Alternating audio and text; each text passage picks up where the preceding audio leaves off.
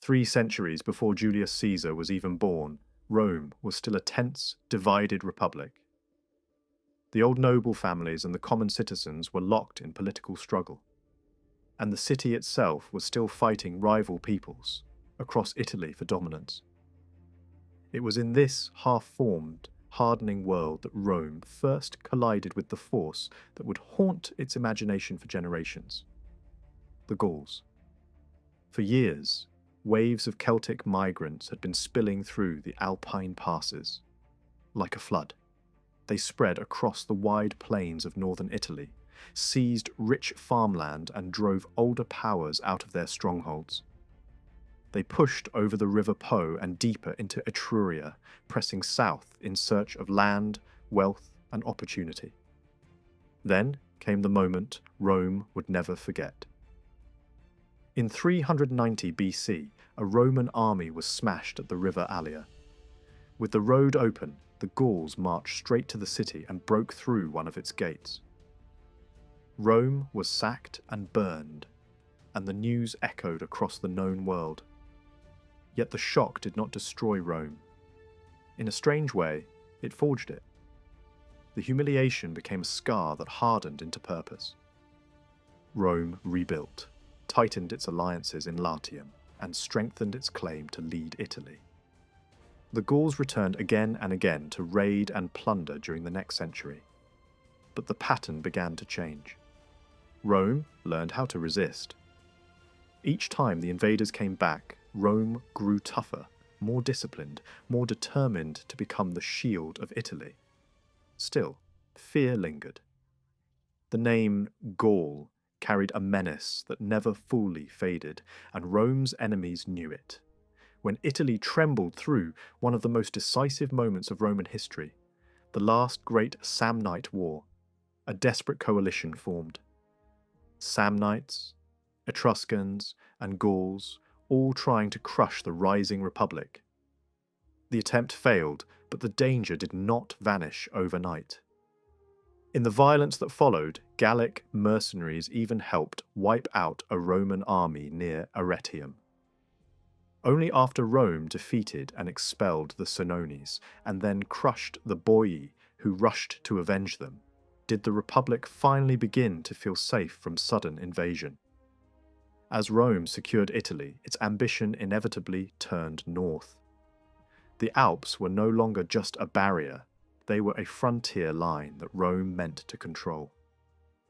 The rich plain of the Po was too valuable to leave in hostile hands. The Gauls resisted fiercely and even struck first, reinforced by roaming warriors from beyond the mountains. They poured into Etruria again, plundering and burning. Rome was caught off guard, but it recovered in time to meet them in a major battle near the coast. That victory stopped the invasion, and within a short time, Roman armies forced their way to the far bank of the Po. Northern strongholds fell. Milan was captured.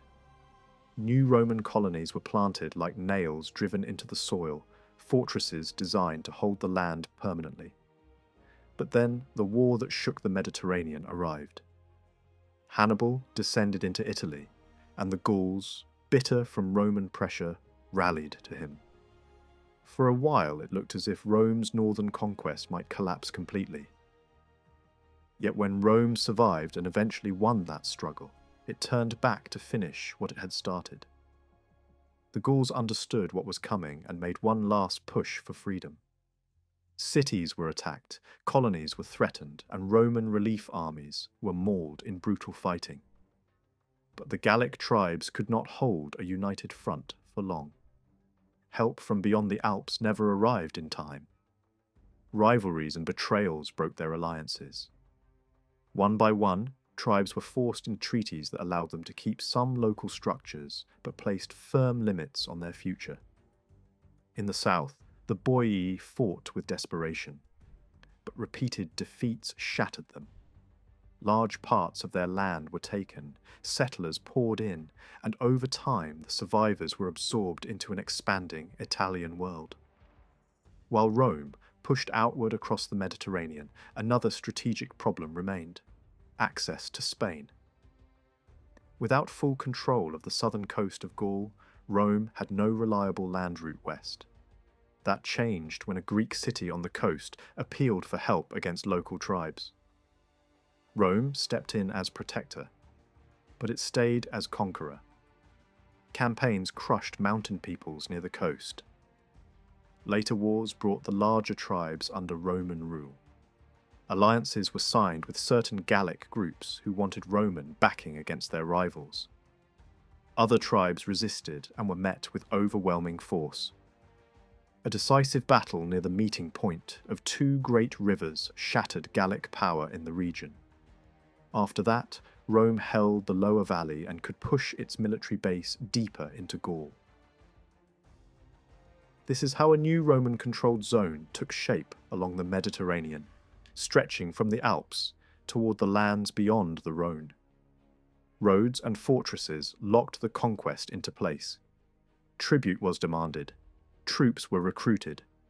Revolts flared, fed by heavy taxation and predatory moneylenders, but year after year the region was drawn tighter into Rome's orbit.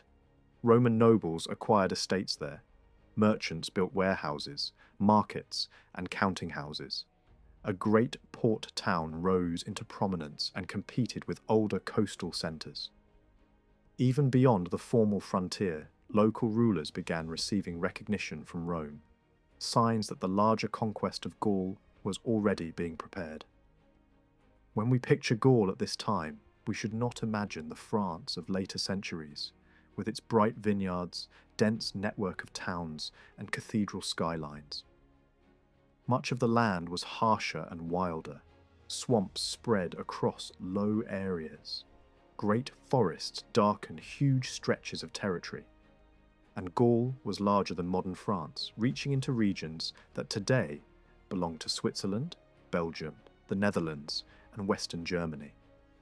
The people were not one nation. They were divided into broad cultural zones. In the southwest lived groups with deep ties to the Iberian world. In the northeast, closer to the Rhine, lived fierce communities shaped by constant pressure from Germanic neighbours. Across central and western regions lived the peoples most commonly thought of as Celtic. Yet even this simple map hides a far deeper story, because these lands had been inhabited, reshaped, and repopulated for an unimaginably long time. Long before written history, waves of different peoples had lived in Gaul. Over many thousands of years, hunters moved across a colder world beside mammoths and rhinoceroses. Later, new communities learned to settle, raise animals, and farm the soil. Over time, they built monumental tombs from massive stones, some hauled from astonishing distances. These were not casual piles of rock. They were planned, organized constructions that required leadership, labor, and belief in something beyond death. Networks of trade stretched wider than we might expect, carrying prized materials across rivers and mountain routes long before Rome ever arrived. Across different regions, strange echoes appear in the archaeological record. Similar burial positions, similar markings on stones, similar symbolic gestures that show up in widely separated parts of the world. These patterns remind us that ancient societies were not isolated dots on a map. They were connected by migration, exchange, and shared human fears and hopes, even when we cannot fully trace the roots. So when Rome finally turned its full attention toward Gaul, it was not marching into an empty frontier. It was entering a vast, layered landscape shaped by countless generations, contested by powerful tribes, and tied together by old networks of trade and tradition. The Roman conquest that would soon follow was not just a war against a single enemy. It was a collision between an expanding state and an ancient world with deep roots, long memories, and a history that stretched far beyond the reach of any Roman chronicle. Before Rome ever set foot beyond its borders, Gaul was already an ancient world shaped by deep time, long memory, and constant movement. This was not a raw wilderness waiting to be civilized. but a land layered with human experience stretching back thousands of years. Long before written records, people had lived, died, and rebuilt their lives across its forests, rivers, and plains.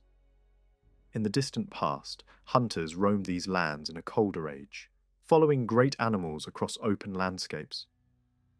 Over time, life changed. Communities learned to settle, to farm, and to raise animals. They cleared forests, shaped the land, and built monuments for their dead.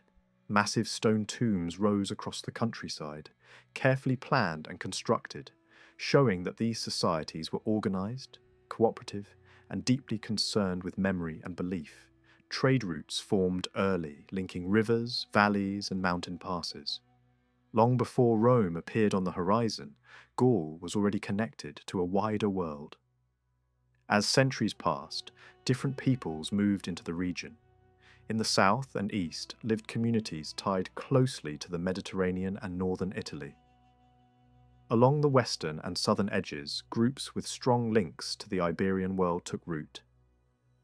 In the interior and north, waves of Celtic-speaking peoples arrived, spreading gradually across the land. These newcomers did not erase what came before them. They mixed with older populations, absorbed traditions, and reshaped them. Gaul became a mosaic, not a single nation but a collection of regions with shared habits and distinct identities. By the time Rome began to take notice, Gaul was divided into broad cultural zones rather than unified states. Some communities lived close to the Rhine and were hardened by pressure from Germanic neighbours. Others occupied the central and western lands, forming what outsiders most readily recognised as Celtic Gaul. In the southwest, older populations maintained customs and languages different from their northern neighbours. These divisions mattered, but over generations of shared experience, trade, and conflict, common traits emerged. The people of Gaul were known for their intensity and emotion. They were quick to react, eager for glory, easily stirred by rumour or excitement. Victory made them bold and proud, while defeat could plunge them into despair just as quickly. They loved display and reputation, valued personal courage, and placed enormous trust in religious leaders. Discipline did not come easily to them, yet when they followed a strong and respected leader, they could show remarkable loyalty and endurance. Their world was far more developed than Roman stereotypes suggested. Large, fortified settlements crowned hills across the landscape, serving as political and military centres. Below them lay open villages and farming communities spread across fertile plains. Houses were built from timber and woven walls, spacious and well-roofed. Fields of grain stretched across the countryside in summer, and livestock grazed along river valleys and forest edges. Trade was everywhere. Roads linked settlements, rivers carried goods, and tolls were collected along major routes. Merchants travelled long distances, moving metals, tools, ornaments, and luxury items across regions. Gold jewellery from the far west, finely worked weapons from the east, and imported goods from Italy and Greece all circulated within Gallic society. Wine from the Mediterranean was especially prized, and wealthy chiefs would trade slaves for a single jar. Gallic craftsmanship was sophisticated. Metalworkers produced ornate weapons, armour, and jewellery decorated with flowing curves and bold designs. Helmets were shaped into animal forms, shields were brightly adorned, and warriors went into battle dressed in striking colours. Chiefs displayed their wealth openly, wearing gold rings, bracelets, and heavy neck ornaments. Women used polished mirrors and fine personal items, showing a taste for elegance as well as practicality. Coins were minted by individual tribes, and writing was not limited to priests alone. Greek and Roman letters were used for records, lists, and messages. Some communities even sent their sons to Mediterranean cities to study, returning home with foreign learning and habits. Contracts were sometimes written in Greek, and literacy had spread far beyond what Roman observers expected. Religion lay at the heart of Gallic life. The natural world was sacred. Forests, rivers, springs, and the sun itself were honoured through ritual. Stone figures and idols appeared across the land, reflecting beliefs shared across wide regions of Western Europe. Burial customs reveal a deep concern with the soul and the afterlife. For long periods, cremation was common, perhaps reflecting the belief that fire freed the spirit from the body. By the late Iron Age, Gaul was prosperous, populous, and confident. Its people were not isolated villagers, but participants in a complex world of trade, belief, and power. They had strong leaders, established customs, and a sense of identity shaped by generations of shared experience. Gallic coins deserve a spotlight, because few traces of the late Iron Age reveal so much about how these people lived, traded, fought, and thought. Long before Caesar marched into Gaul, local rulers were already striking money that carried messages as well as value. The earliest Gallic gold coins began as bold imitations of foreign power. In the early 3rd century before Christ, traders brought gold staters, linked to Macedon into the Western Mediterranean world, and the idea spread inland through coastal gateways. At first, the Gallic versions copied the look of those coins almost entirely, sometimes even keeping a distorted version of the original royal name.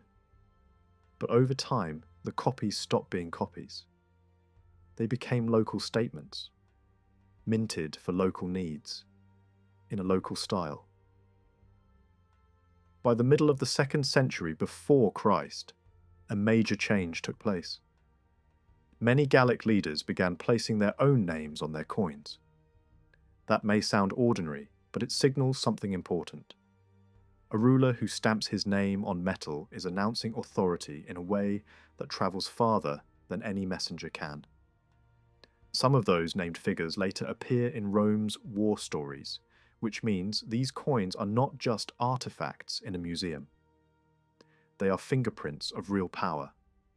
In a few cases, the value attached to certain issues became legendary, as if the coin itself carried the weight of a rebellion, a kingdom, or a reputation. The writing on these coins also shows a society standing at a crossroads. In some places, Greek-style lettering appears beside Latin forms, sometimes mixed in clumsy or confusing ways, as if engravers were experimenting with scripts they had only half mastered. That blend tells you how ideas moved across borders.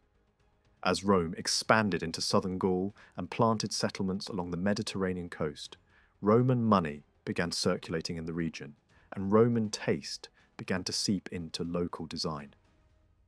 You can see it in the symbols the Gauls chose, including mythical creatures borrowed from Mediterranean imagery.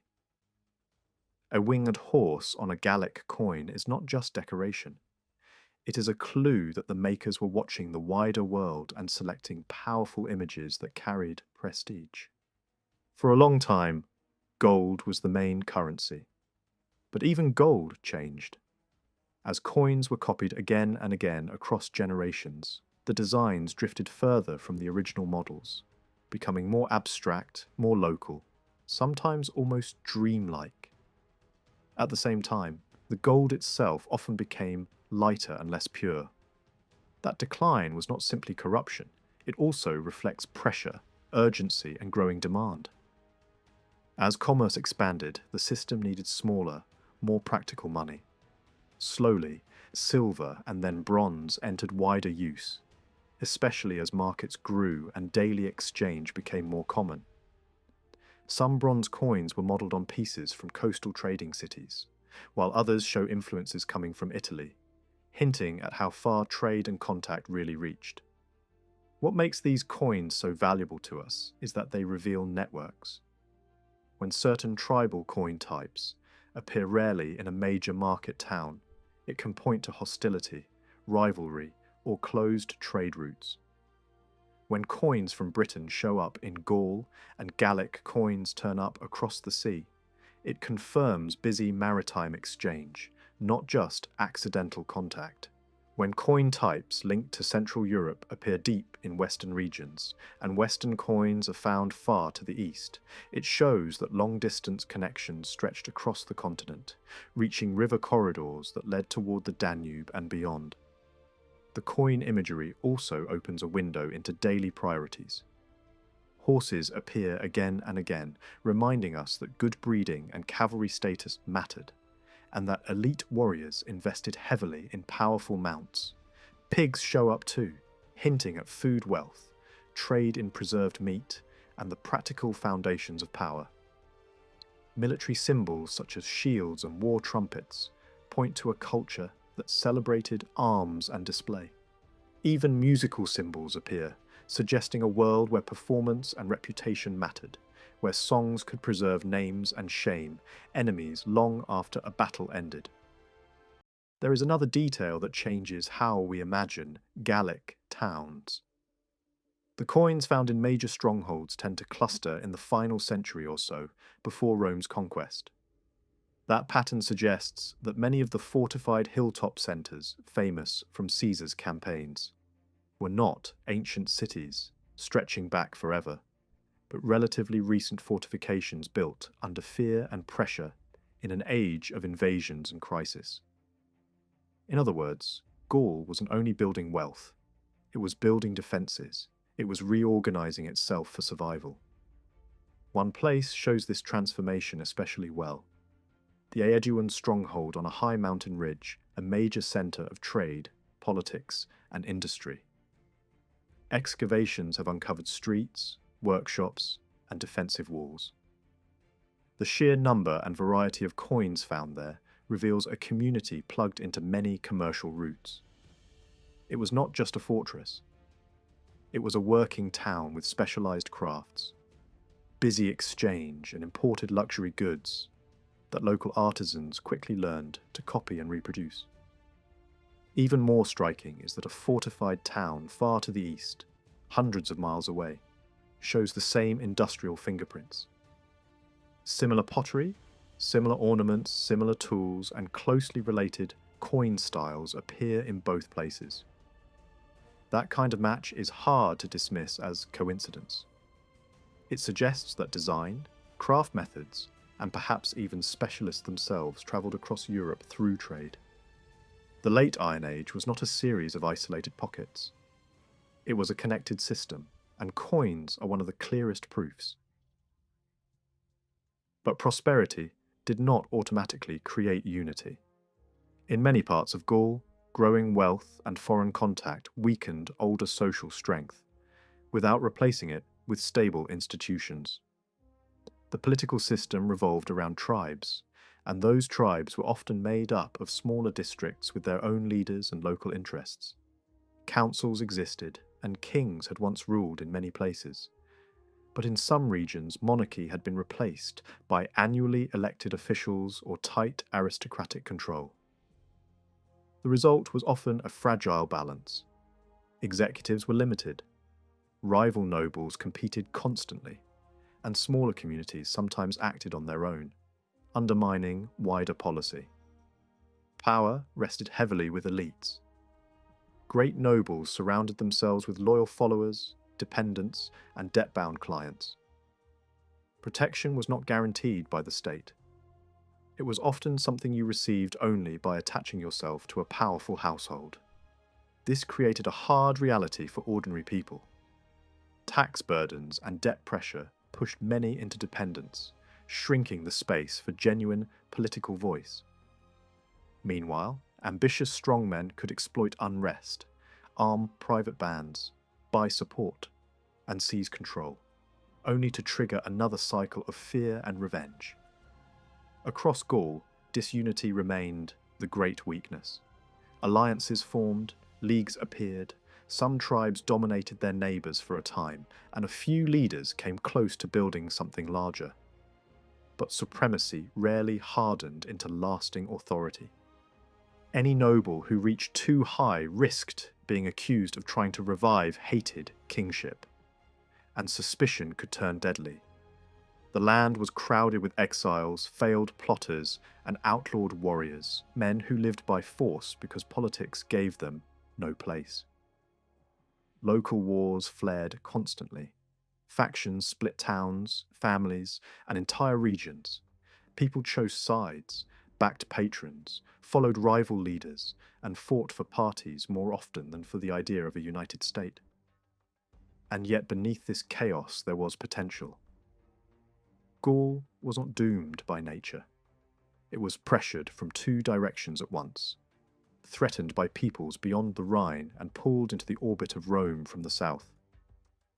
Under different conditions, time might have allowed a single leader to weld the tribes into a tighter political body. But history did not grant that time.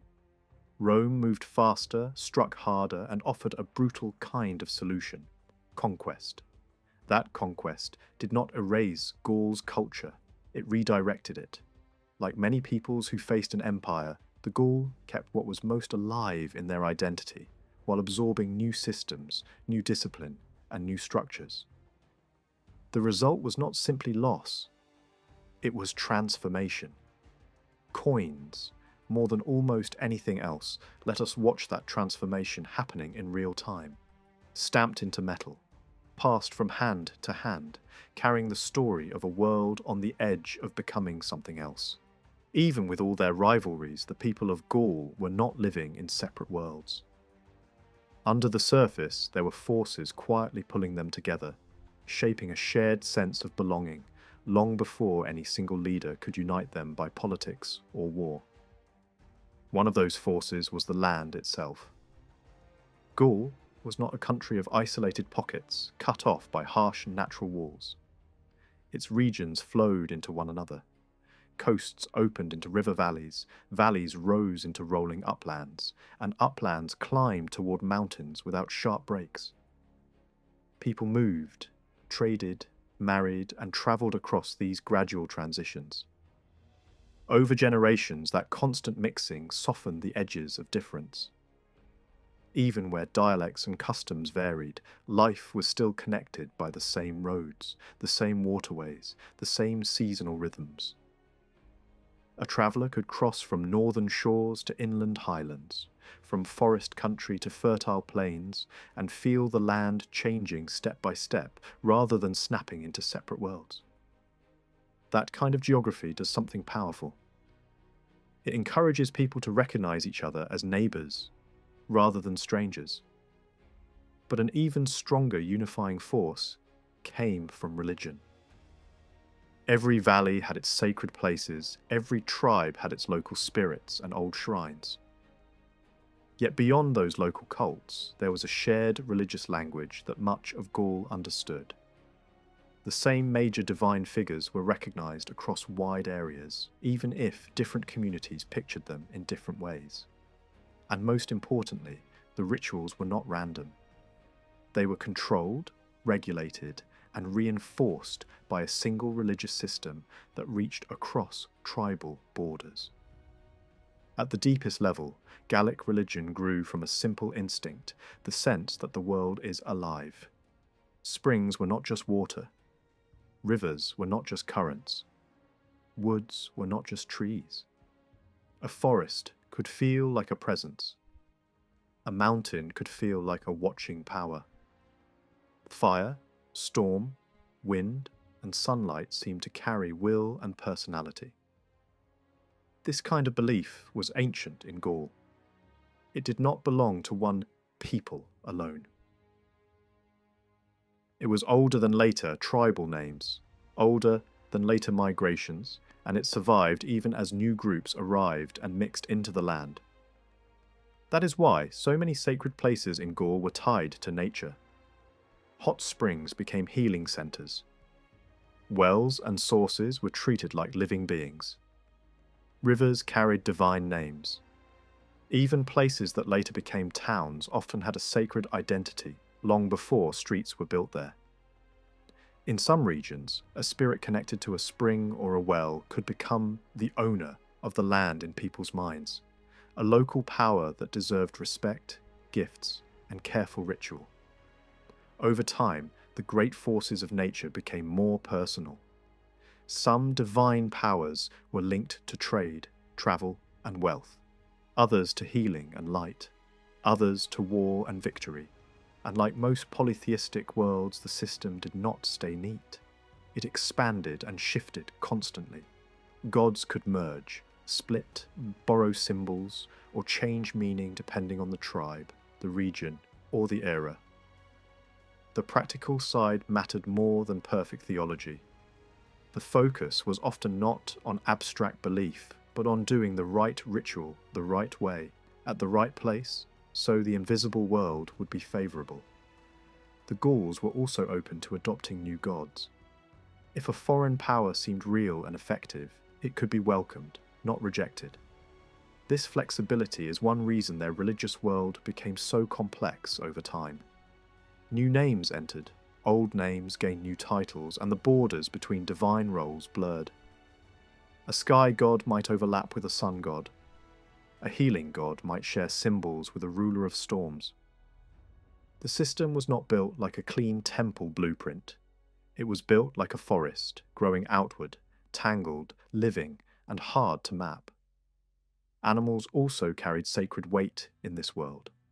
Some were honoured because they seemed powerful, dangerous, or strangely intelligent. Others because they were linked to fertility, speed, or survival. Certain animals became tribal symbols, appearing in names, badges, and emblems. The boar, for example, was more than a creature of the woods. It became an icon of strength and aggression, something that could stand for a people in war. Other animals appeared with divine associations too, sometimes tied to springs, healing places, or old myths that we can only glimpse now through later traces. And then there were the Druids. Whatever their origins, by the late Iron Age they formed the strongest organising structure in Gallic society that was not political. They were not just priests in a local shrine. They were a class with training, hierarchy, and shared rules. Joining them was not quick. It required long study and a long apprenticeship. Their knowledge was guarded carefully, taught through memorization, and protected from casual outsiders. They held enormous authority because they controlled ritual, law, and education at the same time. In many places, they taught the sons of the elite. They also served as judges, settling disputes between individuals, families, and sometimes even entire communities. Their power did not depend on armies. It depended on belief. When the Druids declared someone outside the sacred community, the punishment was not just spiritual. It was social death. A person cut off from ritual was also cut off from trust, protection, and belonging. That gave the Druids a weapon stronger than force. Even nobles hesitated to challenge them openly, because to defy them meant risking isolation. They also claimed insight into the invisible world. They led sacrifices and ceremonies meant to secure favour, avert disaster, or read signs about the future. In moments of crisis, people turned to them as mediators between human fear and divine power. In war, in sickness, in political conflict, they were treated as the gatekeepers of fate. They could push tribes toward action or restrain them, and their influence could reach across borders in a way that politics rarely could. The ideas they taught about the soul were especially important. They encouraged the belief that death was not an ending, and that fear of death could be overcome. This belief did not always take one single form everywhere, but its emotional effect was clear. If a warrior truly believed that life continued beyond the grave, then courage became easier to demand. The Druids could turn immortality into a tool of discipline and bravery. They also promoted a structured way of understanding time and the cosmos. Night and moon cycles mattered. Time could be counted in nights rather than days. The rhythm of the heavens shaped the rhythm of human life. Even if we cannot fully reconstruct their cosmology, we can see that they offered a mental framework that connected individual lives to a larger order. Even in a land torn by rival chiefs and shifting alliances, there were forces quietly pushing the Gauls towards something larger than the tribe. Religion was one of the strongest. The Druids were not just local priests, serving one hill shrine or one river cult. They formed a disciplined caste, closed to outsiders, trained through long study, and bound together by shared rules. As long as people accepted their authority, the Druids could oversee countless local beliefs without losing control. Different regions might worship different spirits, but the Druids acted like a single religious network that could recognize them all, manage them, and keep them under a common system. That mattered enormously for Rome. Many ancient societies had priests, but the Druids operated more like a unified clergy than scattered ritual specialists. They were conservative by nature, suspicious of change, and deeply tied to Gallic identity. And because they stretched across tribal borders, their influence was not limited to one people. They helped connect Gaul and Britain through shared religious customs and shared sacred authority. They also created a rare sense of common belonging, even among tribes that fought each other. In a fractured land, this was one of the few structures that truly crossed boundaries. But faith could not solve the urgent crisis Gaul faced. A greater pressure was building beyond the Rhine. To the east and north, powerful migrating groups were moving through the wooded zones of Central Europe, searching for fertile land and easier lives. If Gaul looked rich to them, Italy looked even richer. Everyone in the Roman world understood the fear. If a great host broke through Gaul and turned south, the fields and towns of northern Italy would lie open. When Caesar was still a young man, people could remember the terror of those earlier invasions when massive, wandering armies swept down like a storm. They shattered Roman forces, rampaged across regions, and left panic behind them. Even when those particular invaders were eventually destroyed, the lesson remained. A wave from the north could change everything, and the danger did not fade. Other Germanic groups pressed forward in the same direction. Then Gaul made a mistake that would haunt it. Inside Gaul, two major powers were locked in bitter competition, each leading its own circle of dependent tribes. One side had Rome's favour. The other side, desperate to break that advantage, invited help from across the Rhine. A German war leader arrived with a warband. Then more came. They saw that this land was not only fertile, but also more developed than the rough frontier they had left behind. What began as hired muscle quickly became occupation. The newcomers demanded territory. They settled. They acted like owners. The Gallic allies who had summoned them discovered they had brought in a master. A prominent Gallic leader travelled to Rome to beg for help. He was welcomed, treated with honour, and spoke with Rome's elites. But the Senate hesitated. Rome made promises, issued vague declarations of support, yet avoided direct confrontation. Meanwhile, the German presence grew more confident, and the idea of a permanent German power base inside Gaul became frighteningly real. At the same time, Rome faced unrest along its southern Gallic frontier. Local peoples under Roman influence rebelled again, angry at their treatment and ready to exploit any weakness. Then, an even larger threat emerged from the east, the Helvetii. The Helvetii lived in the region we would now place in the heart of Switzerland. They were tough, organised, and experienced in war. They felt squeezed by pressure from Germanic expansion and feared being cut off from their wider Celtic world. So they made a radical decision. They would abandon their homeland and migrate west into Gaul, seeking a new territory. This was not a small raid. It was a mass movement, a people on the move, with wagons, supplies, and thousands ready to fight. one ambitious noble became the architect of the plan. He looked beyond survival and imagined domination. He tried to build a coalition with powerful figures in neighbouring states, encouraging them to seize royal power and promising support. The dream was enormous: seize control of Gaul, divide it, and reshape it under a new ruling alliance. It was not just a migration, it was a political earthquake waiting to happen. But the scheme collapsed before it could fully ignite. The Helvetii turned on the man behind it, fearing betrayal and punishment. He tried to protect himself with brute force, surrounding himself with a private following large enough to intimidate any court.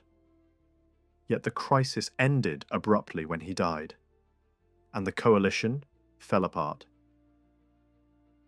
Still, the larger movement did not die with him. The Helvetii continued preparing. They gathered wagons and animals, stored grain, and committed themselves to leaving. Diplomacy failed. Rome could not talk this away.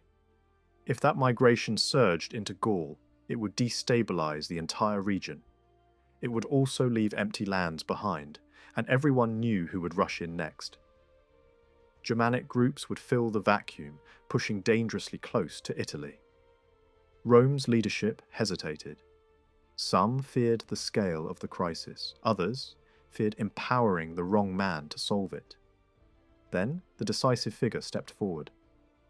In the year Caesar held the highest office at Rome, political chaos was rising at home. But the frontier crisis demanded action.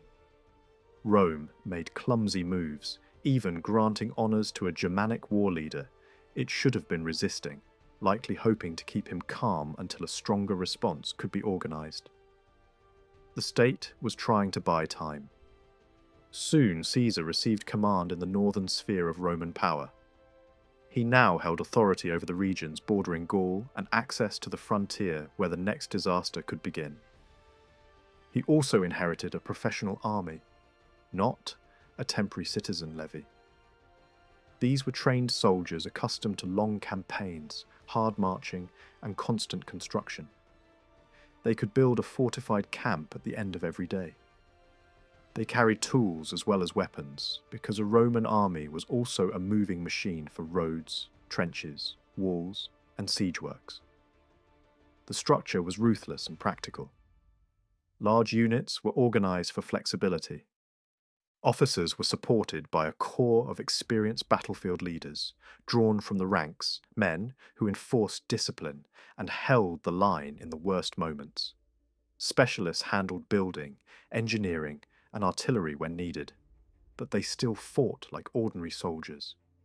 The army travelled with animals, handlers, servants, traders, and suppliers. Wherever it moved, an entire shadow economy followed, ready to buy loot and sell necessities.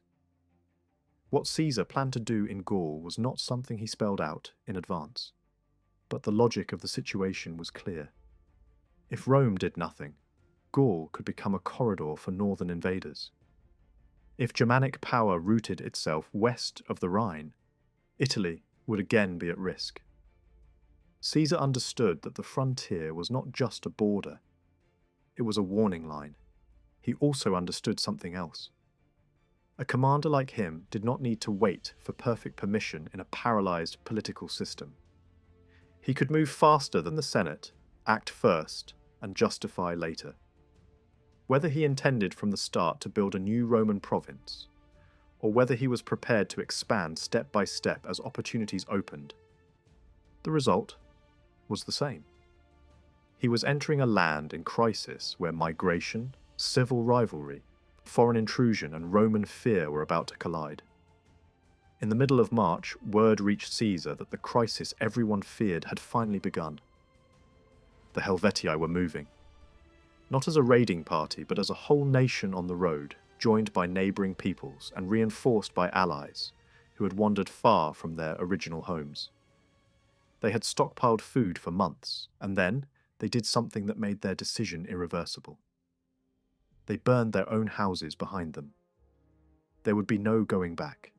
Their destination was the west, but their first obstacle was the Roman-controlled corridor near Geneva, where the Rhone guarded the entrance. Caesar reacted with the speed of a man who understood that delay could mean disaster. He left Rome at once, raced north, crossed the Alps, and took command on the frontier.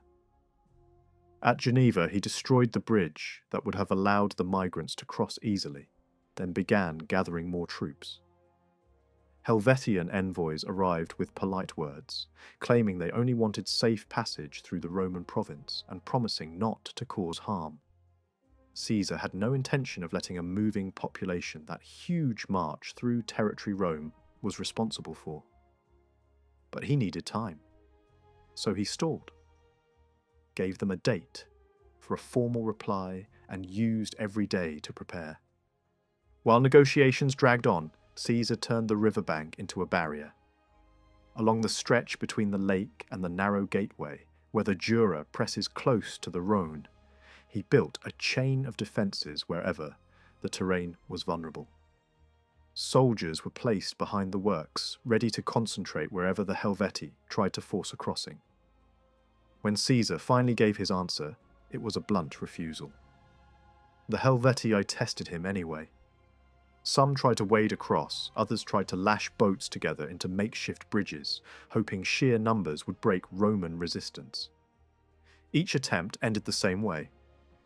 Concentrated fire, sharp countermoves, and bodies drifting back in the current. The river held. Blocked from the Roman route, the Helvetii turned the only remaining path. A narrow road squeezed between cliffs and river, passing through a choke point under the Jura before entering the lands of the Sequani.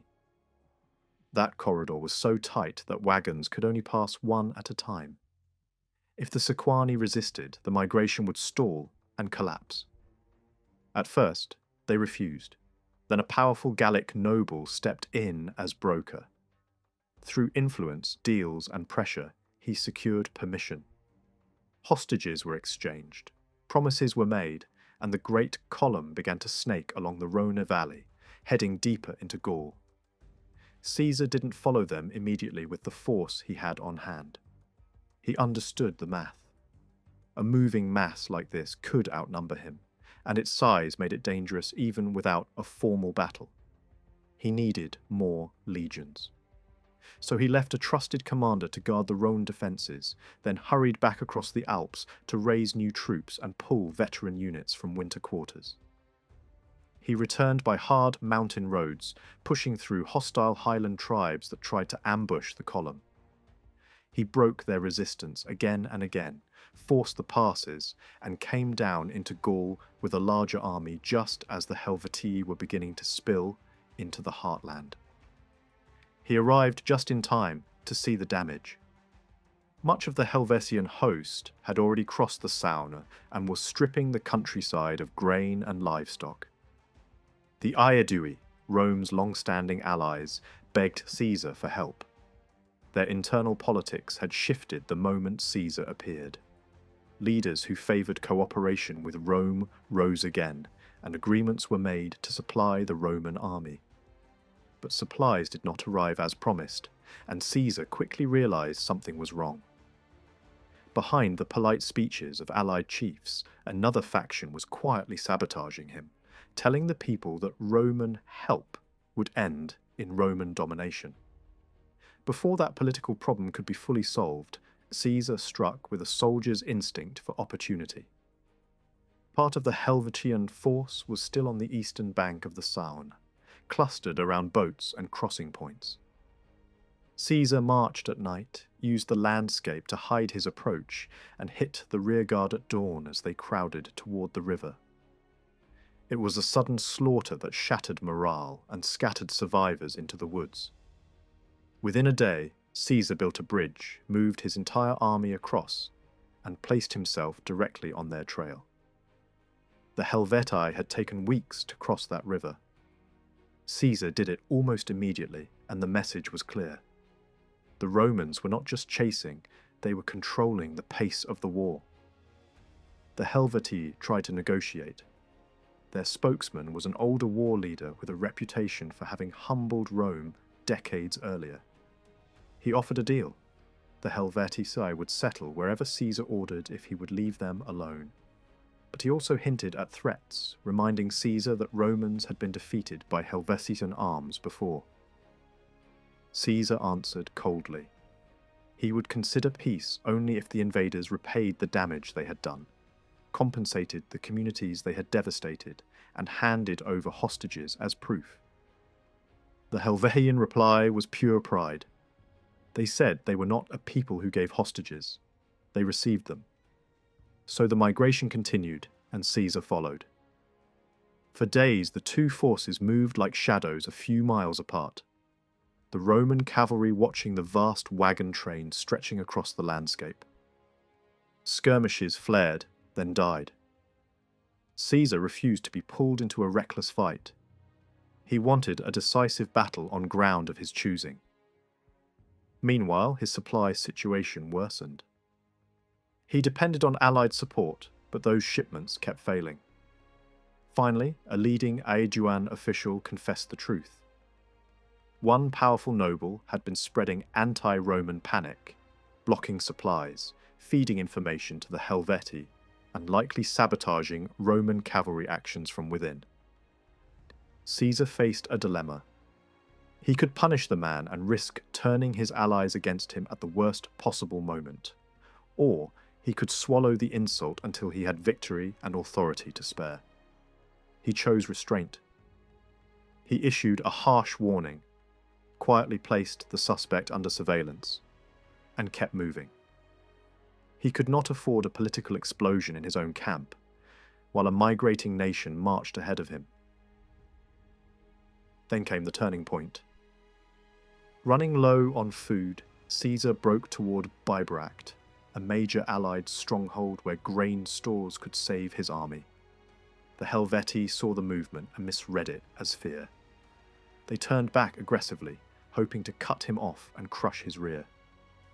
Caesar immediately shifted from pursuit to battle formation, pulling his legions onto a strong hill position and ordering his newer troops to secure the top and build defences around the baggage. The Helvetii attacked in dense masses, shields locked, climbing the slope with the slow force of a battering ram. Caesar's veterans held steady. At the right distance, the Roman line released its javelins in a single brutal storm. Shields were pierced, weapons bent, formations broke. Then, the legions surged forward with swords drawn. The first Helvetian push collapsed and rolled back. But fresh fighters struck the Romans from the flank, near the wagon train where Allied groups had arrived late and threw themselves into the fight. The battlefield became a grinding, close-quarters struggle that lasted for hours. Step by step, the Roman line absorbed the shock. Units rotated, tired ranks replaced by fresh ones, and the formation held like a machine. The Helvetii were forced uphill again. Their allies fell back behind the wagons and tried to make a last stand, turning the wagons into a wall, stabbing through gaps, hurling stones and spears, even dragging non-combatants into the defence. But by nightfall, the Romans broke through. The wagon barrier collapsed. Panic spread into the darkness.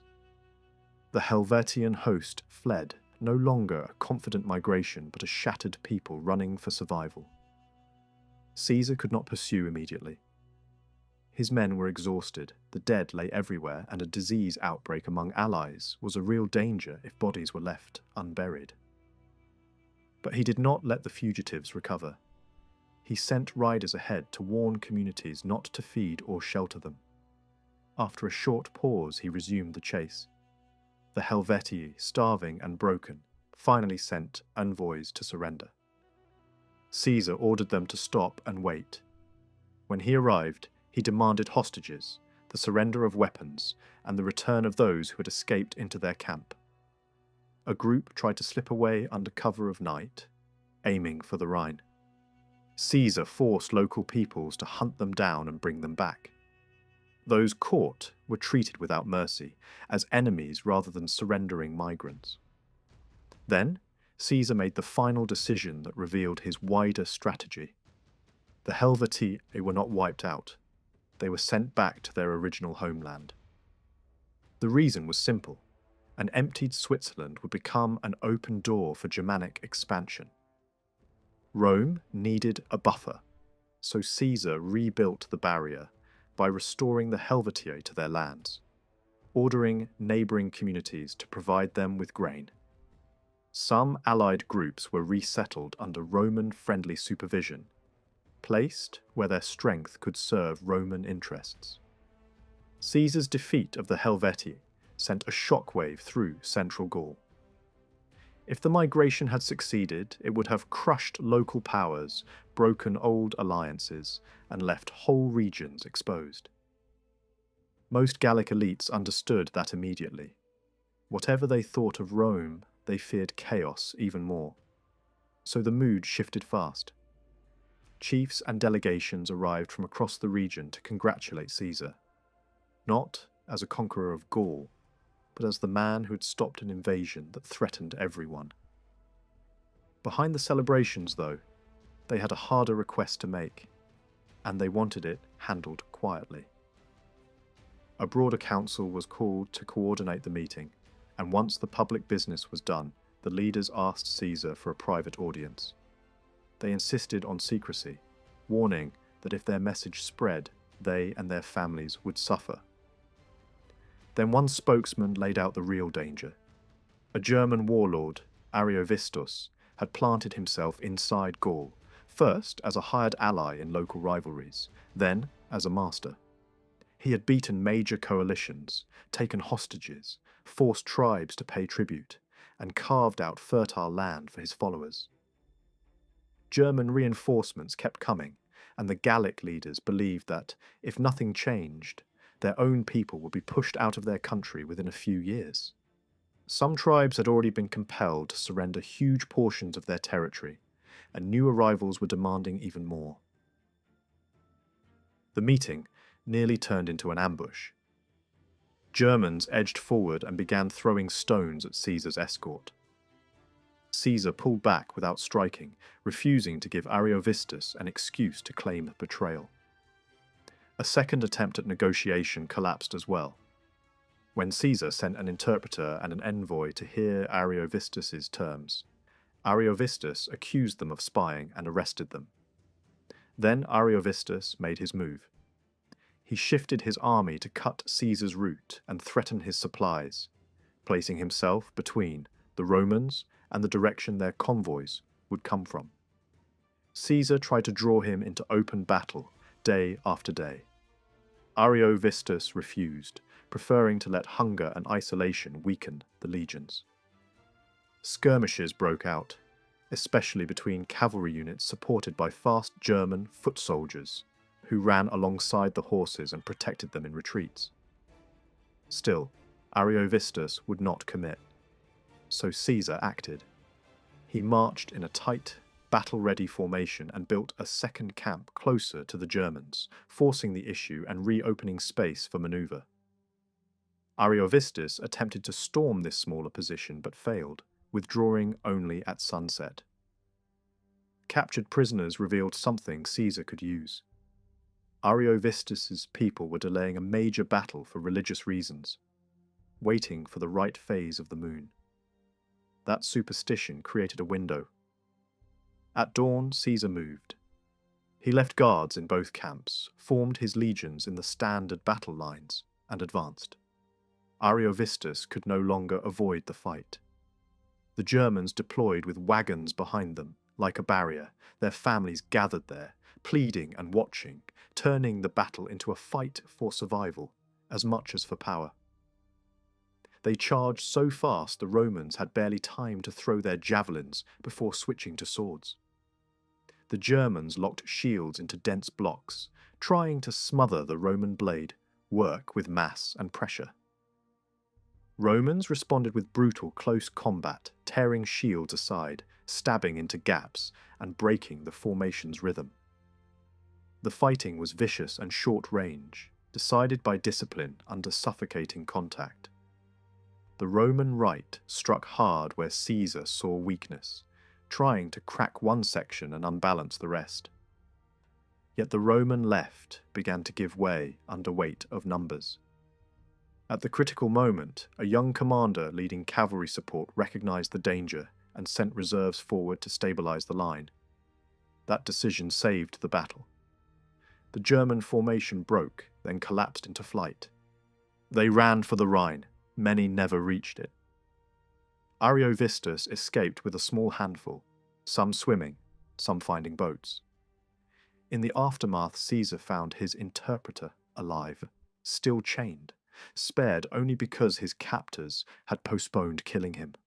Caesar's relief was personal and unmistakable, a rare moment where he let emotion show. Strategically, the victory was even larger. German reinforcements waiting near the Rhine lost nerve and retreated. Local enemies attacked them on the way back, killing stragglers and breaking the momentum of another invasion. Now, Caesar faced a new reality. Retreat would look like weakness and invite the Germans to return. Gaul was divided, frightened, and suddenly impressed by Roman power.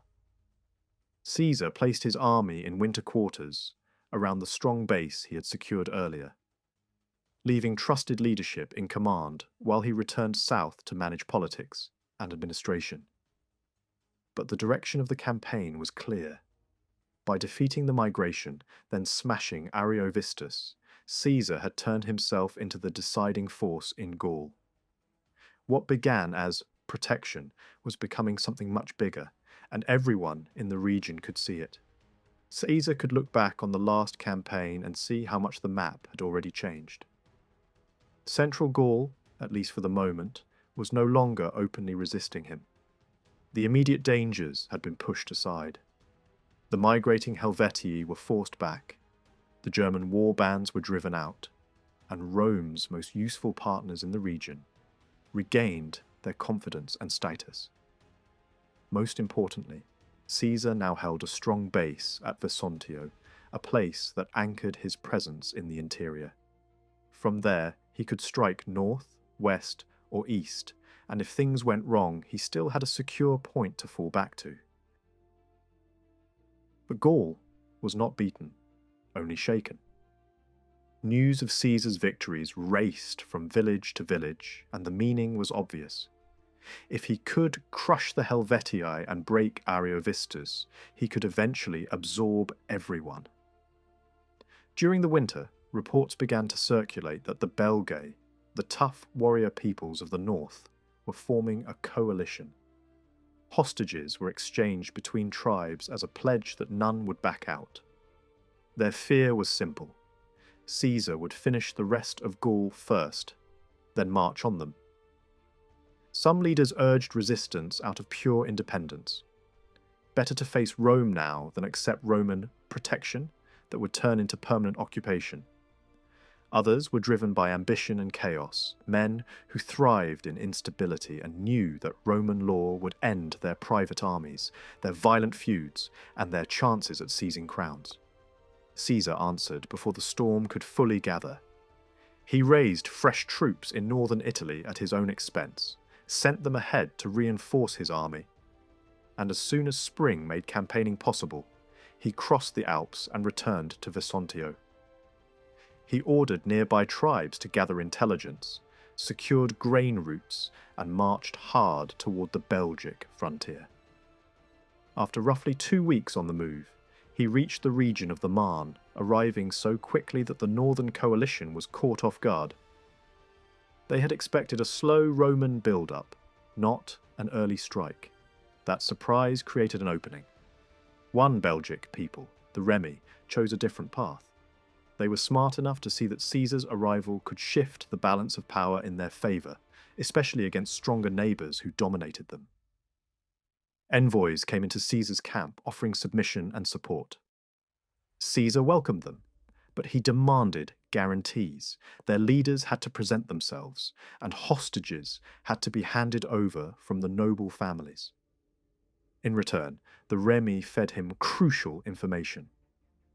The Belgic tribes were confident, boasting that earlier invaders had never truly mastered their lands. They had chosen a commander, gathered a vast army, and were moving to meet Caesar. Caesar knew his weakness. He had far fewer men than the numbers being claimed, and even if those figures were exaggerated, the enemy still outmatched him.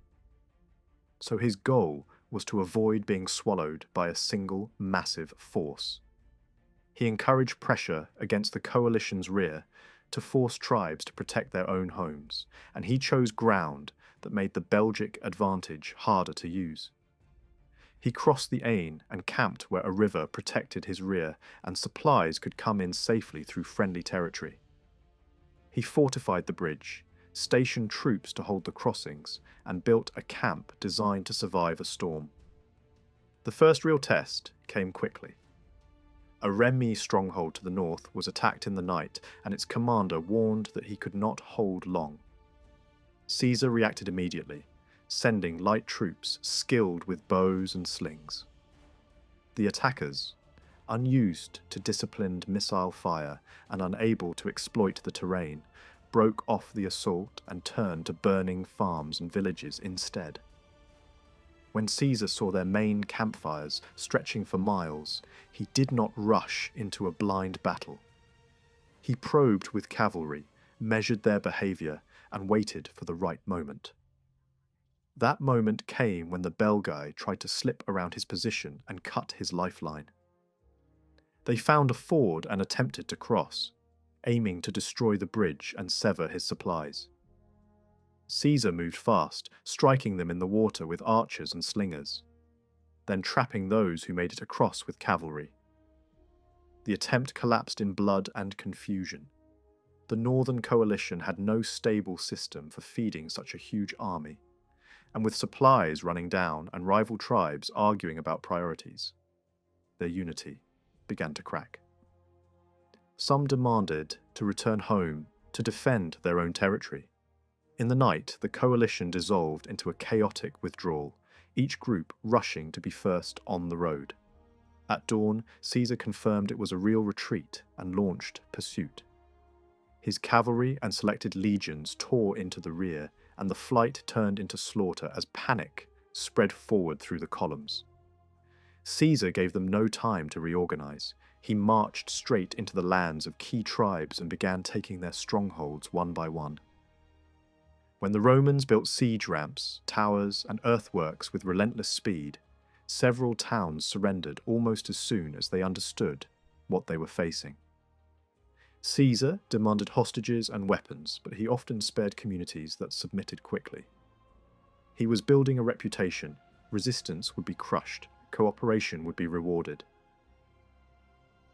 Then came the most dangerous fight of the whole northern campaign. Deep in the rough country of the Nervi, a people proud of their harsh discipline and hostile to outside influence, Caesar's army marched into an ambush. The Roman column was stretched out, parts of the army were still building the camp, and soldiers were scattered collecting wood and digging trenches. Suddenly, the Nervi and their allies burst from cover, slammed into the Romans before helmets were fully strapped and shields uncovered, and chaos swallowed the hillside. For minutes it was a struggle to survive, not a planned battle. Units fought where they stood. Standards became rallying points. Caesar moved through the confusion, shouting orders, grabbing a shield, forcing frightened men back into line, calling centurions by name, making the ranks open so swords could work, and pushing a battered wing to hold. On one side, Roman legions drove attackers down to the river and chased them up the far slope.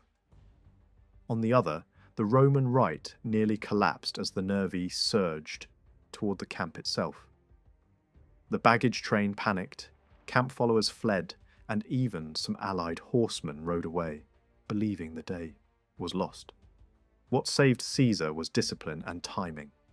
He stabilized the breaking sections, pulled threatened legions closer together so they could defend each other, and then reinforcements arrived. Fresh troops from the rear and a veteran legion striking into the enemy from another direction. The psychological shift was immediate. Men who had been wavering fought like they had been resurrected. The nervy, trapped and refusing to yield, fought until they were wiped out in front ranks, then fought again from heaps of bodies, throwing back captured javelins until silence finally fell. The battle ended as suddenly as it began. An hour of terror and close combat that nearly destroyed Caesar's army and then, just barely, turned into victory. Afterwards, Caesar chose clemency for the remnants.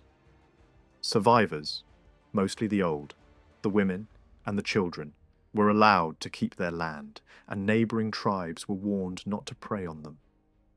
But Caesar's mercy had limits. A separate people, the Atuatuci, shut themselves into a fortress and negotiated surrender, then tried to break out at night with hidden weapons. Caesar had prepared for treachery, repelled the escape attempt, and when the town fell, he made a harsh example. The entire population was sold into slavery. The message was clear: submit honestly and live, betray and be erased. The season ended with Caesar's dominance expanding beyond the immediate battlefield. German groups across the Rhine, impressed and cautious, sent envoys to sound out terms. Yet not everything went smoothly. One of Caesar's commanders was sent to secure an alpine route used by traders, and he pushed into a mountain valley, took hostages, and settled his troops in a village. The position was dangerous, supplies were thin, and local tribes attacked in force. After hours of fighting, the Romans broke out with a disciplined counterattack and escaped. But they could not hold the place and withdrew to safer winter quarters. It was a reminder that conquest was not only about battles, it was also about roads, logistics, and whether small garrisons could survive in hostile terrain. As winter came on, Caesar scattered his legions into quarters across Gaul, some near the recent northern war zone, others along key river valleys, and one pushed toward the Atlantic-facing tribes to lock down the coast. He also began shaping local politics, elevating cooperative leaders who could keep their own people steady under Roman influence. Back in Italy, Caesar's dispatches landed like thunder. To many Romans, these victories felt like revenge for ancient humiliations and proof that Rome's frontiers were safe again. Even the political class, often reluctant to praise a rising commander, could not ignore the scale of what had been done. A public celebration was decreed on a scale Rome rarely granted, an official signal that Caesar's war in Gaul had become a national triumph, and that his name was now inseparable from the idea of Roman power returning to the north. After 2 hard seasons of fighting, it looked as if the worst threats to Roman control in Gaul had been pushed aside. The great migrant wave had been broken and driven back. The Northern War coalition had been beaten. More communities were offering surrender than resistance. And Caesar's 2 most reliable partners, the Aedui in central Gaul and the Remi in the north, were gaining prestige simply by standing close to him. The Remi, in particular, were rising into a new position of influence, with smaller tribes beginning to look to them as a leading power. Caesar could even imagine using them as a balance against the Aedui if politics ever demanded it.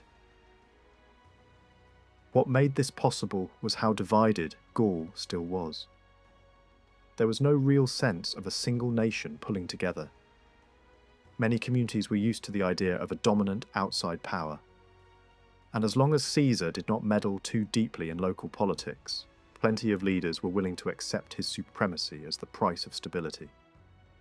With things looking calm on the surface, Caesar left, on a political tour, to the far edge of his territory, convinced that the region would stay quiet. But the quiet did not last. Along the Atlantic coast, one of Caesar's legions under Publius Crassus had been stationed in the west, near the Loire Valley. Nearby lived the Veneti, a people rooted in the stormy coastline of western Brittany.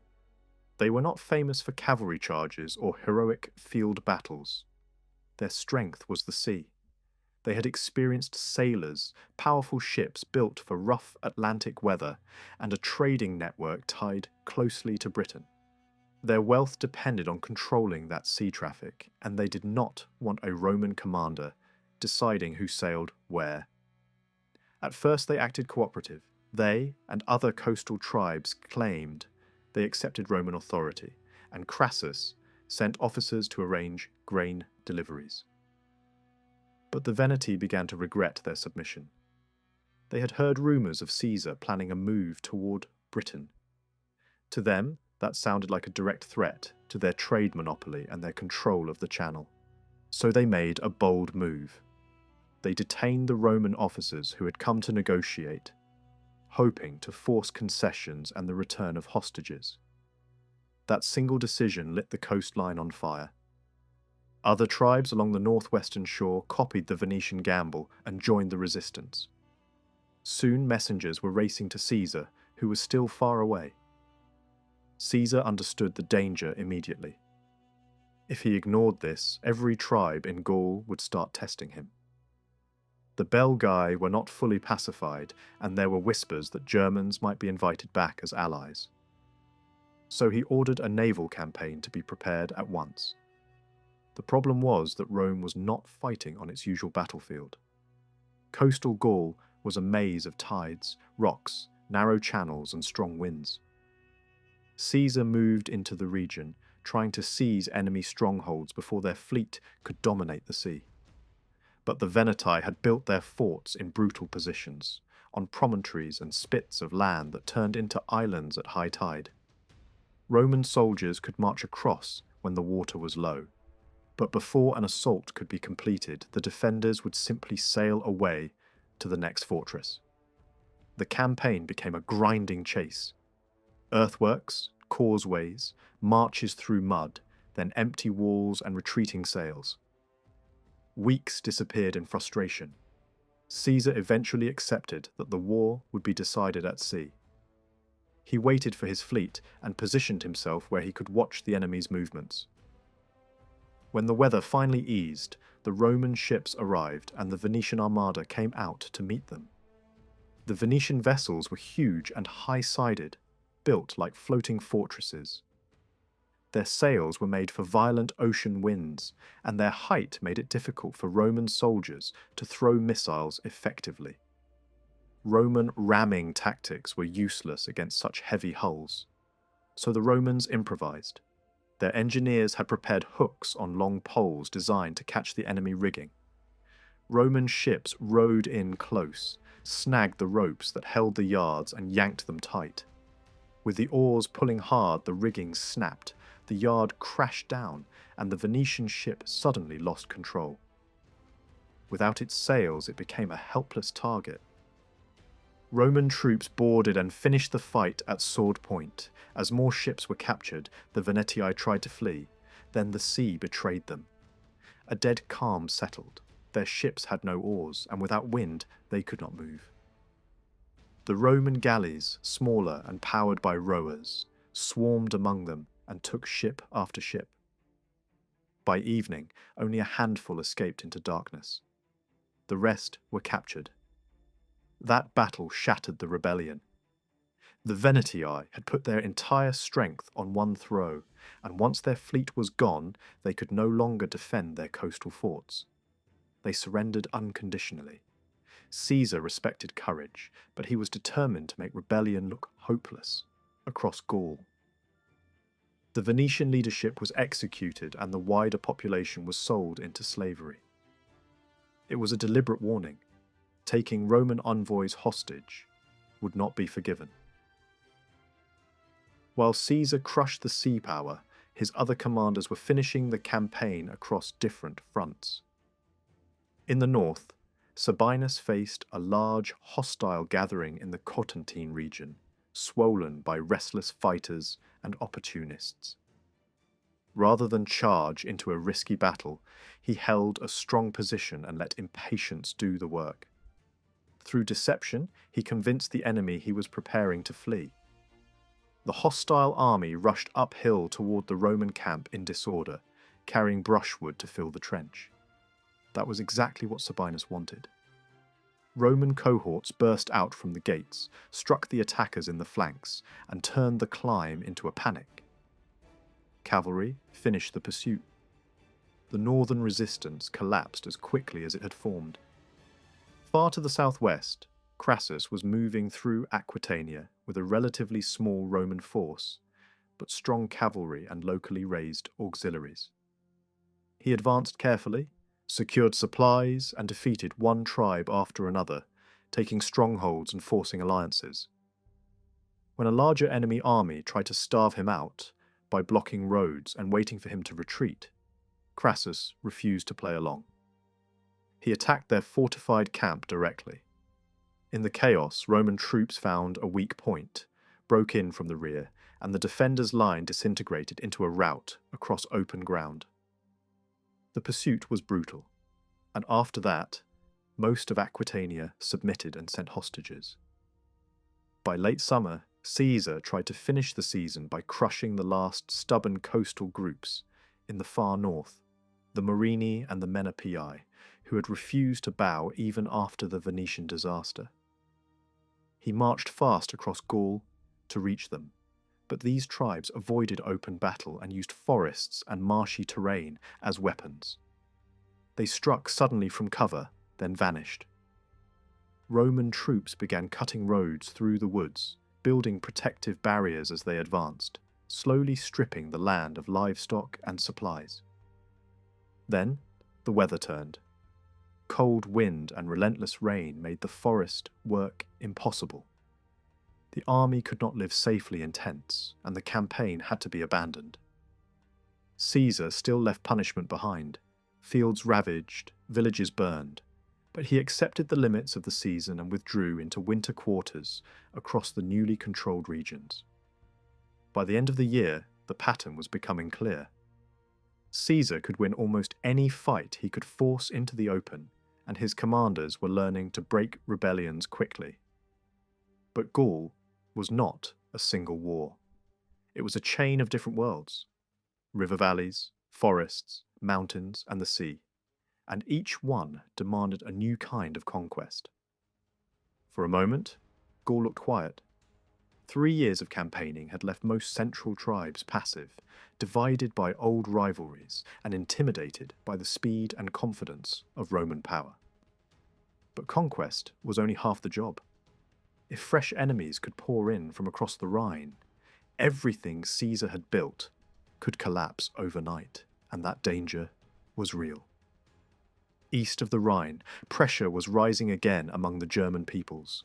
Larger groups were forcing smaller tribes off their land, and 2 displaced nations, the Usipetes and the Tencteri, began drifting west in search of food and a place to live.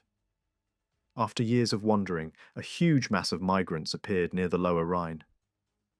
Local communities on both banks panicked.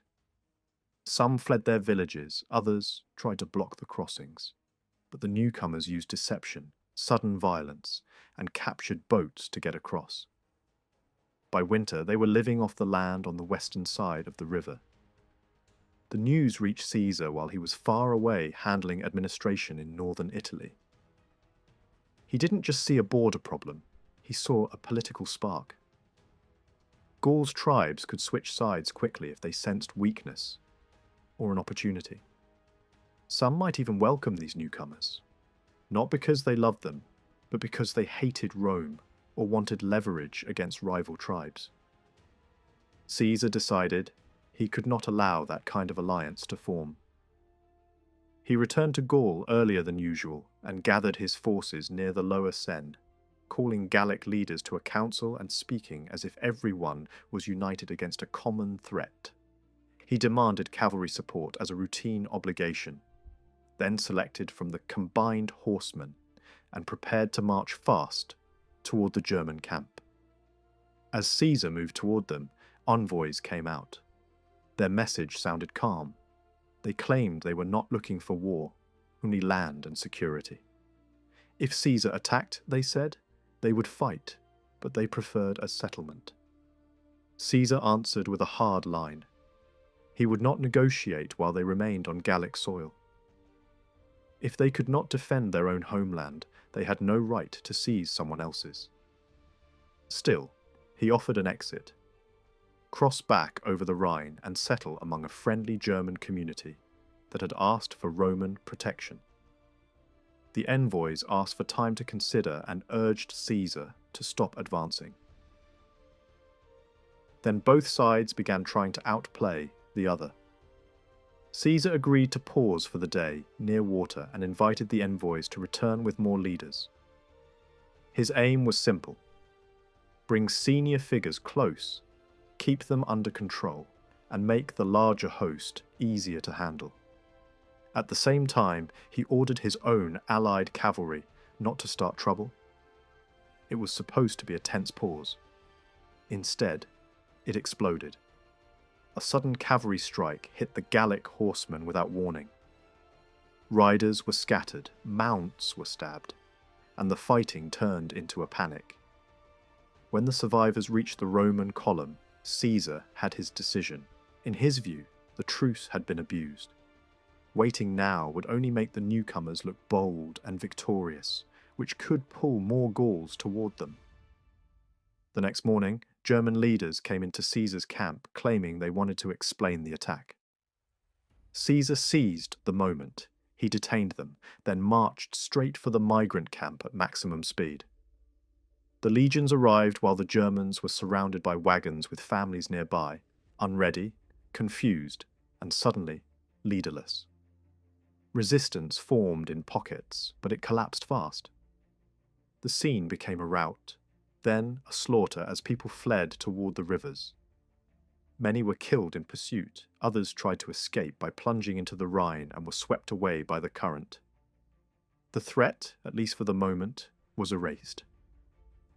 Back in Rome, Caesar's enemies attacked him politically. They argued that he had trapped envoys, ignored negotiation, and destroyed a whole people in a single strike. The criticism was fierce, but Caesar did not slow down. From his perspective, the goal had been achieved. The Rhine frontier was quiet again, and the message to Gaul was brutal and clear. Rome would not tolerate new invasions or local alliances with them.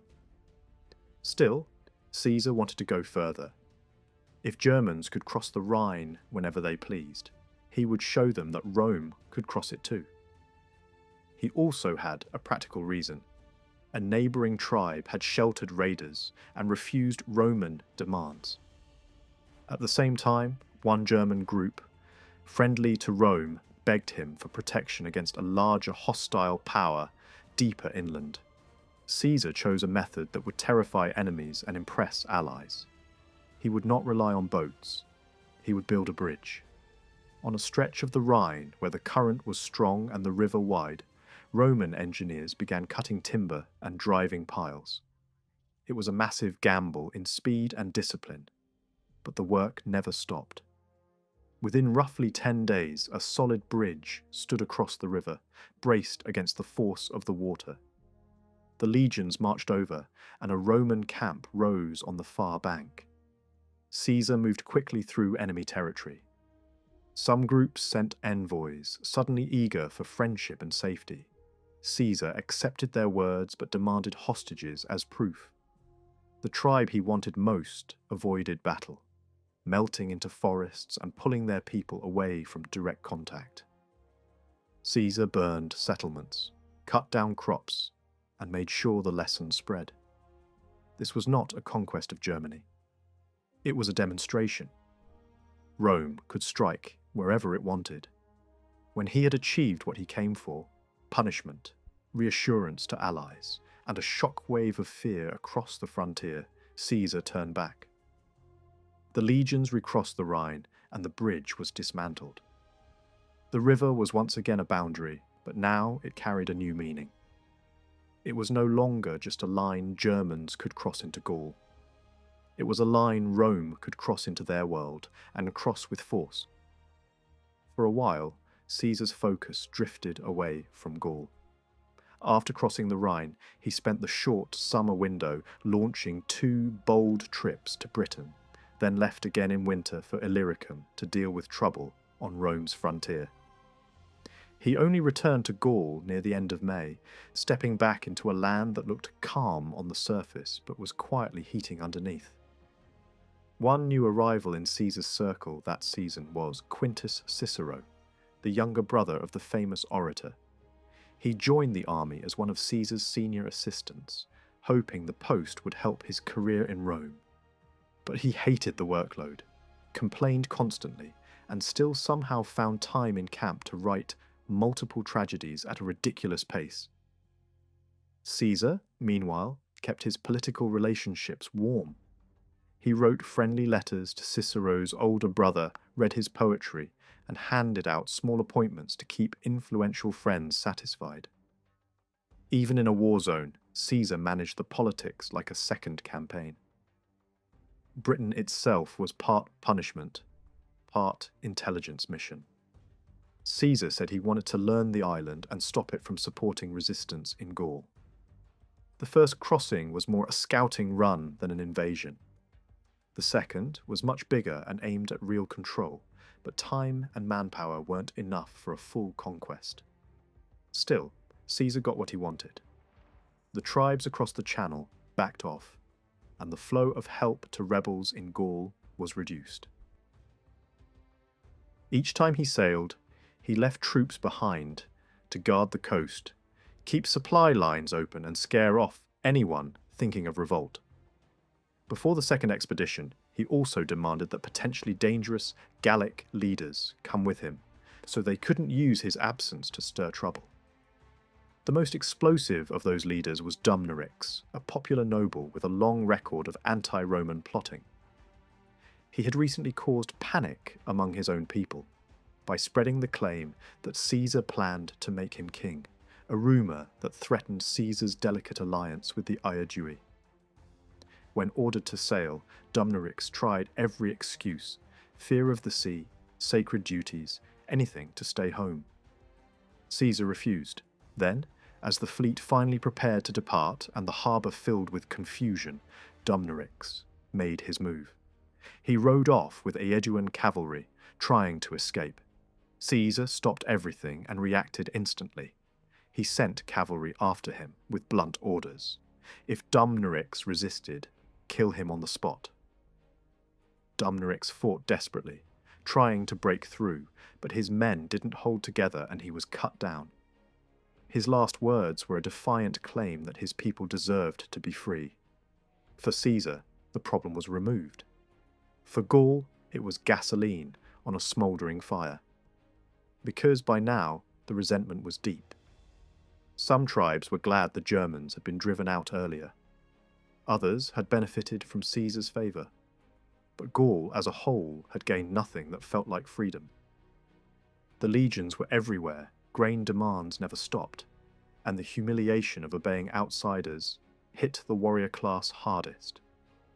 The tribes had also trapped themselves. Jealousies, rivalries, and personal ambition had kept them from acting as one.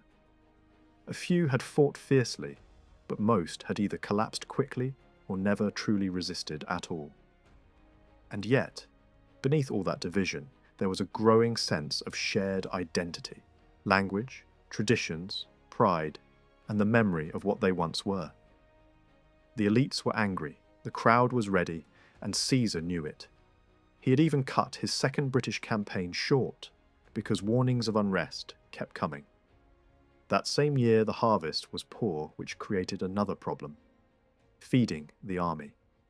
Caesar solved it by spreading his legions across a wide area for the winter, especially in Belgium, where he suspected the mood was most dangerous. Camps were placed among several tribes, some close together and others isolated. Caesar kept his headquarters at Samarobriva and stayed longer than usual to make sure the forts were strengthened before winter closed in. Then came a signal that something darker was coming. In one central tribe, a king Caesar had supported was suddenly assassinated. Caesar responded fast. Troops were sent to hunt down the killers and intimidate anyone thinking of copying the act. But the real danger was building farther northeast, where a powerful noble named Induciamaris, had been nursing humiliation and looking for revenge. He had flirted with rebellion before, backed down under pressure, and watched Caesar openly favour his rival.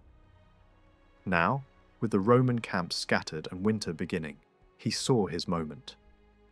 He encouraged 2 leaders in the Eburones to strike an isolated Roman camp commanded by Sabinus and Cotta. Caesar was far away. The nearest help was miles and miles off.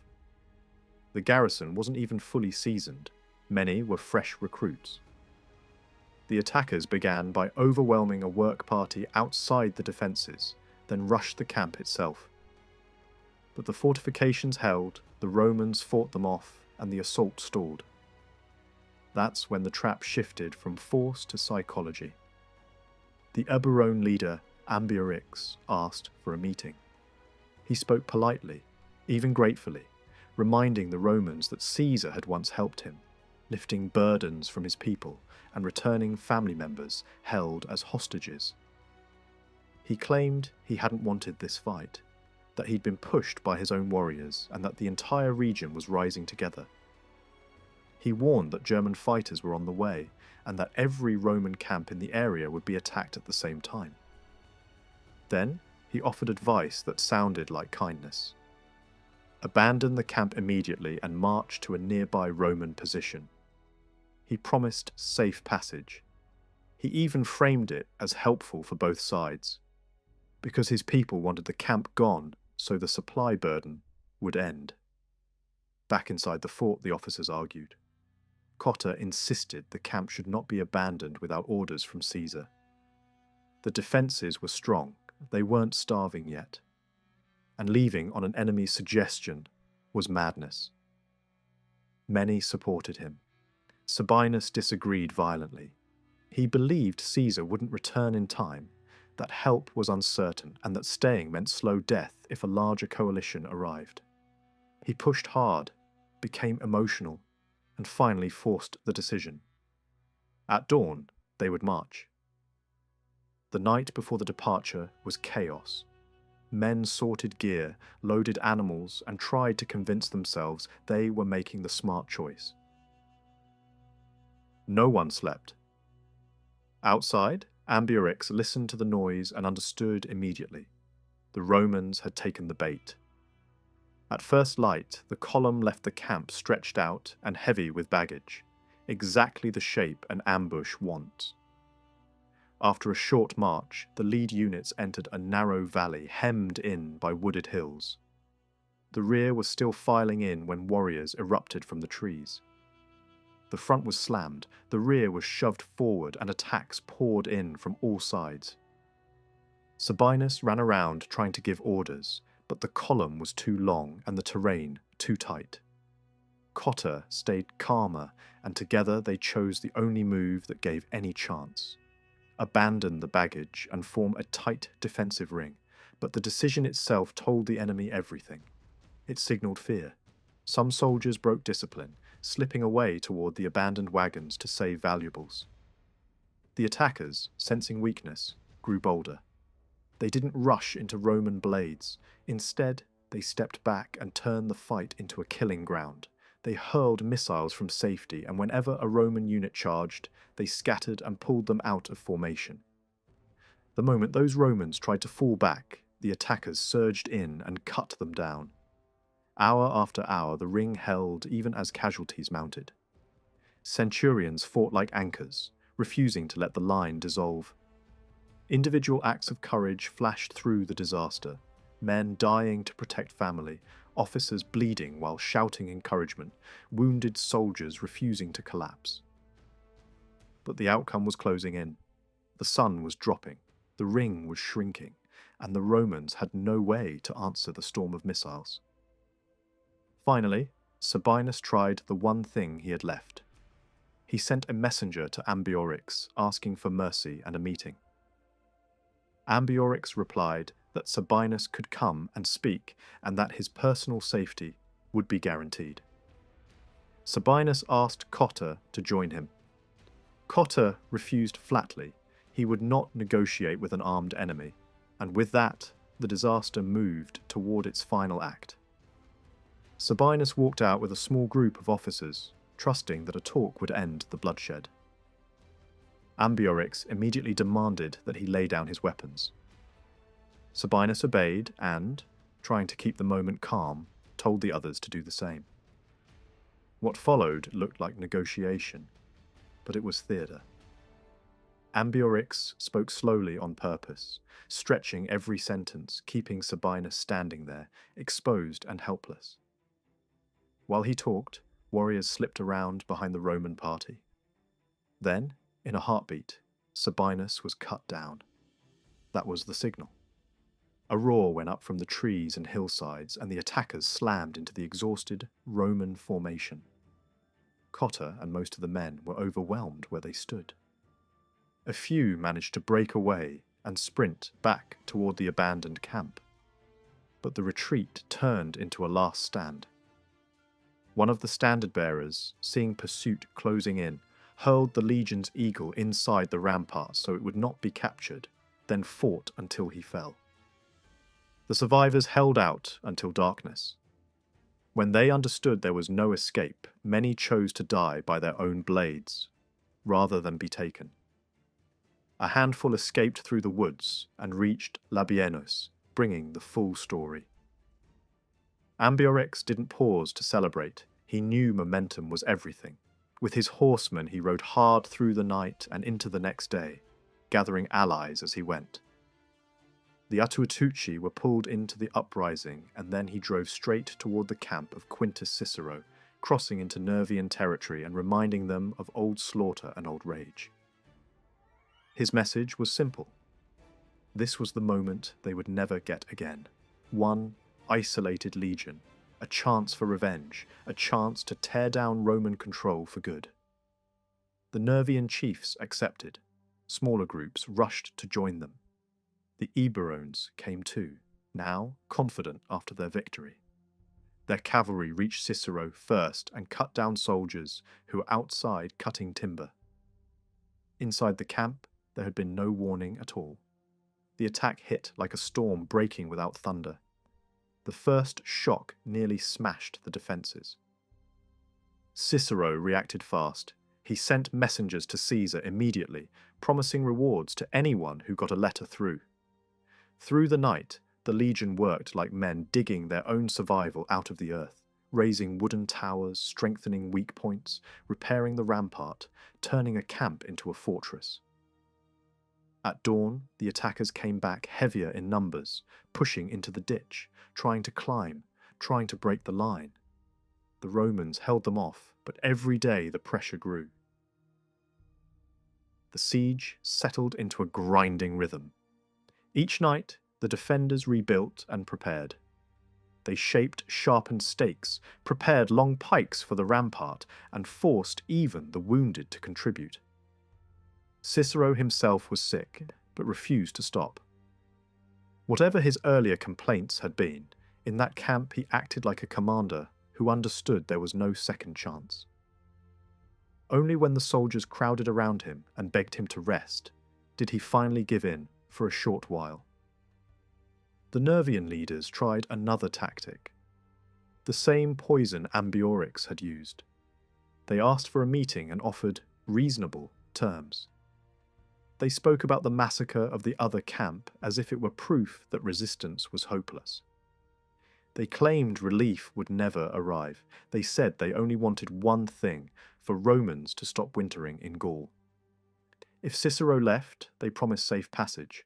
Cicero didn't raise his voice. He simply answered that Rome does not bargain with armed enemies. Lay down weapons first, and then he would speak for them. When persuasion failed, the attackers tried imitation. They had learned enough from years of watching Romans to copy parts of Roman siegecraft. With crude tools and sheer numbers, they built an outer line around the camp.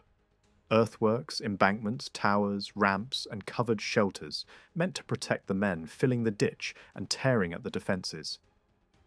Prisoners gave them guidance. Their speed was frightening.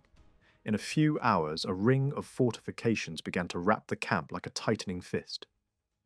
Then the weather turned violent. On a day of hard wind, the attackers launched burning missiles and heated clay lumps that splashed into thatch and dry timber. Fire took hold inside the camp and spread fast, driven by the gale. The besiegers surged forward through the smoke, rolling their towers closer and planting ladders. For a moment, it looked like the end. But the defenders did not break.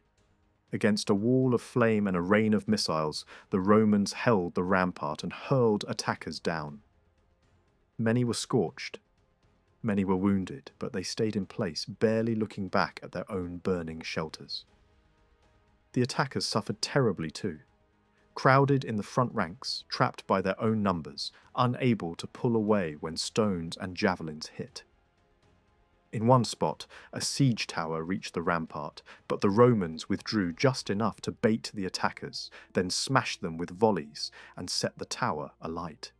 The assault collapsed. Still, the siege continued and the defenders weakened. Cicero's letters went out again and again. Some messengers were caught within sight of the camp and tortured to death as a warning. Caesar still had no clear picture of what was happening, until one desperate gamble worked. A Nervian who had taken refuge under Roman protection persuaded a slave to attempt the run. The message was concealed along a javelin, hidden by the binding. The carrier slipped through unnoticed, reached Caesar's headquarters, and delivered the letter. It was the first reliable news Caesar had received. Caesar moved instantly. Orders flew to nearby camps. One commander was told to hurry in and hold the headquarters with its hostages, supplies, and baggage. Another was told to link up with Caesar on the march. Caesar then set out with a single legion and a small cavalry force, travelling light and fast, with no heavy baggage slowing the column. On the road, a dispatch arrived, with the worst news. Sabinus and Cotta's force had been destroyed. Caesar pushed on anyway.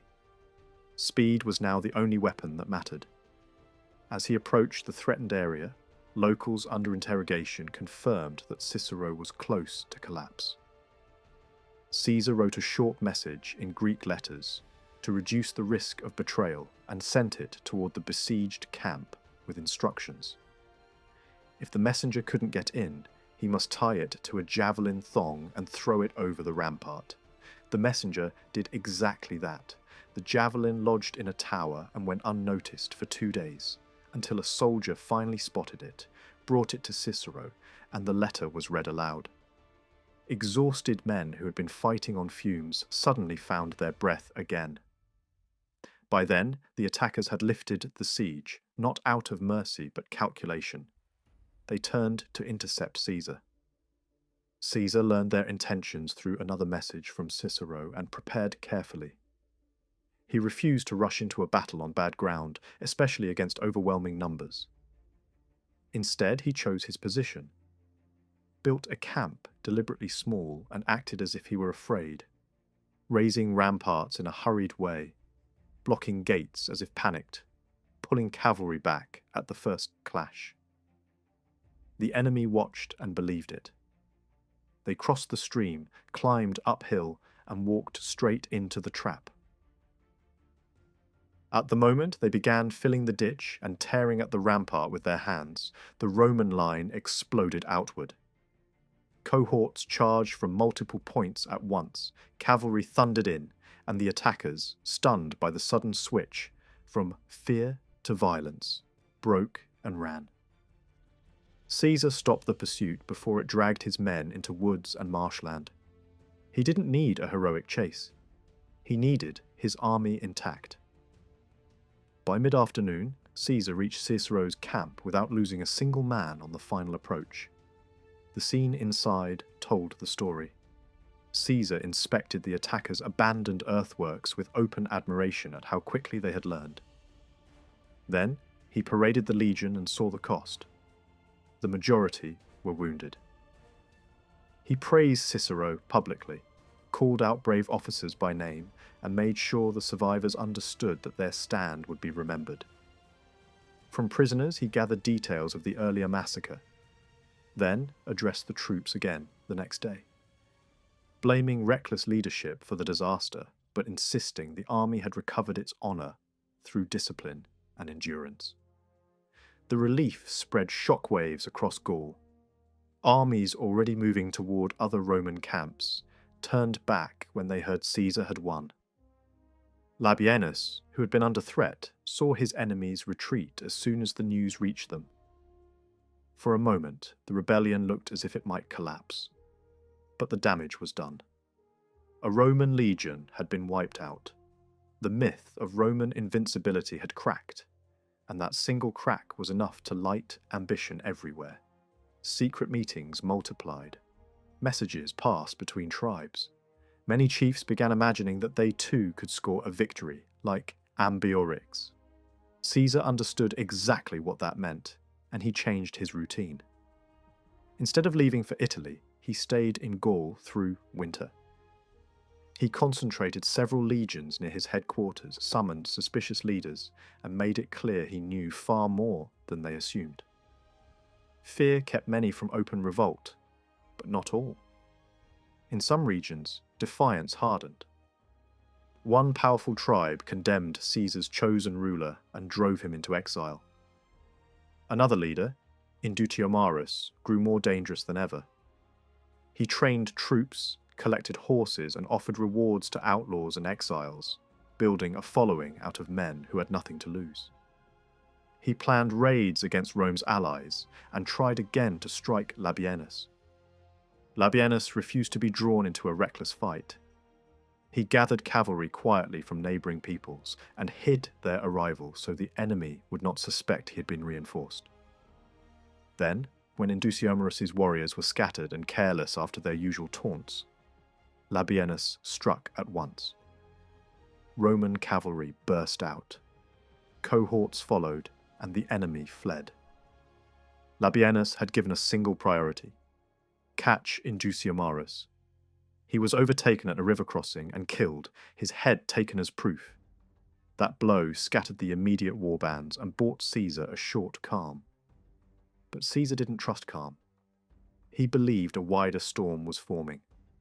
So he expanded the war machine, raising fresh legions, pulling in additional manpower through political allies, and preparing to convince Gaul that Rome's reserves were endless.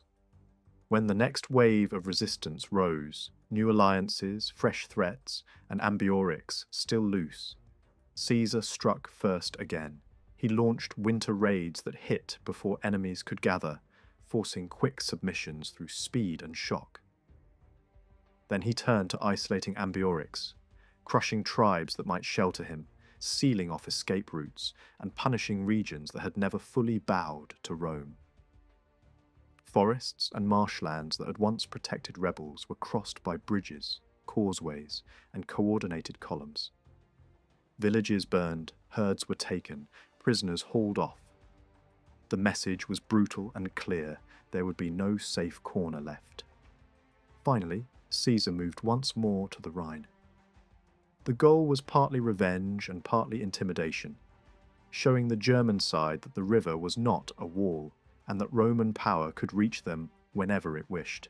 He built another bridge, crossed with discipline, threatened the surrounding tribes, and forced allies to prove their loyalty. When a major German force withdrew into deep forest country where supplies would run out, Caesar refused to chase blindly. He did not need a glorious risk. He needed pressure. So he pulled back, but not before leaving a visible warning: a fortified presence at the river, a tower rising over the crossing, and the sense that Rome could return whenever it chose. Caesar now turned the entire weight of his campaign toward a single goal: erasing Ambiorix. The season was shifting. Grain was starting to ripen, and that mattered, because even if some communities refused to cooperate, the land itself could still feed an army. With supplies less fragile than before, Caesar could move fast and hit hard. The route led west through the thick, shadowy wilderness of the Ardennes. Caesar sent cavalry ahead under an officer named Batulus. with strict orders. Move at full speed, catch the Eburones before they could scatter, and do not light campfires that might give away the approach. Behind them, the infantry marched toward a grim landmark, the abandoned Roman camp, where the last survivors of a shattered legion had once chosen death over capture. The earthworks were still there, like a scar that would not fade. Caesar used the site as a base, leaving his heavy baggage under guard with a fresh legion led by Cicero. He promised to return within a week and warned him not to let anyone step beyond the rampart until then. Then, he split his force. 3 separate strike groups pushed into Eburonian territory from different directions. Their job was simple: burn, seize, interrogate, and close every escape route, then regroup quickly for a final sweep. Caesar himself moved toward the lower Scheldt, hoping to corner Ambiorix near the far edges of the Ardennes. For Ambiorix, it became a hunt for survival. Basilus's horsemen, guided by frightened locals taken from the fields, rode deep into the woods and reached a small clearing where a cottage stood, supposedly the king's hiding place. But Ambiorix's followers fought like men, buying time with their own lives. In the cramped space, they threw themselves at the Romans, long enough for their leader to mount up and vanish into the trees. His old ally, Catuvolcus, too frail to endure constant flight, chose death rather than capture, cursing the chain of events that had destroyed his world. The Eburones had no strong cities to retreat into. They were a people of forests, marshes, and scattered homesteads. Ambiorix sent word across the countryside that there would be no organized defense. Everyone had to save themselves. Some fled beyond the region altogether. Others disappeared into the Ardennes. Many hid in bogs or on small islands in the waterways near the Scheldt. Caesar found no army to meet him in open battle. Instead, he met a landscape full of ambushes. Every hollow, every thicket, every wet patch of ground could hide armed men waiting for a mistake. That kind of war punished heavy infantry. A tight Roman formation was unstoppable on open ground, but useless against enemies who refused to stand and fight. So Caesar had to do the opposite of what his legions were built for. He sent out small mobile parties in every direction to search and strike. Even that was dangerous. Narrow woodland tracks could break units apart, and the Eburones knew the terrain better than any Roman guide ever could. Desperate men, fighting on home ground, only needed one opportunity. A few soldiers who wandered off hunting loot were cut down and never returned. Caesar's instincts as a commander made him cautious here. His troops were thirsty for revenge, and revenge makes soldiers careless. He tried to protect them from their own anger by outsourcing the risk. He sent word to neighbouring tribes, inviting them to raid Eburonian territory and take whatever they could carry. It served 2 purposes at once. It surrounded the fugitives with even more enemies, and it kept Roman losses lower. Soon the forests filled with eager plunderers, drawn by the promise of cattle, captives, and anything not already burned. Even old enemies joined the chaos. A German group across the Rhine crossed over with cavalry and light troops, hoping to share the spoils. Eburones were seized in large numbers, herds driven off, and families dragged from hiding places. But greed quickly pulled the raiders away from Caesar's plan. One captive reportedly told them Caesar was far off and a far richer prize was within reach: the Roman base camp at Atuatuca, where stores and loot were concentrated. That was exactly where Cicero was stationed. Caesar was expected back soon, but Cicero had received no message and began to worry. Up to that point, he had followed orders strictly and kept everyone inside the defences. But supply pressure grew. Grain fields were close. The Eburones seemed too scattered to risk an attack so near a Roman stronghold. and the soldiers were starting to mock his caution. Finally, Cicero allowed a large harvesting party to go out. Hundreds of men, some cavalry, and a swarm of camp followers. They had barely vanished from sight when mounted attackers burst from a nearby wood and slammed into the rear side of the camp. Traders and non-combatants outside the walls were cut down immediately. The gate guard barely held under the first impact. The enemy spread around the fortifications, searching for a weak point, but the position and defences were too strong for a quick breach.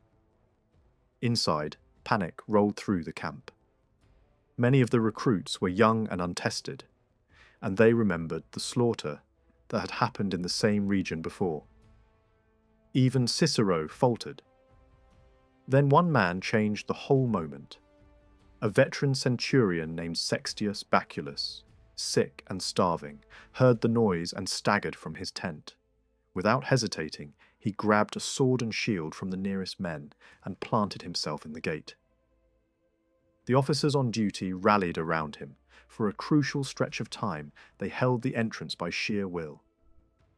Baculus was badly wounded and collapsed, but his example snapped the recruits out of paralysis. The camp did not fall. Outside the walls, the harvest party was trying to return. They heard the fighting, saw the enemy, and froze. Most of them had never experienced a real attack. The ground offered little cover. They clustered, hesitated, and looked to their officers, only to find even good officers shaken by the shock. The raiders briefly pulled away when they spotted cavalry and infantry approaching, mistaking them for Caesar's main force. But the illusion lasted only moments. Realizing how small the group was, they rode in again and attacked. What happened next was a collapse in discipline. Camp followers fled into the soldiers and made the confusion worse. The recruits, terrified, gathered tightly on a ridge, imagining height meant safety.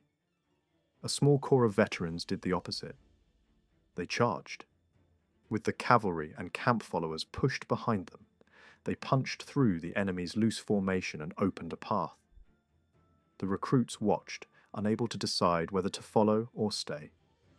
When they finally tried to run for the camp in scattered groups, the enemy struck at the worst possible time. 2 whole cohorts were surrounded and destroyed. Those who survived owed their lives to officers who threw themselves into the fight and died, buying a few seconds of escape. That night, Caesar's forward elements reached the camp and found the young soldiers half out of their minds. They believed the main army must have been destroyed and that everyone was doomed. Nothing calmed them until Caesar himself arrived. He understood better than anyone how much chance can shape a battle. Still, he spoke to Cicero with blunt clarity. The orders had been there for a reason, and even a small risk could become a disaster. After that, Caesar tightened the net again. He unleashed another wave of destruction across Eburonian territory. Homesteads were burned, livestock was taken, anything of value was stripped out. Grain that survived the rain was consumed or ruined, so that the people who escaped the sword would still face hunger. The army's anger drove it forward. Patrols scoured the woods in small groups, snatching locals who swore Ambiorix had been seen moments earlier. Again and again, the trail seemed hot, always just out of reach. Ambiorix never appeared where the Romans needed him to appear. With only a few loyal companions, he slipped into the darkest folds of the Ardennes and vanished. No betrayal came, no body was found. The prize Caesar wanted most remained untouched. When the season turned, the legions were spread out into winter quarters across the wider region. Some positioned to watch the Triveri, others among distant allies, and the rest concentrated around a major town in central Gaul to hold the heartland steady. Before leaving for Italy, Caesar dealt with the political aftermath. He called a council at a major Gallic centre and opened an inquiry into the revolt he had earlier been forced to tolerate. One leading figure was singled out as the organiser. The The judgment was made public, and the punishment was carried out in a way meant to send a message to every ambitious chief watching from the shadows. Rome would forgive when it suited Rome, but it would also remember, and it would strike when it chose. Caesar left Gaul claiming it was calm and rode south to Italy to handle legal business and politics. On paper, the province looked quiet. In reality, it was only silent. The land was still tense and the people were still angry. The past 2 years had been filled with sudden rebellions, harsh reprisals, and public punishments meant to terrify anyone thinking of resistance. Instead of ending the problem, that pressure started to fuse separate grudges into one larger idea. If they did not stand together now, they would be crushed one by one until nothing remained. Across central Gaul, secret meetings began again. Deep in forests, far from roads, guarded by men who listened for footsteps. The execution of a prominent leader was talked about constantly. To many chiefs, it looked like Rome was no longer treating Gaul as a territory under military occupation, but as a future province to be reshaped, taxed, and ruled permanently. In those whispered gatherings, the same fear kept returning. Today, it is him. Tomorrow, it could be me. And once that fear spreads, rebellion stops being a gamble and starts feeling like the only remaining choice. Then came a spark from Italy. News travelled north that Rome itself was in chaos. Street violence, political murder, riots, fire, blood. The details were exaggerated as the rumour passed from mouth to mouth. But the conclusion the Gauls drew was simple. Caesar might be trapped in Italy, and the legions in Gaul might be isolated. If they struck fast, they could block Caesar from reaching his army and force the Roman commanders to stay frozen in their winter camps. A plan took shape. The first blow would be a public one, something loud enough that every tribe would hear it and feel committed. The Carnutes stepped forward. They demanded a sacred promise that the others would not abandon them once the killing started. Hostage exchanges were too risky, so the oath was sealed by ritual. War standards were gathered together, and the chiefs swore before their gods and each other that they would not break ranks. A date was chosen. At the appointed time, the Carnutes struck at a key river town on the Loire, a place that mattered because grain moved through it. Roman merchants lived there. A Roman supply officer operated there. The attackers stormed into the streets at dawn, murdered the Romans they could find, and seized the stores. They wanted the whole country to know there was no turning back, and the news moved like fire in dry grass. In Gaul, a major event did not spread by messengers alone. It spread by shouts, carried from village to village, shouted from ridge to ridge.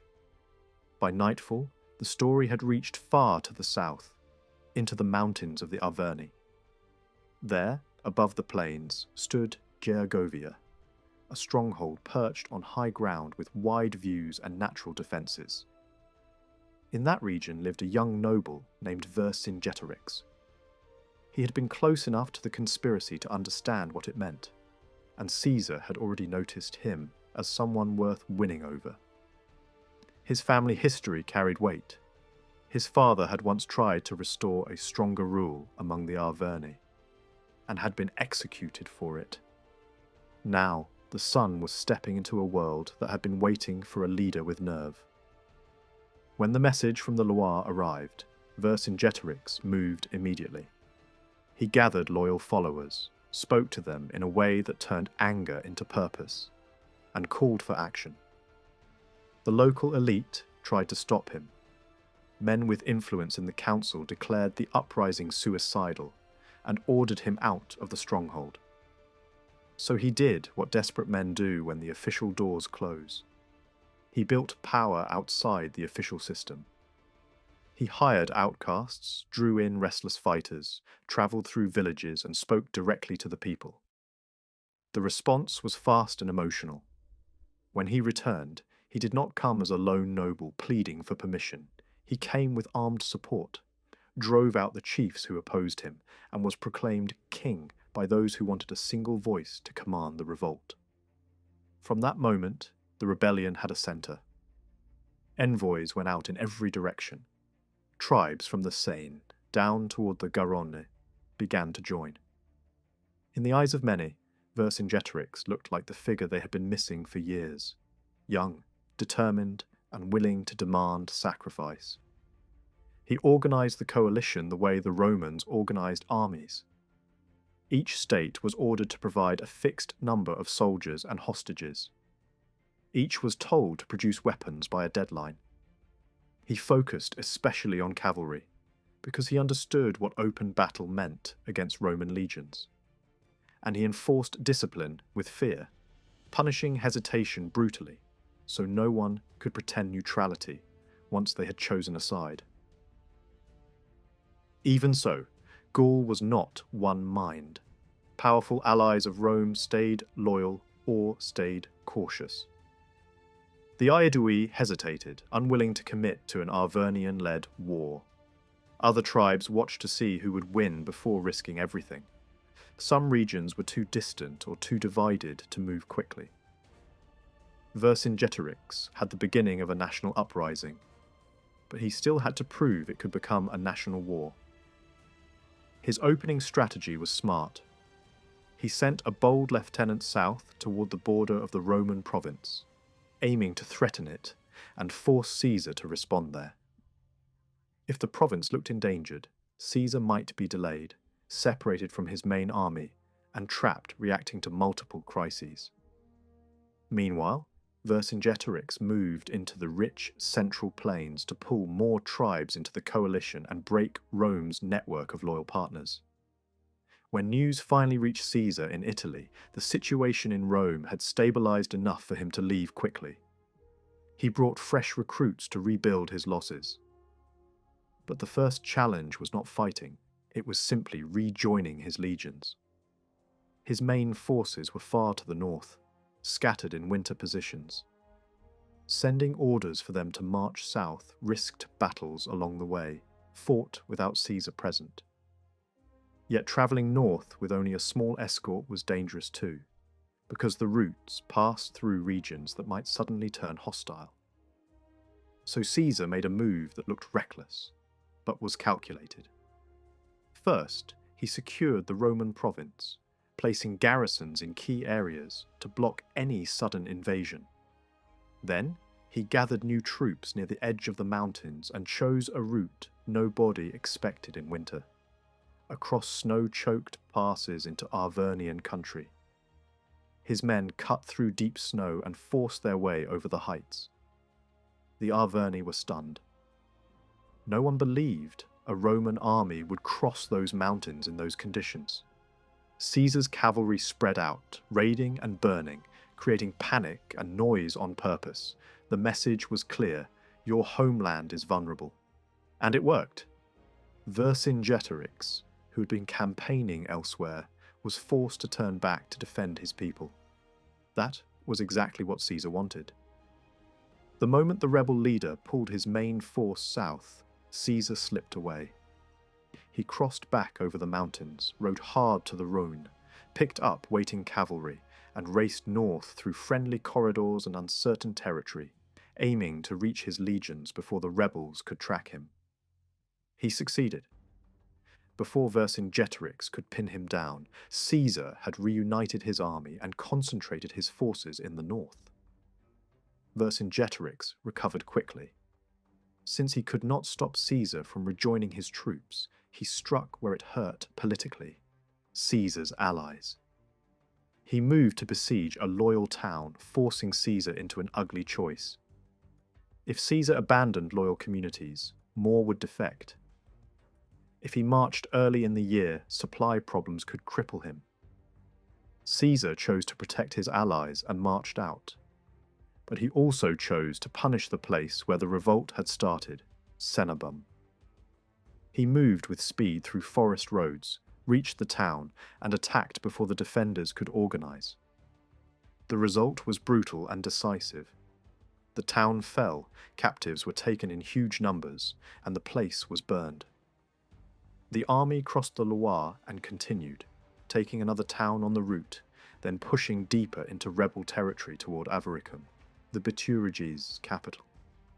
At this point, Vercingetorix made the strategic decision that defined the campaign. He understood he could not defend every town. He also understood he did not need to beat Caesar in one grand battle. He needed to starve him, slow him, and break the Roman system of supply. So he ordered a scorched earth policy. Villages, barns, stored grain, anything that could feed the legions was to be destroyed. It was a terrible order, but it was meant to remove Caesar's greatest advantage, the ability to live off the land. The countryside began to burn. Columns of smoke rose everywhere, and for a moment it looked like Vercingetorix had found the one method that could strangle the Roman machine. But one city became the exception: Avaricum. The Bituriges begged to defend it. They argued the site was naturally strong, surrounded by marshes and streams, and too valuable to destroy. Vercingetorix resisted because he knew what Caesar could do to any fixed target. In the end, he gave way, partly because the pleas were emotional and partly because coalitions depend on consent. He stationed his main army nearby, not to fight Caesar directly, but to harass foragers, cut supply lines, and stay close enough to support the garrison. Caesar reached Avaricum and began the slow work of siege. The town sat behind wetlands on most sides, with only one practical approach. Caesar built his attack from that narrow corridor, while his engineers and soldiers raised a massive earthen and timber approach ramp. Towers with artillery kept pressure on the defenders. The work never stopped. Day shifts, night shifts, men rotating through exhaustion.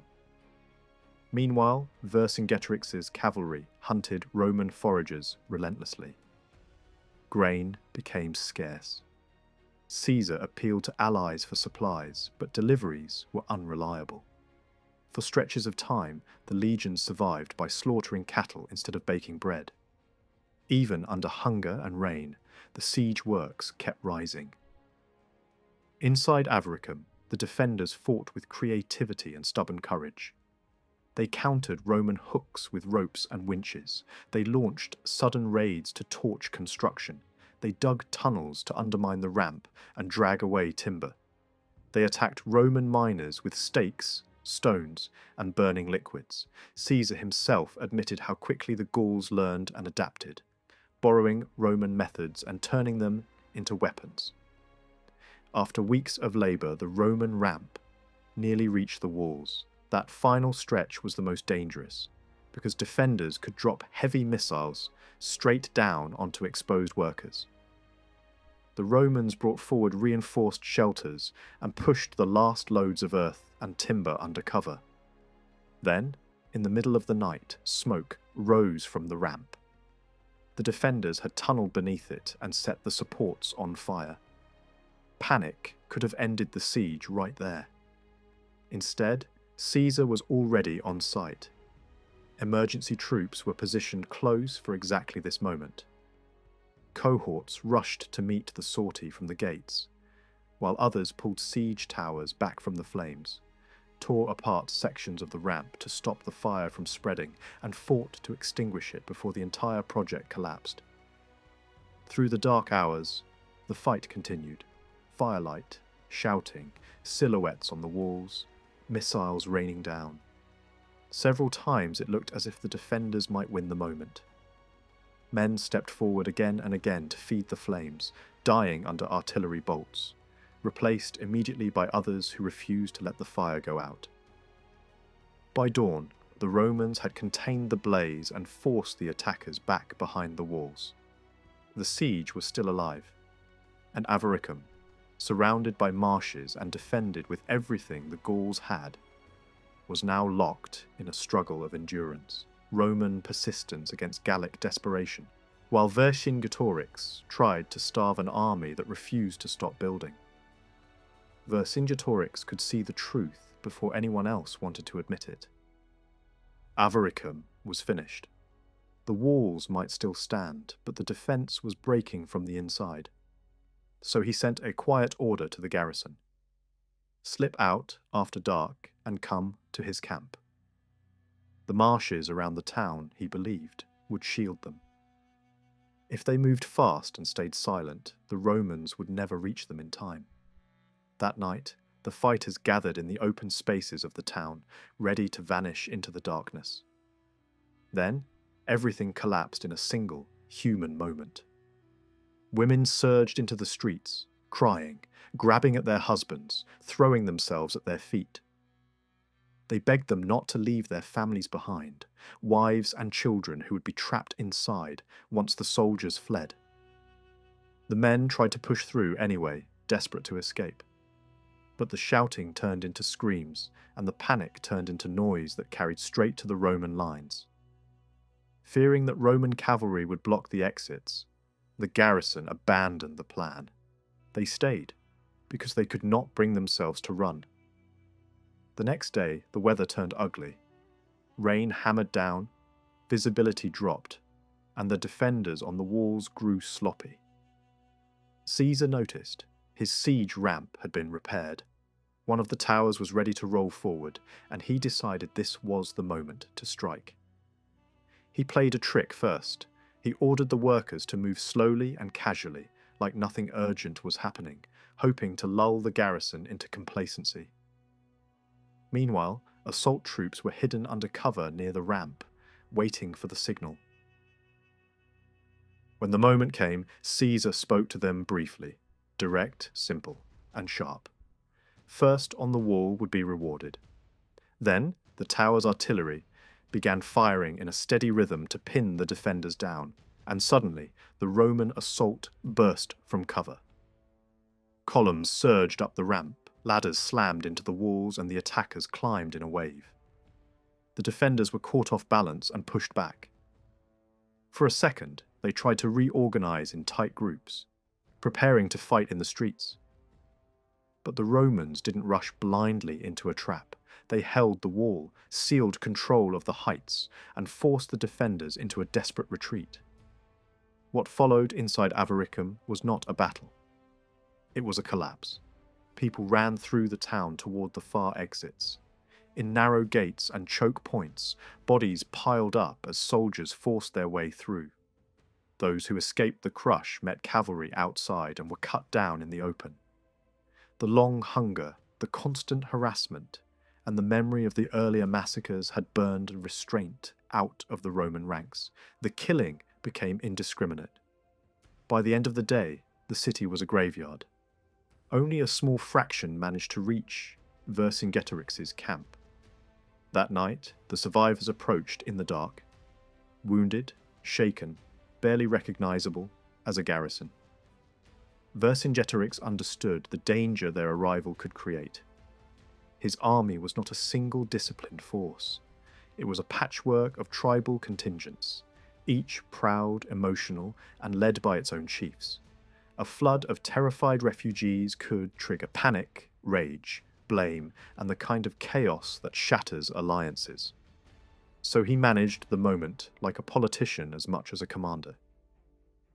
Trusted men met the survivors outside the camp and guided them in separate groups back to their own tribes' quarters, keeping the shock contained instead of letting it spread. The next day he faced the army and spoke the way a leader must speak after a disaster.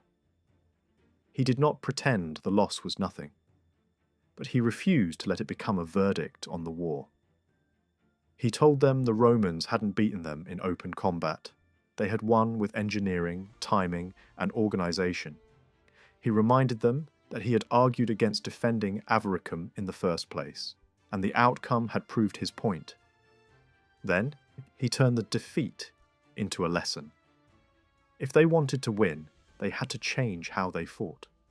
They needed camps that were properly fortified every time, without exception. They needed discipline that didn't vanish the moment things went wrong. It worked. The army didn't drift away.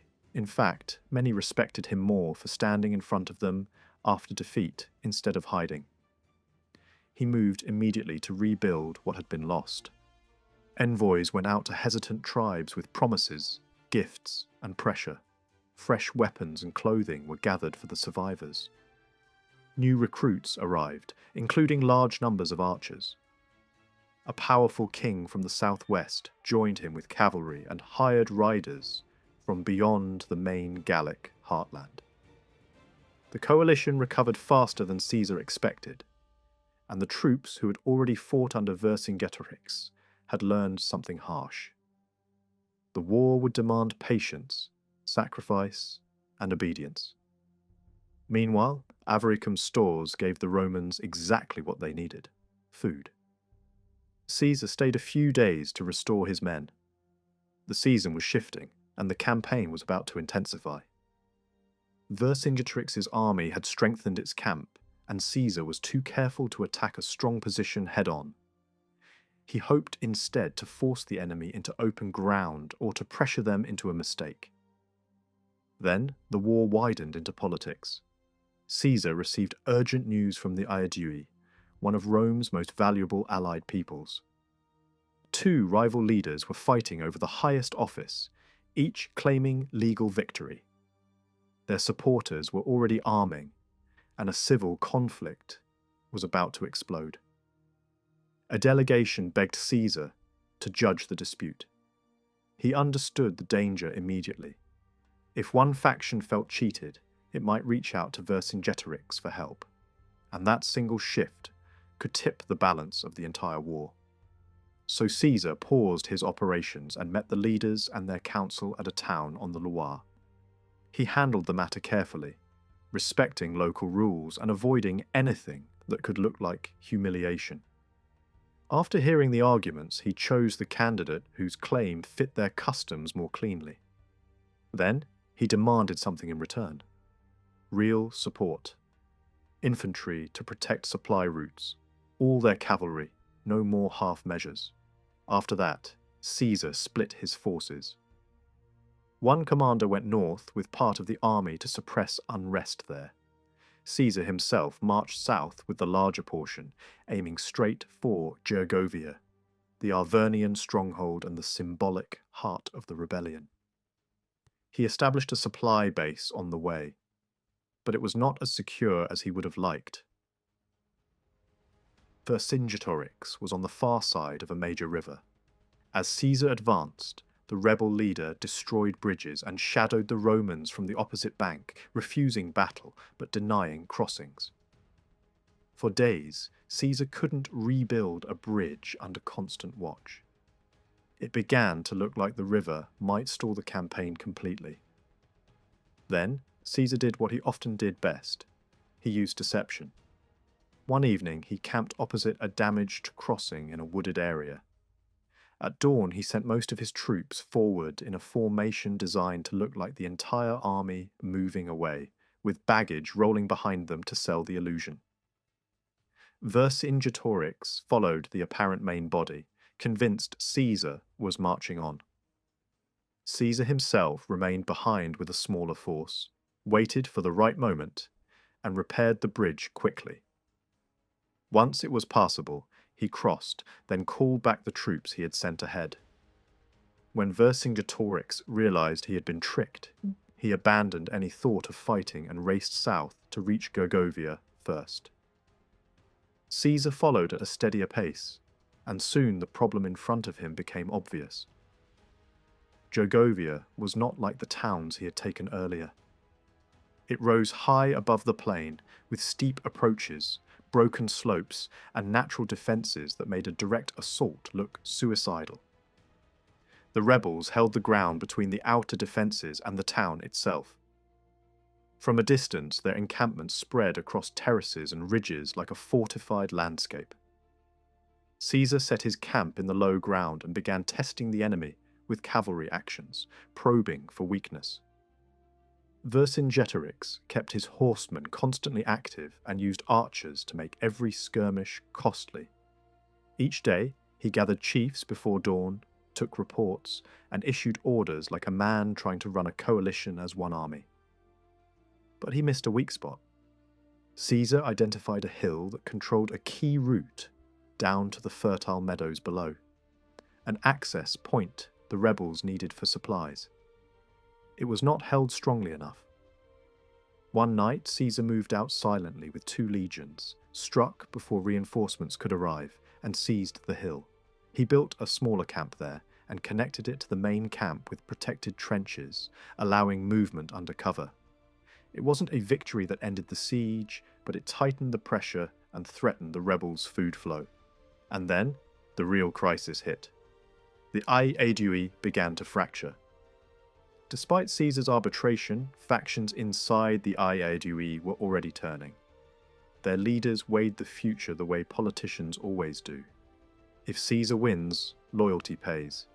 If Vercingetorix wins, loyalty becomes a death sentence.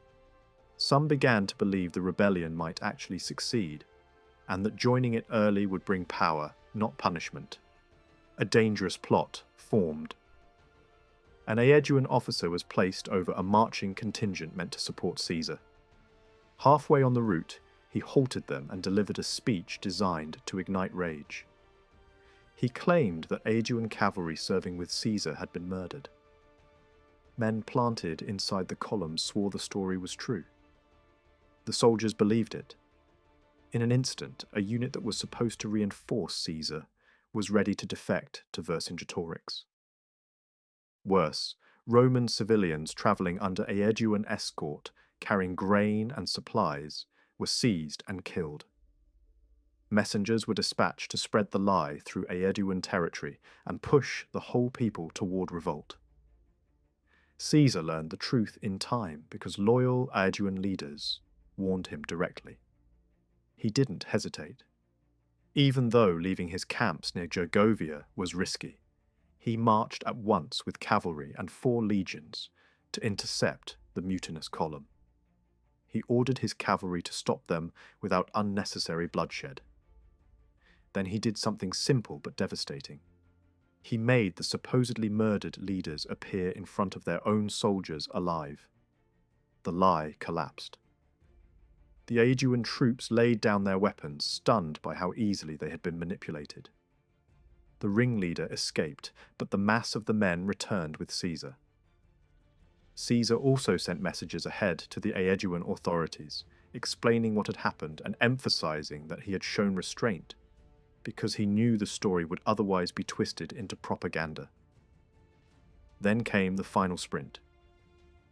On the return march, Caesar received urgent reports. Vercingetorix had attacked the main Roman camp near Gergovia with full force while Caesar was away. The defenders had held, but only barely. Missiles had wounded many. Reinforcements were being thrown onto the defences for a second assault. Caesar forced his exhausted men into a punishing pace through the night and reached the camp before dawn. An extraordinary march that prevented a battlefield disaster and kept his entire operation from collapsing in a single day.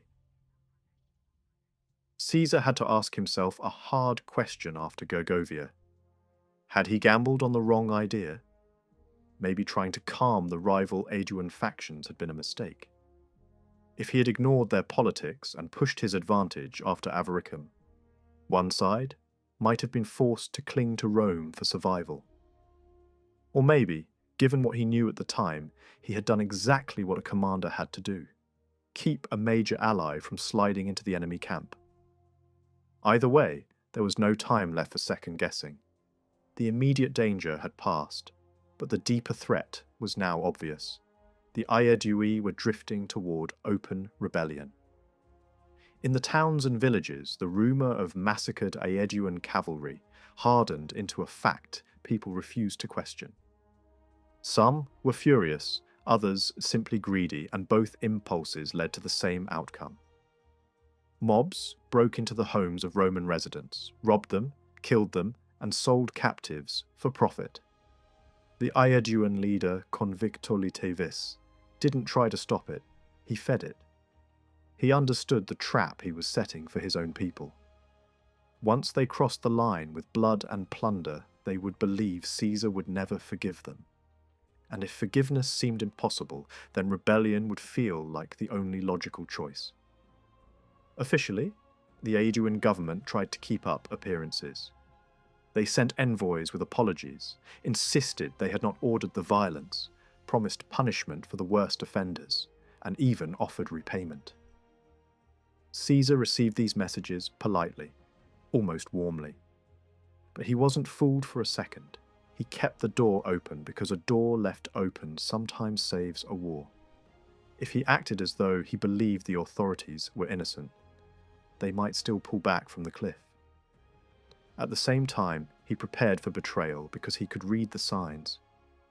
The Aedui had tasted loot, and loot is a dangerous kind of loyalty. Caesar now faced a brutal dilemma. If he abandoned operations near Gergovia, it would look like retreat, an admission that he could be forced away. That would encourage every wavering tribe to join the rising. But if he stayed too long, he risked being boxed in, cut off from his northern forces, and slowly starved. He needed to move, yet he needed to move without looking like he was running. Then he noticed something strange from a vantage point on a nearby height. One of the enemy positions on the ridge complex was suddenly thinly held. Desertions explained why. Vercingetorix had become alarmed about a key connecting saddle between the ridge and the main plateau. If the Romans seized that passage, the defenders above would struggle to send foragers out, and the whole position could be tightened until hunger did the work. So the Gallic leader had pulled men away to strengthen the one approach that could be climbed and defended in time. Caesar reacted instantly. He staged a night performance designed to look like a large turning movement. Cavalry rode noisily along the valley, then angled toward the distant slopes as if aiming for a high pass. Baggage drivers, dressed and mounted to resemble horsemen, followed them at dawn to make the column look even bigger. A legion slipped into concealment near a small settlement, ready to move.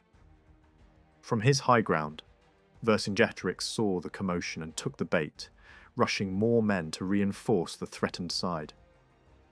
While the enemy's attention snapped toward the decoy, Caesar quietly assembled assault forces at the foot of the hill he already held.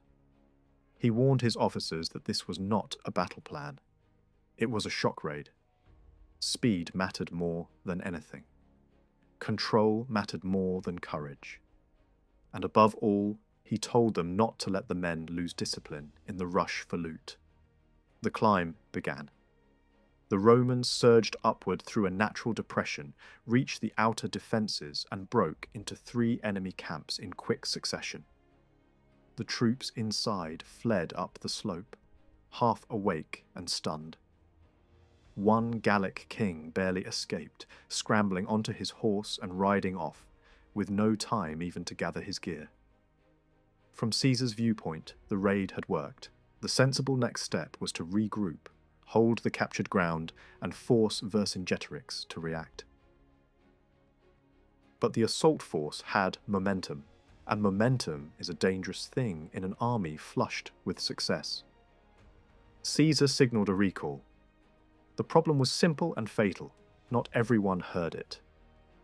Units separated by the folds of the hillside pushed upward anyway, ignoring officers, chasing the prize that now seemed within reach, the town itself. A handful of Romans reached the walls near the southern gate, and panic swept through the settlement. People believed the Romans were already inside. Some tried to buy mercy with money and clothing tossed down from above. Others begged with frantic gestures. In the confusion, parts of the town emptied as civilians fled toward the far side. But the noise of panic also carried outward, and it pulled the enemy back like iron filings to a magnet. The Gallic troops who had been fortifying the ridge turned and ran to the sound. Messengers drove them faster. They formed dense masses below the walls, growing by the minute. The tired Roman attackers, scattered and climbing on unfavourable ground, suddenly found themselves facing a swelling counterattack from above and below. Caesar tried to save the situation. He ordered nearby cohorts to move into position to strike any pursuers. He shifted his reserve closer, trying to stabilize the slope. Inside the town, the defenders recovered and struck back. The first Romans who had climbed onto the wall were cut down and thrown back. Others fought desperately near the gate, trying to force an entry that would never come. And then, another blow landed. One of the worst kinds in warfare. Mistaken identity. A column appeared on the Roman flank, moving over the ridge. It was supposed to be Aeduan troops sent to create a diversion. But in the chaos, Roman soldiers saw unfamiliar gear and assumed enemies. At the same time, Gallic warriors were closing in from multiple directions. The Romans broke. The retreat became a downhill scramble, and a retreat on a slope easily becomes a slaughter. The pursuers were checked only when disciplined Roman units formed on better ground and hit them from the sides. That stopped the collapse from turning into a complete disaster, but the cost was grim. Dozens of officers and hundreds of soldiers lay dead on the hillside. For Caesar, it was not just a defeat in numbers. It was a wound to authority. His soldiers had fought bravely, but bravery without obedience had turned a successful raid into a near catastrophe. The next day, he gathered the army and spoke hard truths. He praised their courage, but he made it clear that courage was not enough. Soldiers did not win wars by improvising over their commander's head. Discipline was the weapon that kept victory from turning into wreckage. He then tried to restore confidence by drawing the army up in a strong position, inviting the enemy to come down and fight. Vercingetorix refused. He had no reason to walk into a trap when time and terrain were now working for him. Caesar withdrew down the valley and the wider crisis hit like a wave. The Gauls had discovered something priceless. Caesar could be beaten. His aura of inevitability cracked. Across the region, the rebellion gained energy. Vercingetorix did not chase him into open country, because he was too careful to risk everything on a pitched battle. Instead, the strategy was colder. Close the roads, cut supplies, and let hunger and isolation do what swords might not. Then came the betrayal Caesar had been trying to postpone. Two prominent Aeduan leaders asked permission to go home, claiming they could still calm their people. Caesar allowed it, refusing to show fear or treat allies like prisoners. But once those leaders reached Aeduan territory and realized the revolt was openly declared, they seized the opportunity. They captured a key Roman supply base, looted it, burned what they could not carry, freed hostages, and killed the small garrison along with Italian merchants living there. Cavalry rode out to cut Roman supply lines and infantry threatened crossings. Caesar's situation turned suddenly dangerous. Enemies behind him, hostile forces in front, supplies collapsing, and the river routes swollen by seasonal melt. He had one advantage left: speed. He marched day and night to the Loire. Scouts found a ford barely passable, water up to the chest. Cavalry formed a living barrier across the river to blunt the current, and the infantry waded through holding weapons above their heads. It was a brutal crossing, but it worked. The Aedui, shocked by how quickly Caesar appeared, fled rather than fight at the water's edge. Caesar seized grain and cattle and drove the army onward, racing to link up with his northern commander, before the enemy could fully close the net. In the north, that commander was fighting for survival. He had advanced toward the Gallic centre of power near the river islands, aiming to dominate the region and crush resistance. But a large Gallic force gathered against him under an elderly commander, famous for experience and nerve. The ground was a nightmare. Marshes, slow rivers, and narrow passages where an army could be pinned and starved. When a direct crossing failed, the Roman commander pulled off his own series of sharp moves. Night marches, sudden river crossings using boats and barges, quick strikes that seized towns, repaired bridges, and shifted the army from one bank to another before the enemy could react. Then the news arrived, distorted by rumour, sharpened into panic, that Caesar had retreated and the Aedui had defected. Whether every detail was true or not, the strategic picture was real. The north was becoming a trap. The Roman commander could no longer pretend he was on an offensive campaign. He needed to get back to his base with his army intact.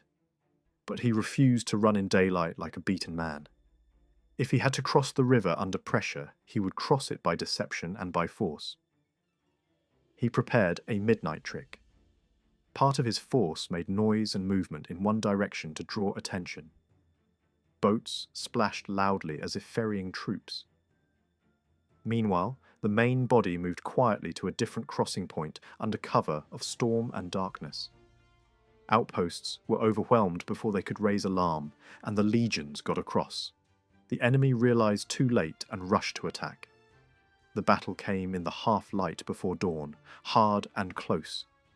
One wing of the Gallic line cracked quickly, the other fought stubbornly, led by their old commander himself. But Roman coordination decided it. The flank turned, the Gallic line was crushed, and their leader fell with his men. By morning the escape route was open, and the Roman army marched back to recover its baggage and rejoin Caesar. By now, the uprising was growing into something larger than scattered rebellions. The Aedui's defection had changed the war. Tribes that had hesitated now leaned toward Vercingetorix, pressured by threats and tempted by gold. A grand council assembled, and the question everyone had been avoiding was finally asked. Who would command the war for Gaul? The vote was unanimous. Vercingetorix became the chosen leader of a united movement.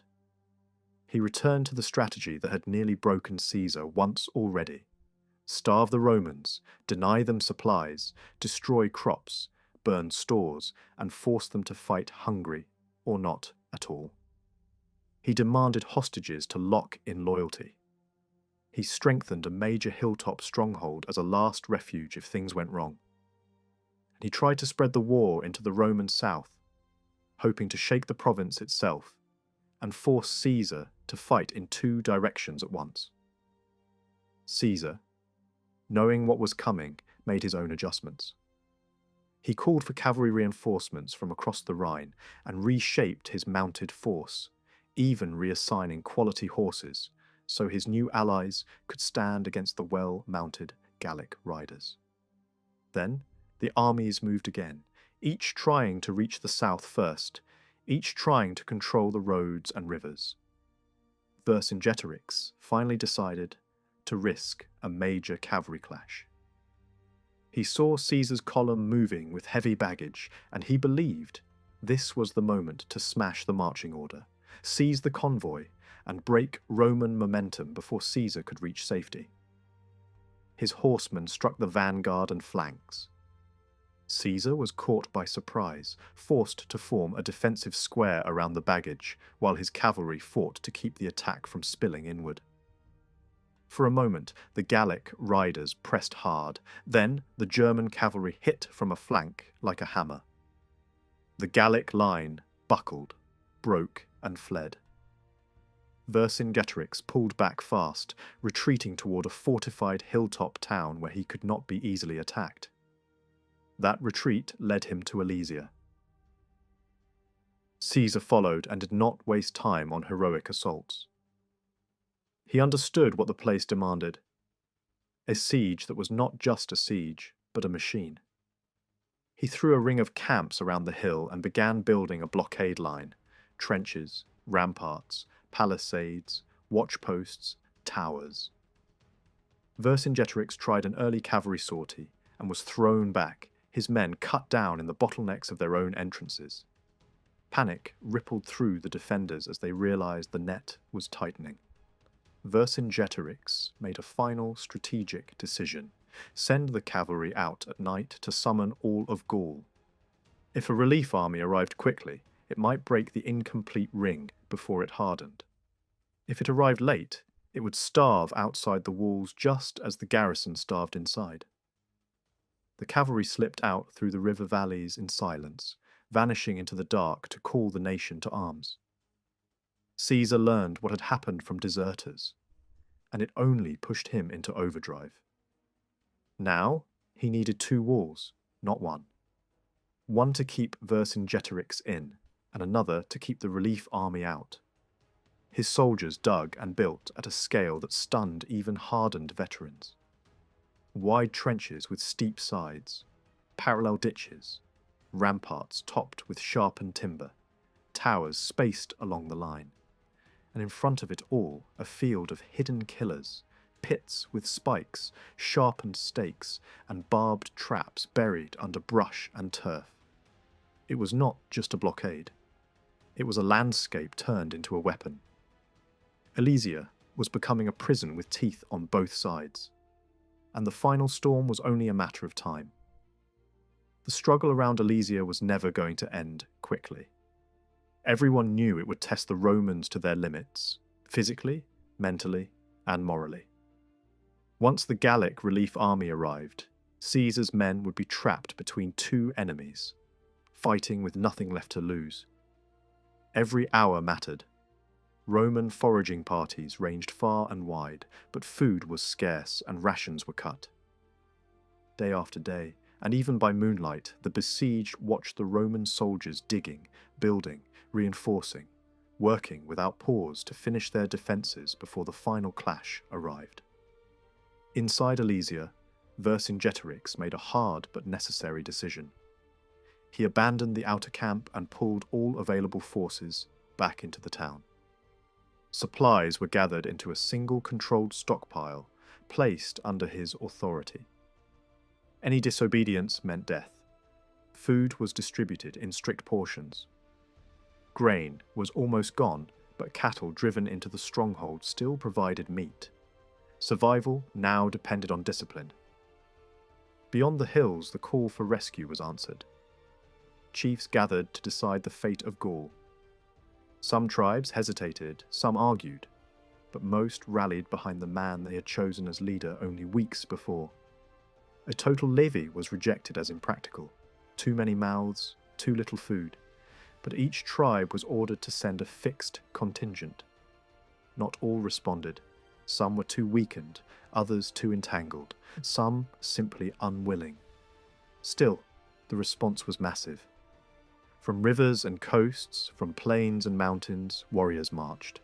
Even distant Helvetii sent thousands. Only one major people openly refused, choosing to fight on their own terms rather than submit to any commander.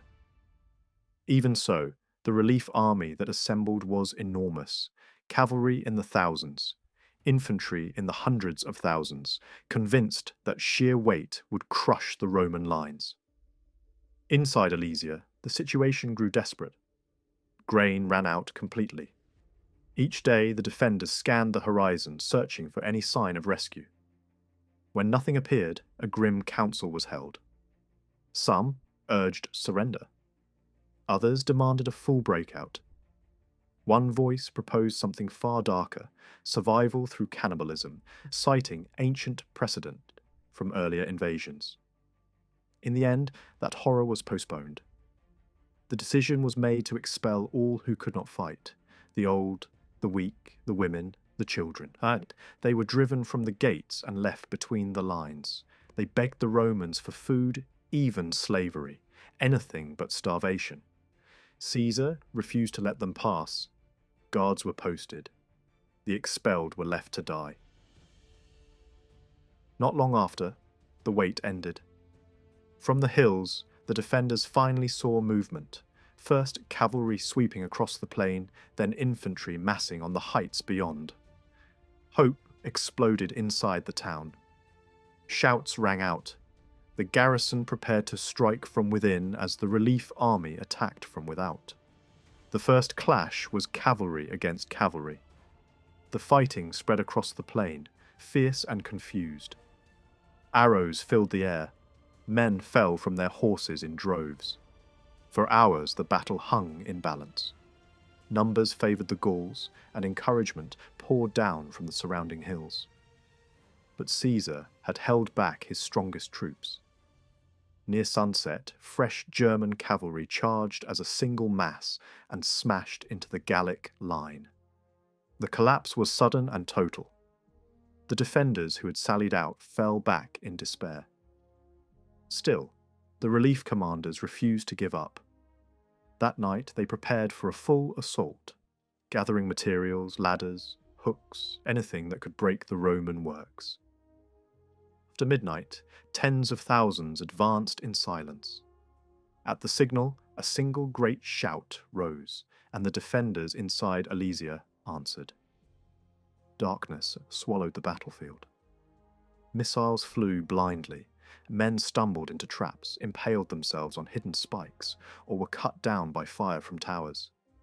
The Romans bent, but did not break. Before dawn, the attackers withdrew, battered and bleeding. One final plan remained. Scouts reported a weakly held sector near a northern hill that Caesar had not fully enclosed. Under cover of night, a massive strike force marched around the hills, resting before dawn. At midday, everything erupted at once. Cavalry surged across the plain. Infantry advanced on the Roman lines. From within Alesia, Vercingetorix led his last breakout.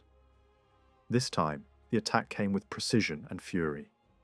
Trenches were filled, tools deployed, defences torn at from all sides. Roman soldiers stretched thin across miles of fortifications, rushed from point to point under constant pressure. Fighting raged on both sides of the walls. Everyone understood what this day meant. For the Gauls, victory or annihilation. For the Romans, survival or ruin. Caesar directed the battle from high ground, sending reinforcements wherever the line wavered.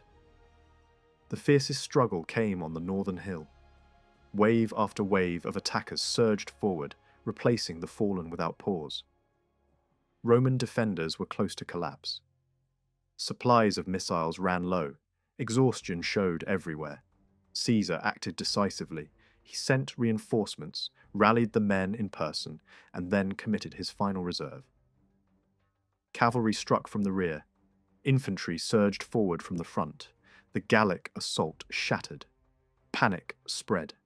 The attackers fled straight into the cavalry, sweeping down behind them. Their leader was captured. Standards were taken. Of the massive force that had marched out the night before, only a fraction escaped. From the walls of Alesia, the defeat was unmistakable. Darkness swallowed the plain as the relief army vanished. The Romans were too exhausted to pursue fully, but cavalry hunted down stragglers through the night. Vercingetorix understood at once. There was nothing left. At dawn he summoned the tribal leaders. He told them he had fought for freedom, not for himself. If his death would save them, he was ready to die. If surrender was their choice, he would surrender alone. The decision was made. The next day the gates opened. Weapons were laid down. The leaders were brought before Caesar. Then Vercingetorix rode forward, dismounted, removed his armour, placed his sword at Caesar's feet, and bowed in silence. He was sent to Rome in chains. Years later he was displayed in Caesar's triumph and executed. Yet defeat did not erase him. 2,000 years later, his name still carries power. He remains a symbol of resistance, unity, and sacrifice. Not a reckless rebel, but a true leader, one who understood people as well as war. He forged unity from rival tribes, imposed discipline on the undisciplined, demanded sacrifice where others promised comfort. He failed not because he lacked vision or courage, but because his people were not ready to follow that vision to its end. After the victory, Caesar chose to remain in Gaul through the winter. The land was broken, but not yet secure. He acted with calculation, not cruelty. Prisoners were returned, hostages taken, loyalty rewarded. His soldiers were paid for their suffering, each receiving captives to sell. Wealth flowed in. Caesar himself left Gaul far richer than when he arrived. The legions were spread carefully across the land, positioned to protect allies, restrain the restless, guard the province, and support one another if rebellion flared again. Gaul was beaten, but it would take time, vigilance, and iron discipline to keep it so. Alesia had broken the backbone of Gallic resistance. With their great leader gone and their massive coalition shattered, the uprising collapsed almost as quickly as it had formed. What had surged forward like a great wave was smashed against a smaller but unyielding force, and the confederation dissolved into fear, confusion, and resentment. Yet the war was not truly over. In different corners of Gaul, hardline leaders and desperate communities still refused to accept Roman rule. They knew they could not defeat Caesar in open battle, but some clung to the hope that if revolts flared everywhere at once, Rome's armies would be stretched too thin to crush them all. In reality, these rebellions were not part of any grand plan. They were driven by hatred of foreign domination, by despair, by the lure of plunder, and by the faint belief that once Caesar was gone, his successor might leave them alone. The first to rise again were the Victories, still haunted by the massacre at Avaricum. The single legion stationed among them was helpless. Caesar had hoped to give his exhausted soldiers a long rest, but before the year ended, he was back in the field. Moving with terrifying speed, he struck before the rebels had fully prepared. Thousands were captured in the fields. Others fled too late, and the suddenness of his advance sent a clear message across Gaul. Friendly tribes remained loyal, wavering ones rushed to make peace, and Caesar dismissed his legions with promises of reward before returning briefly to administrative duties. That pause did not last. New unrest soon drew him north, where the Carnutes scattered at the mere rumour of his approach. Chased through rain and cold, hunted by cavalry and light infantry, they finally broke apart and vanished among neighbouring peoples. For the moment, fear restored order, and Roman troops were left behind to enforce it. One last major threat remained. The Bellovaci, among the fiercest of the Belgic tribes, were gathering their own coalition and preparing for war. Joined by neighbouring peoples and led by determined commanders, they took up a strong defensive position in dense woodland and marshland. Caesar advanced with several legions, reinforced by German infantry to counter enemy cavalry, eager to force a decisive battle. But the Bellovaci refused to leave their ground. Skirmishes flared, foraging parties were attacked, and exaggerated rumours spread as far as Rome, claiming Caesar was trapped and defeated.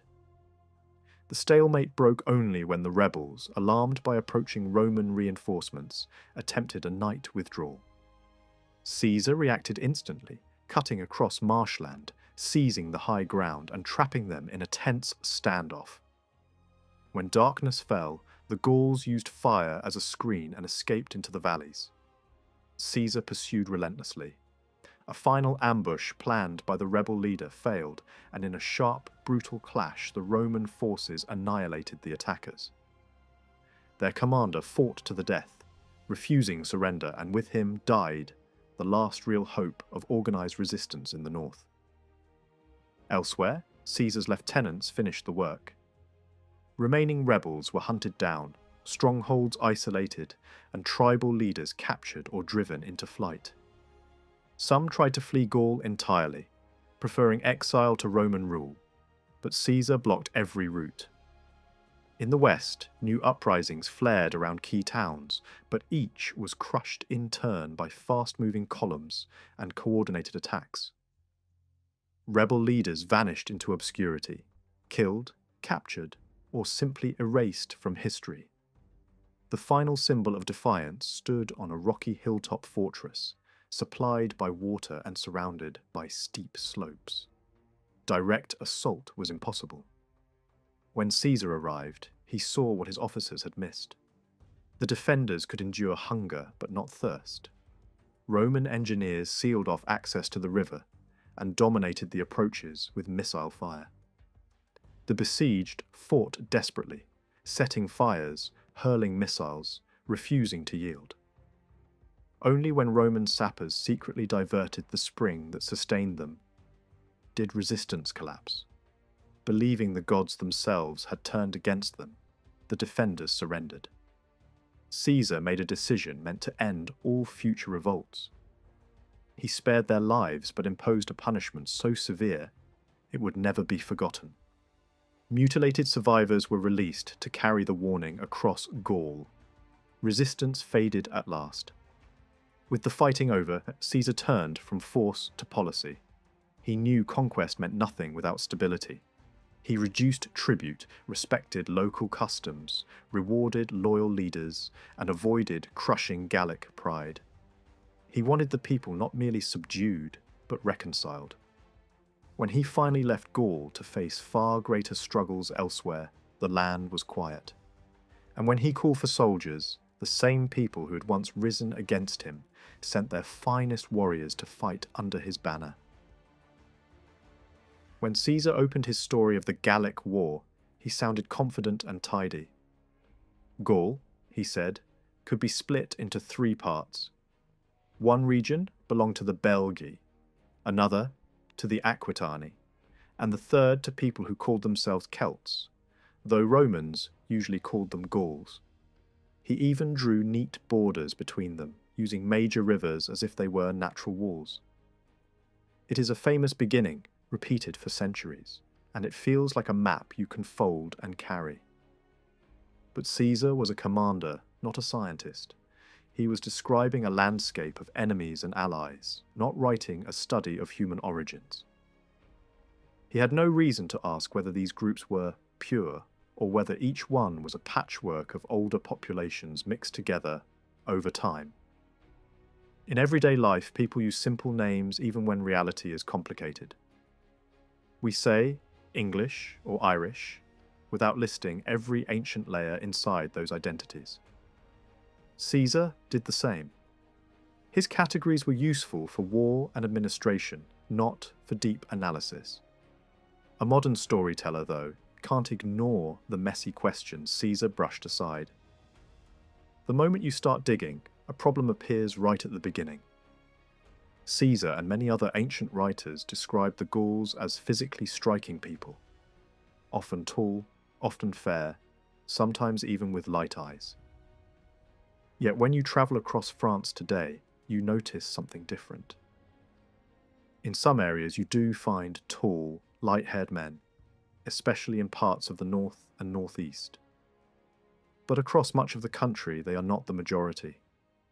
In many regions, the typical look is shorter and darker. That gap between the ancient description and the modern impression demands an explanation. One answer is simple but powerful.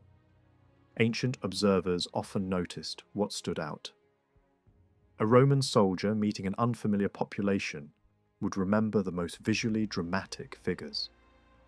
And on a battlefield, the people most likely to stand out were warriors.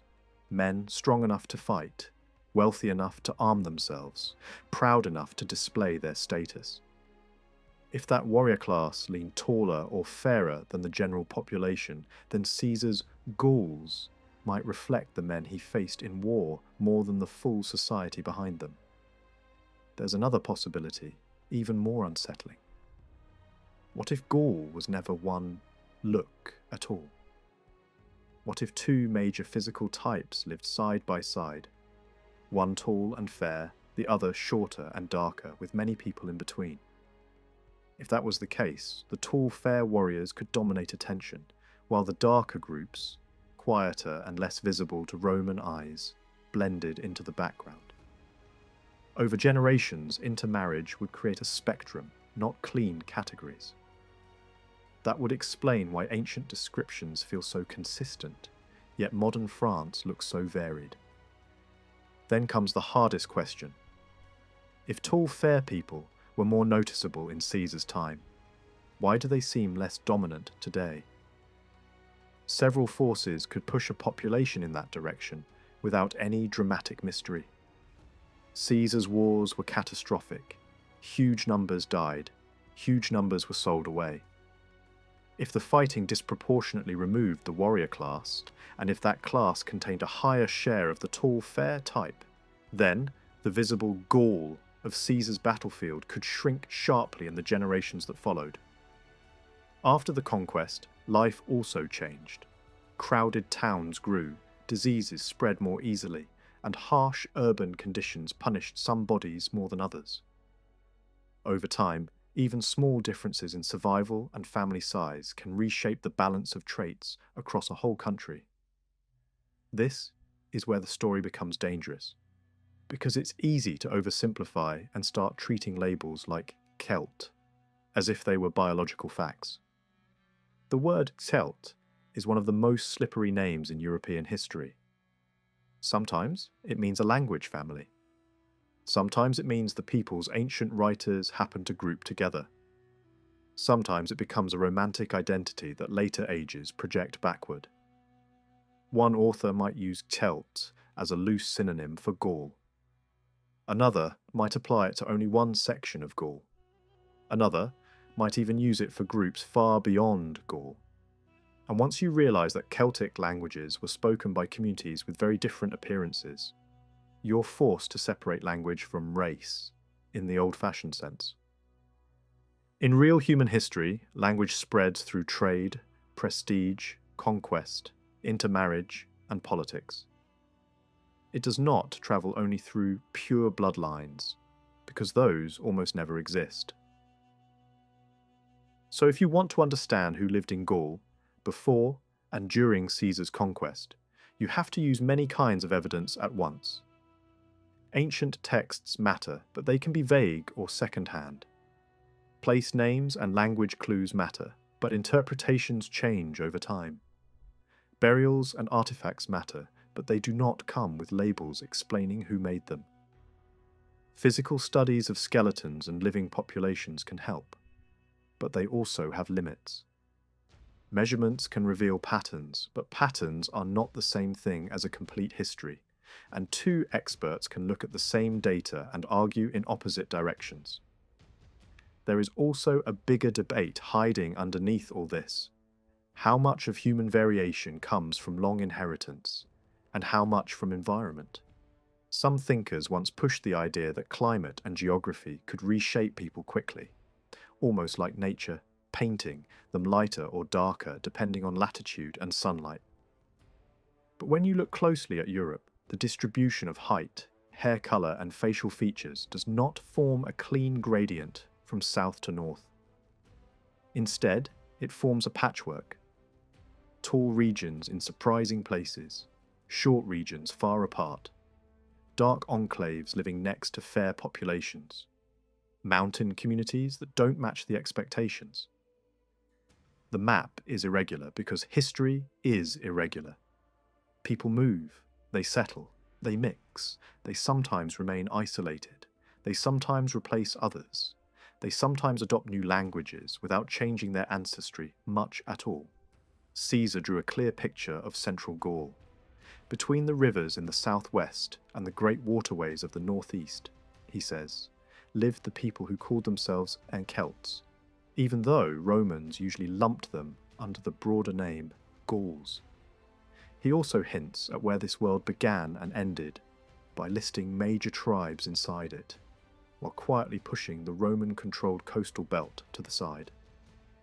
Even the borders are not perfectly firm. Some peoples on the margins could be counted one way or another, depending on the moment, the source, and the Roman writer doing the sorting. Then comes the detail that shaped later imagination. Ancient authors repeatedly describe the Gauls as physically imposing. Over and over you hear the same language: tall bodies, light hair, sometimes even pale eyes. Poets, historians, and geographers keep returning to that image. Yet even in antiquity, there are hints that this Gallic look was not identical everywhere. Some writers suggest the Gauls were not as tall or as fair as the Germans across the Rhine. That comparison matters because it implies a spectrum, not a single uniform type. So what was Caesar really seeing? The first thing to understand is that a conquering army does not meet a whole society equally. It meets the people who fight. When Romans marched into Gaul, the faces they remembered were the men standing in formation with shields and spears, the riders charging on horseback, the leaders who came forward to negotiate. In other words, Rome's Gauls were often Gaul's warrior class. And if that class leaned taller and lighter than the wider population, the Roman description would naturally skew toward the most striking figures. But there is also a deeper possibility. Central Gaul may already have been a mosaic of different physical types.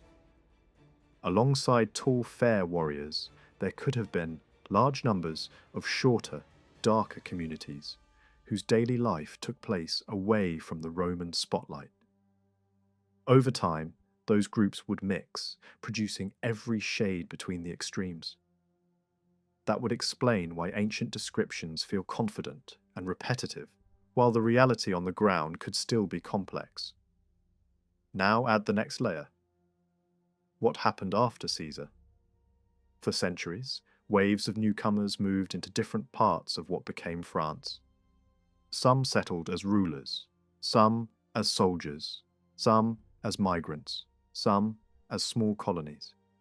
The region saw Germanic-speaking groups in the north and east, new populations along key rivers, seaborne settlers on the coasts, and people arriving in cities from across the Mediterranean world. None of this means the older population vanished. It means the genetic and cultural mix kept changing, unevenly, from one district to another. That unevenness is important.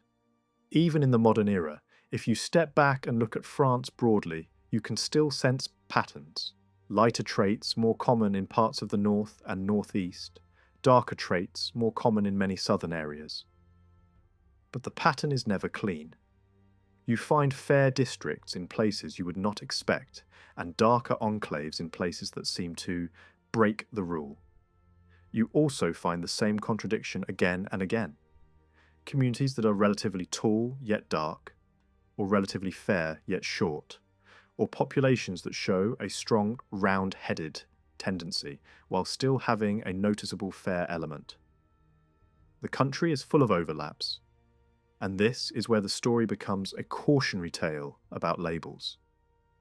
Some researchers try to draw a sharp line between the peoples Caesar called Celts and those he called Belgae, arguing that one group was mostly short and dark, and the other tall and fair. The temptation is obvious.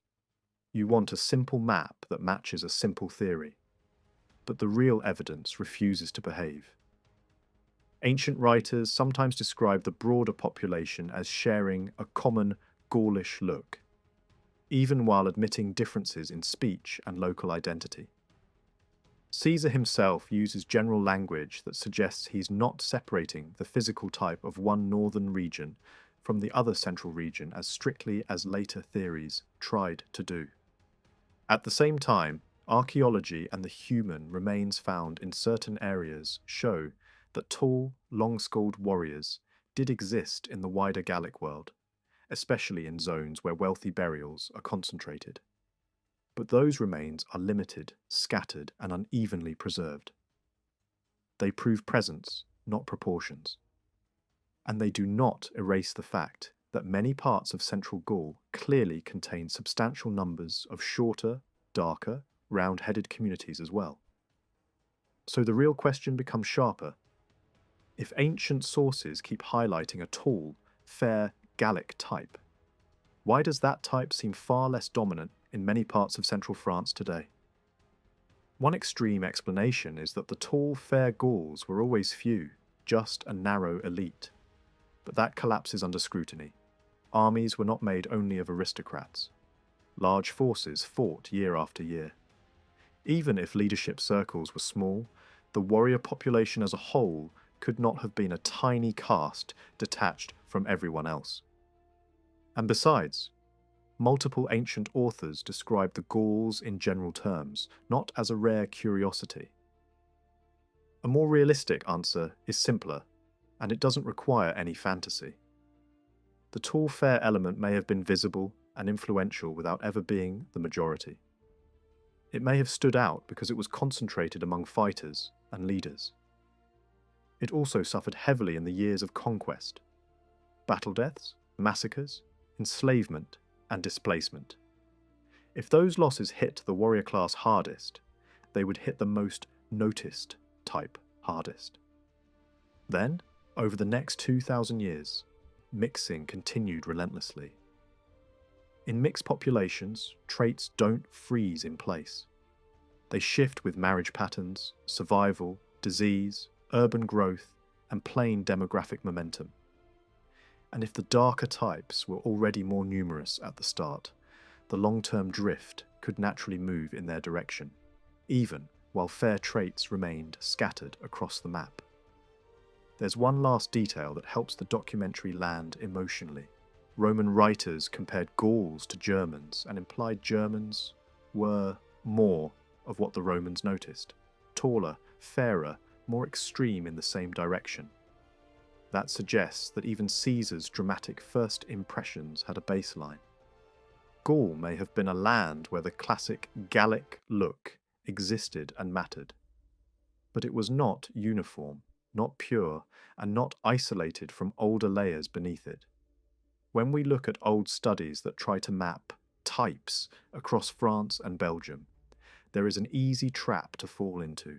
The charts and tables make it look as if each region is filled with one uniform kind of person, as if an entire department could be labelled short and dark or tall and fair, and the story would be finished. But any careful traveller would realise almost immediately that real life does not work like that. Those tables were meant to describe broad tendencies, not a clean rule, and many of them were built on limited samples. If you actually walk the roads, visit markets, watch people working in the fields, and listen to local stories, you see variety everywhere. That is why earlier observers kept insisting that the classic, tall, long-faced Gallic look had not vanished at all. They reported meeting men with strong chins, prominent noses, long skulls, and striking height in places where the statistics might make you expect the opposite.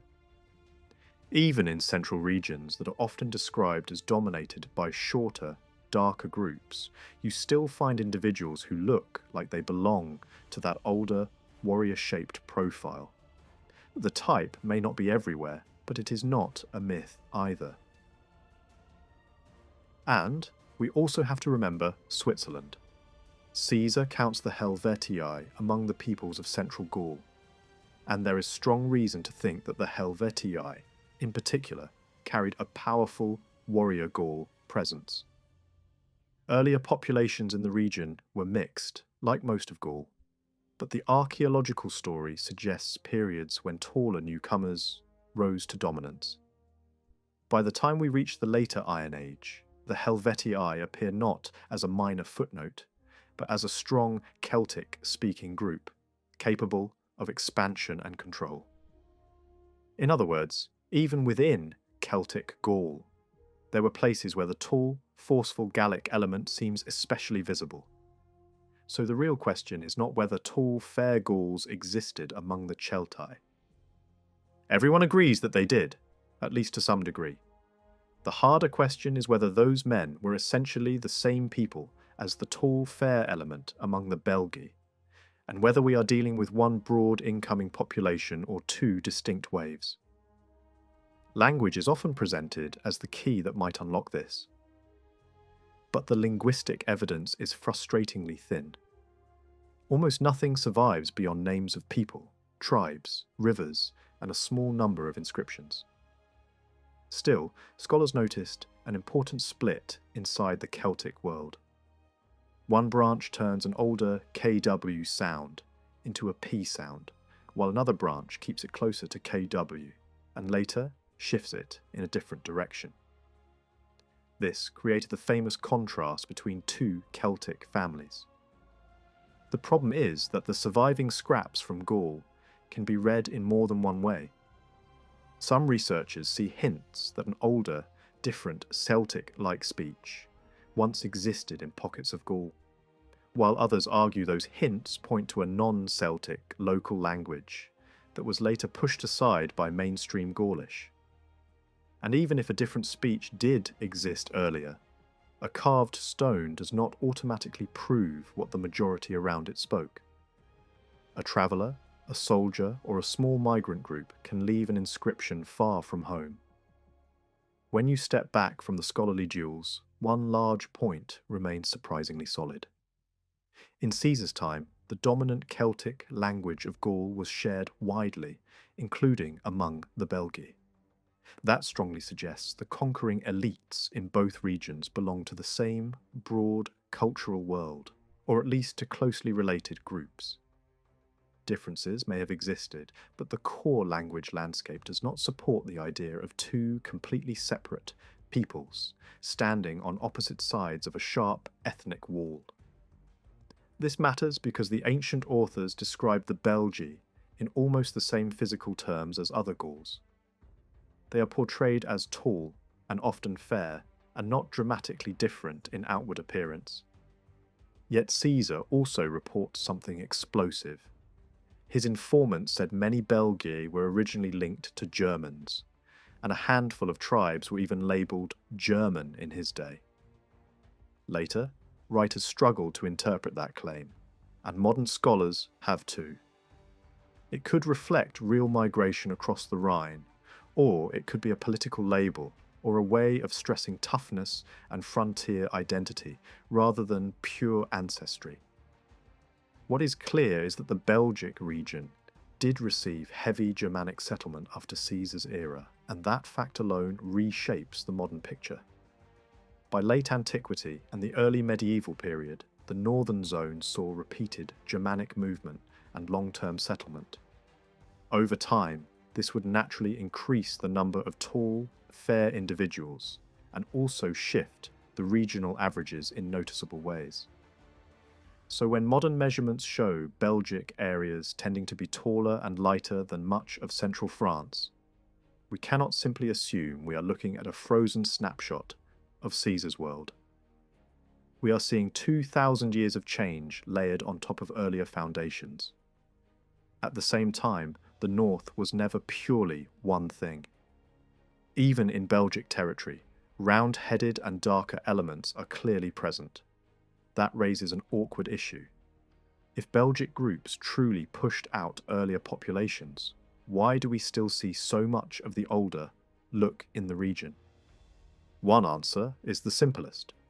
The older look was never fully expelled. Another is that the Belgae themselves already included significant diversity. The conquest stories may describe power shifts more than total population replacement. A ruling group can take land without erasing everyone who was already there, and over generations the groups blend until borders become memories, not realities. This is where the debate over the Walloons becomes a dramatic case study. Some researchers argue that the Walloons, especially in certain valleys and upland zones, preserve an older Belgic core. They point out that, in places, you see tall frames and sharp, long facial lines that do not look typically Germanic. Yet the same observers stress that many of these tall Walloons are darker haired than expected if we imagine the classic Gaul as overwhelmingly blonde. That led to a provocative model. Perhaps a fair-haired elite it once existed, while the wider mass was tall but darker, with older local ancestry mixed in. Others pushed back, arguing that darker colouring could easily be the result of deep mixing with prehistoric dark populations, and that the purest communities might even show more fairness than their neighbours. The honest conclusion is that we cannot settle this with certainty. The evidence is too tangled, and the past 2 millennia have remixed the deck too many times.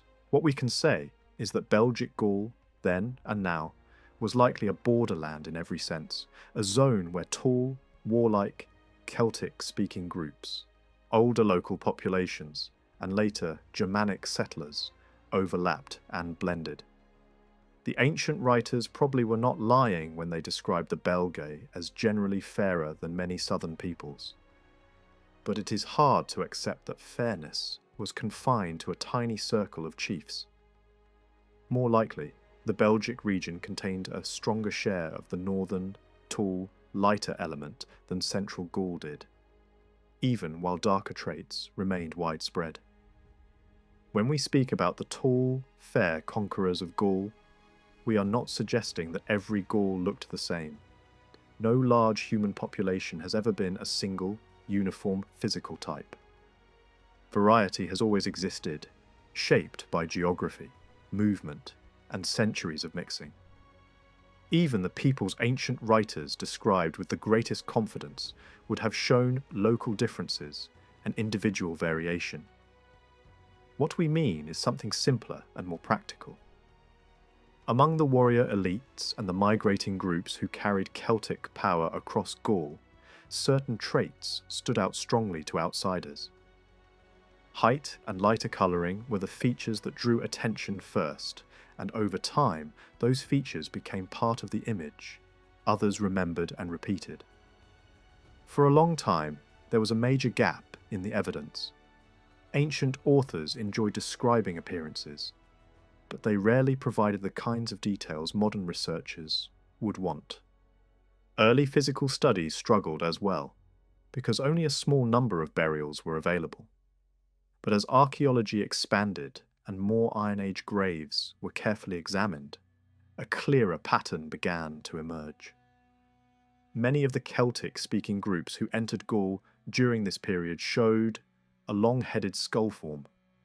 The same general shape appears again centuries later in early medieval warrior burials. This does not mean that every Celtic community was built the same way from top to bottom. Graves tend to preserve the wealthy, the armed, and the socially prominent, while the everyday majority often remains harder to see. Even so, the repetition of this pattern across time and space is difficult to dismiss. This leads us directly into one of the most debated questions in the field.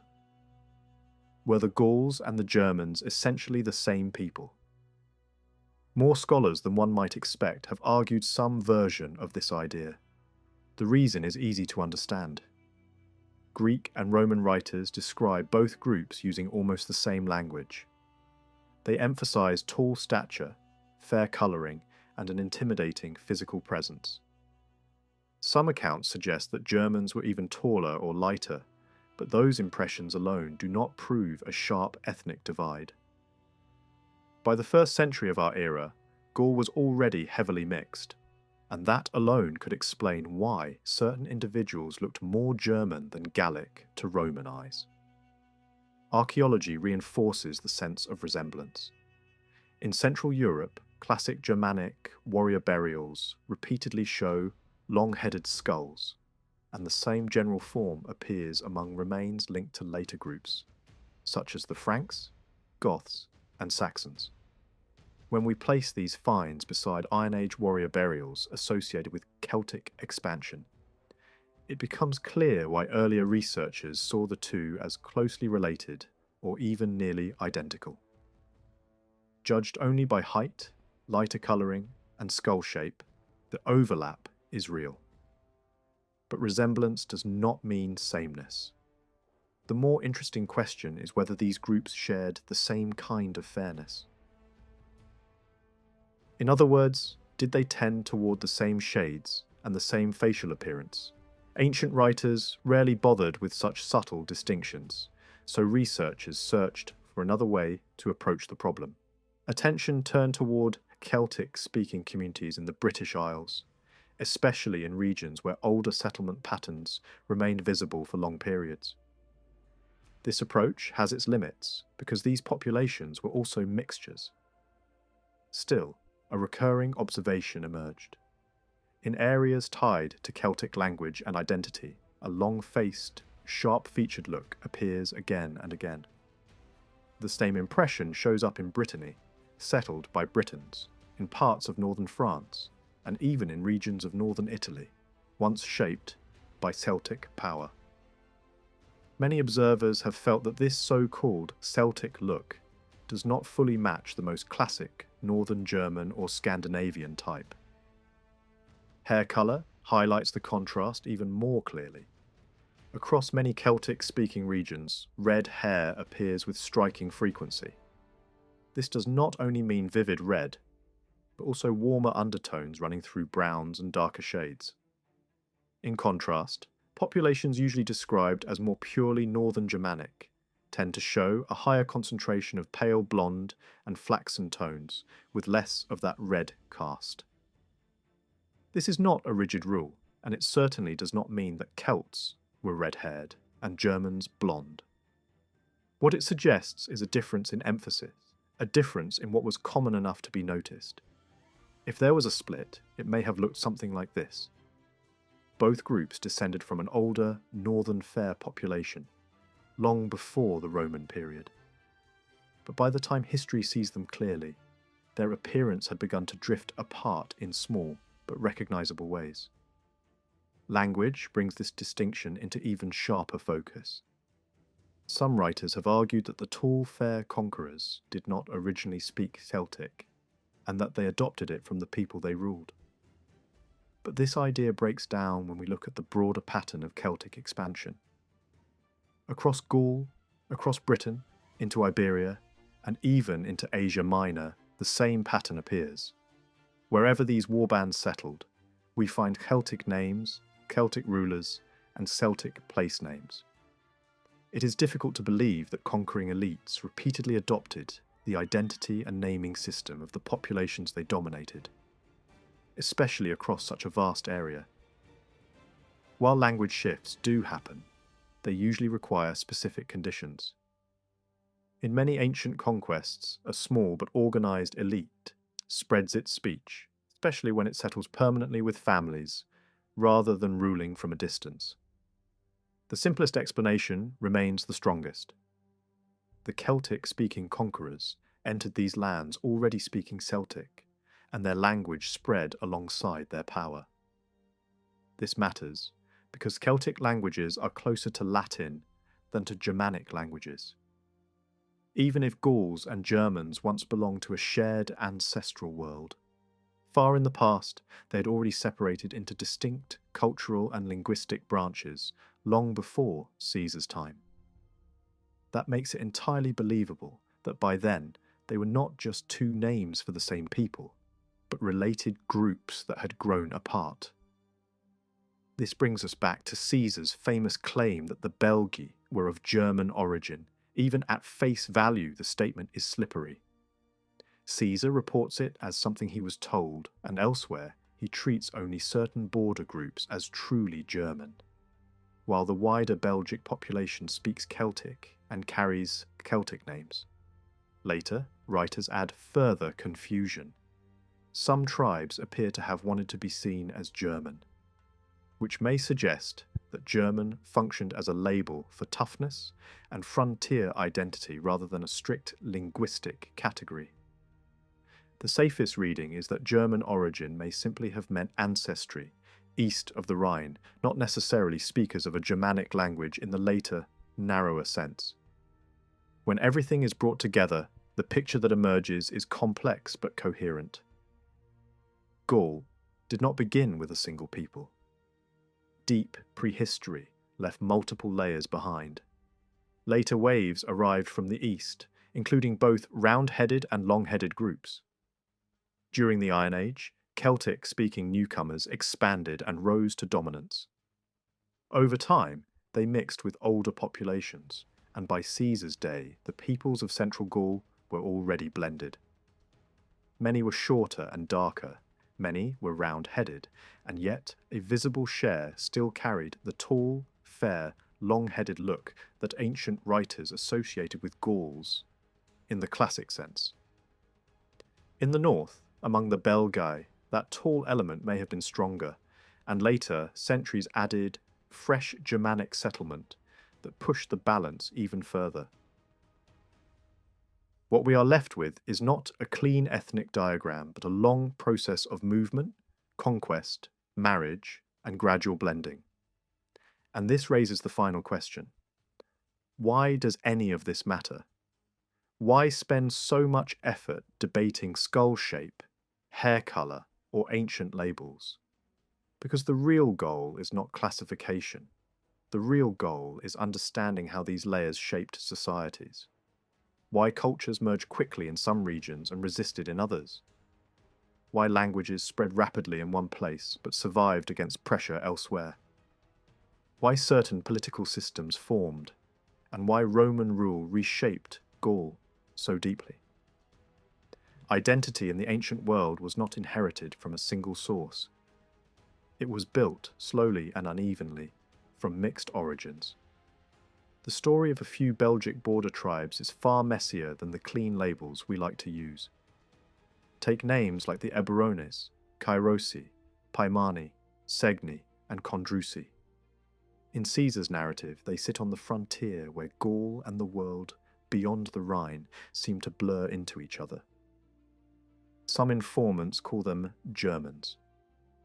In other places, they appear inside the Belgic coalition like any other Belgic people. Later, scholars looked at the same evidence and argued in the opposite direction, insisting they were simply Celts. That debate matters because it shows how slippery ancient ethnic words can be, and how quickly modern readers can treat them as fixed categories. One argument says, look at the names. The personal names, the tribal names, the river names, the place names in their homeland. So many of them look Celtic. If the labels on the map are Celtic, the people must have been Celtic too. But that reasoning has a weakness. Names can outlive identities. A region can keep older place names even after newcomers arrive. A mixed society can use the language of the majority for naming, while still carrying different ancestry in parts of its population. Even in other parts of Europe, we can find territories with Celtic place names, long after Celtic power faded. So the naming evidence is important, but it does not settle the question on its own. Then there is Caesar himself. He does not just report that outsiders called these groups Germans. At least in his telling, some of these communities describe themselves that way when they send envoys to him. They speak as if they belong to a wider set of Germans on this side of the Rhine, and they ask Caesar not to treat them as enemies simply because other groups in that category are hostile. That makes it harder to dismiss the label as a casual insult or a misunderstanding. Caesar also claims he understands clear differences between Gauls and Germans in customs, religion, and language, and he had interpreters and contacts who knew people across the Rhine. So he cannot just wave the whole thing away as if nobody involved knew what they were talking about. But here is the key point. Even if Caesar uses the word German, we still have to ask what his sources meant by it. The label might not have meant German-speaking in the later, stricter sense. It might have meant people with roots east of the Rhine, or frontier folk with older ways, or newer arrivals compared to their neighbours. In that case, a tribe could be called German while speaking Celtic and sharing much of Belgic culture. Over time, any genuinely German-speaking families could have been absorbed into a larger Celtic-speaking environment, leaving behind a society that was German in origin stories or reputation, but Celtic in daily life. The most realistic picture is a borderland blend, some Eastern ancestry, heavy cultural Celticization, and a name that carried political meaning as much as biological truth. The second half of this passage shifts to a different kind of problem. How many people lived in Gaul in Caesar's day? And here the documentary tone should slow down because the numbers tempt us into false certainty. Caesar gives figures for the Helvetii migrating, and he reports estimates of how many fighters different Belgic tribes could field. Later, writers give even larger totals for the numbers Caesar supposedly faced in war. Modern historians have tried to turn those fragments into a total population count, but every method rests on assumptions we cannot truly verify. How dense different regions were, how complete a mobilization really was, how accurate intelligence from local informants could be, and how much ancient authors exaggerate either from confusion or from storytelling. This is why estimates swing wildly. One approach produces a few million. Another suggests 6 million. Another stretches into the double digits. If you assume one tribe's maximum levy represents a fixed fraction of its total population, then scale that across all Gaul, you can generate huge totals very quickly. But that scaling is exactly where the math becomes dangerous. Gaul was not uniformly fertile. It did not have the same settlement density everywhere. Vast areas were still forest, marsh, or rough ground compared with later centuries. Even if some districts were thickly peopled, others were not. Multiply one rich region by the whole map, and you will almost certainly inflate the final number. And there is an even deeper problem. Wartime counting is famously unreliable. Commanders, scouts, refugees, and allied informants routinely get enemy numbers wrong, sometimes honestly and sometimes for political reasons.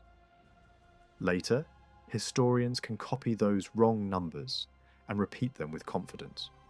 To make that point feel real for a modern audience, you can use a simple comparison. Even in much more recent times, officials have repeated population figures that later censuses proved wildly exaggerated.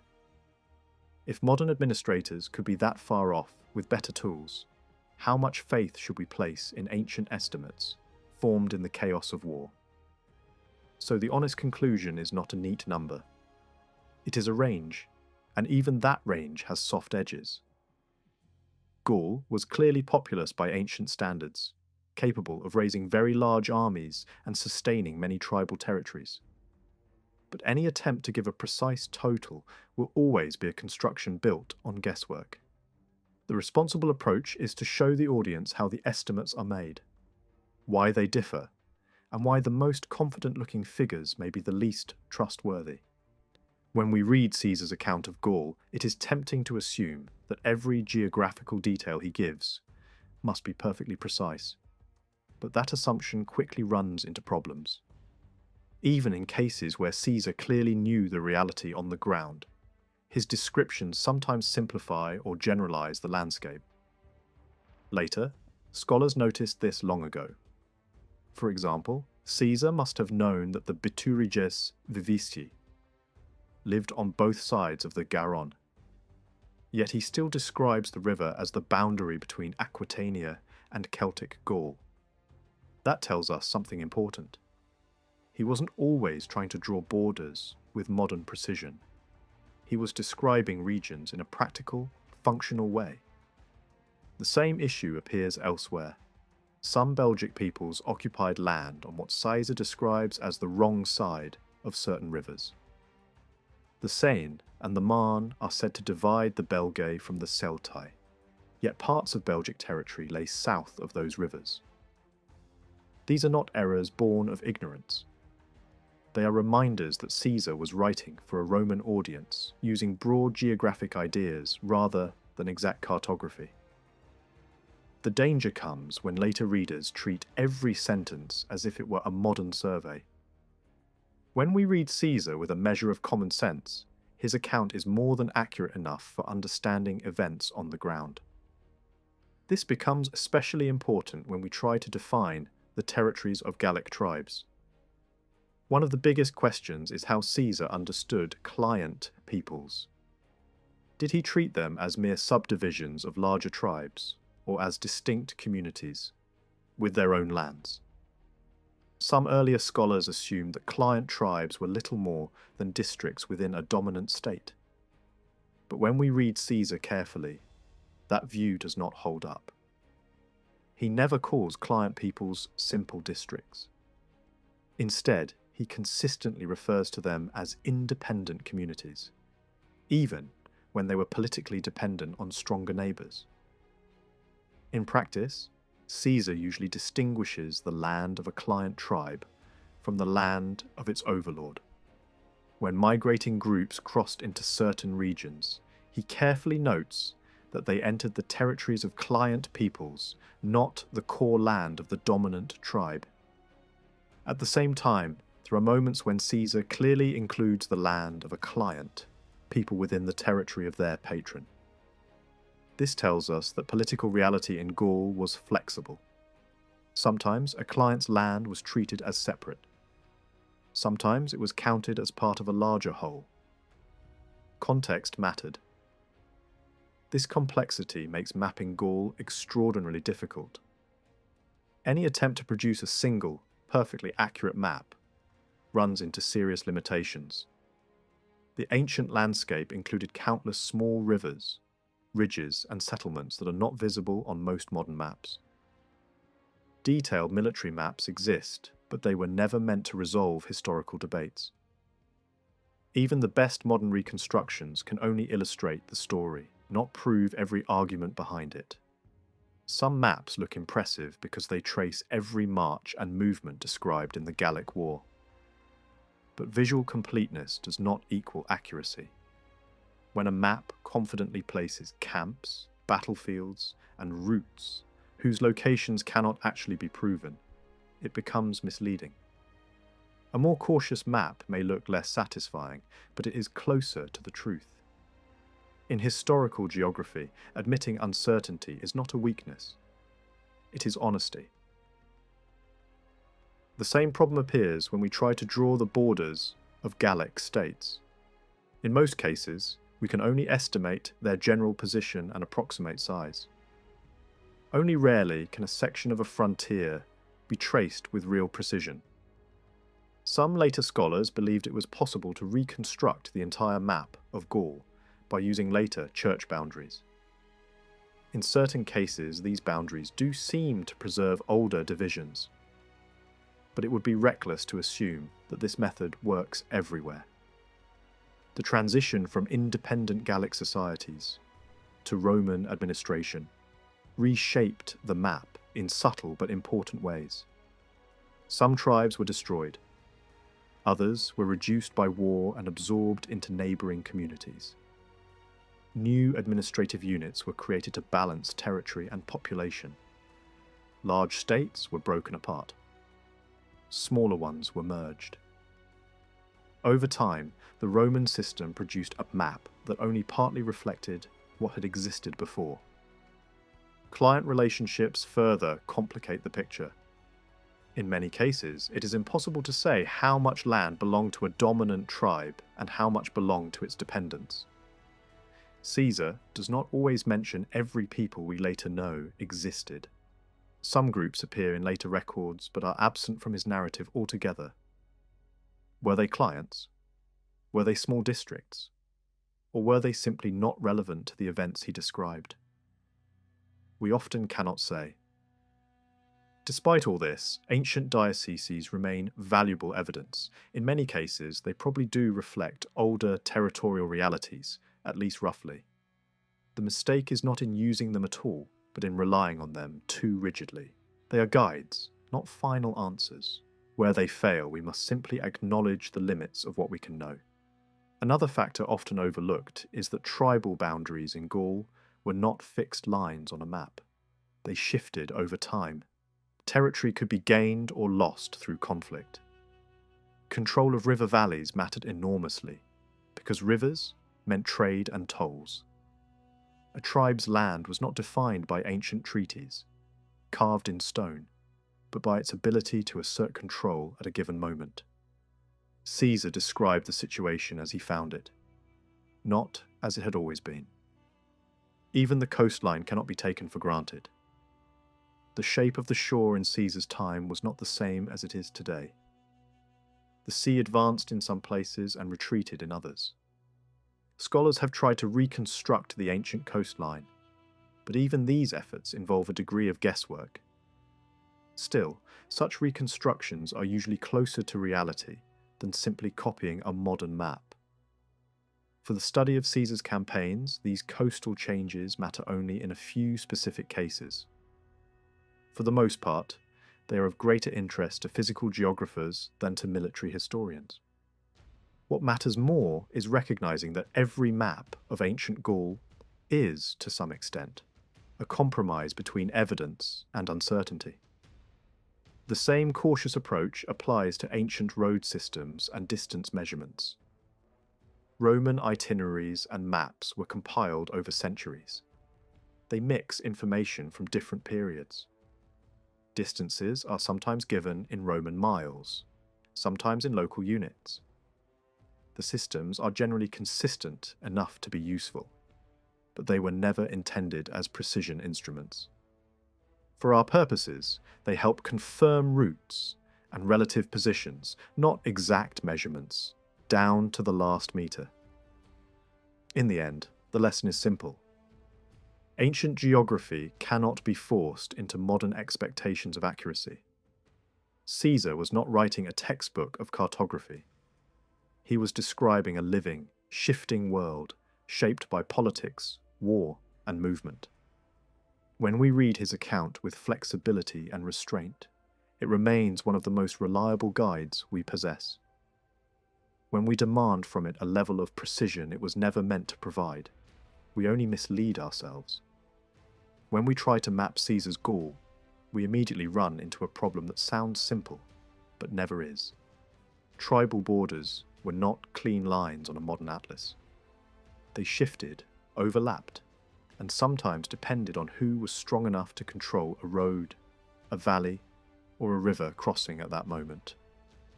Even so, we can still sketch the big shapes, and one of the best examples is the Aedui. If we treat the Aedui as most modern reconstructions do, meaning we include not only their core lands, but also the territories tied to them through dependency and alliance, their sphere covers a wide belt of central eastern Gaul. In modern terms, it roughly overlaps the regions around Autun, Chalon, Mâcon, and Nevers, with extensions into neighbouring areas. Over time, later, Roman administrative patterns seem to confirm that this Aeduan world was not small. In later centuries, it likely expanded further, swallowing or absorbing districts that may not have been fully Aeduan in Caesar's day. The point is not to pretend we can draw every border with confidence. The point is to understand that the Aedui were a heavyweight power, with a territory that made them one of the main keys to Gaul. That brings us to a deceptively sharp line in Caesar's narrative. He says the Loire divided the Aedui from the Bituriges. Some readers treat that as a perfect geographic rule. Others argue it is only a rough description. So we ask the practical question: what does Caesar actually describe happening? He tells us an Aeduan force reached the Loire, paused for several days, and then turned back because they did not dare cross. That detail matters. It suggests they believed that crossing the river would put them onto hostile ground, meaning the far bank was understood as Biturigan territory, at least in that stretch of the river. Now here is where the map fights back. Later boundary patterns show a small strip of land that complicates this tidy picture, because there are hints that Aeduan-controlled administration reached across part of the river. That creates two possibilities. Either the Aeduan force reached the Loire at a point where the river really did act as the frontier, farther along the valley, or the Aedui simply did not control that strip on the far side in Caesar's time. In other words, Caesar's line about the Loire makes sense if we stop treating rivers like permanent borders and start treating them as lines that could be true in one sector and false in another. The eastern edge of Aeduan territory is even trickier. Some ancient writers speak as if the Saone separated the Aedui from the Sequani. The others imply something less exact. Caesar himself describes the Saone flowing through the lands of both peoples, which does not automatically mean it was a border. One reading is that he is simply describing a river running through a broad combined region. Another reading is that he is hinting at a frontier. The most honest conclusion is that the evidence refuses to give us certainty. The Saône may have been a rough divider, but control of river tolls was a constant source of conflict, and that alone tells us this was a zone of disputed authority. Whoever held both banks could enforce payments. Whoever lacked one bank had a problem.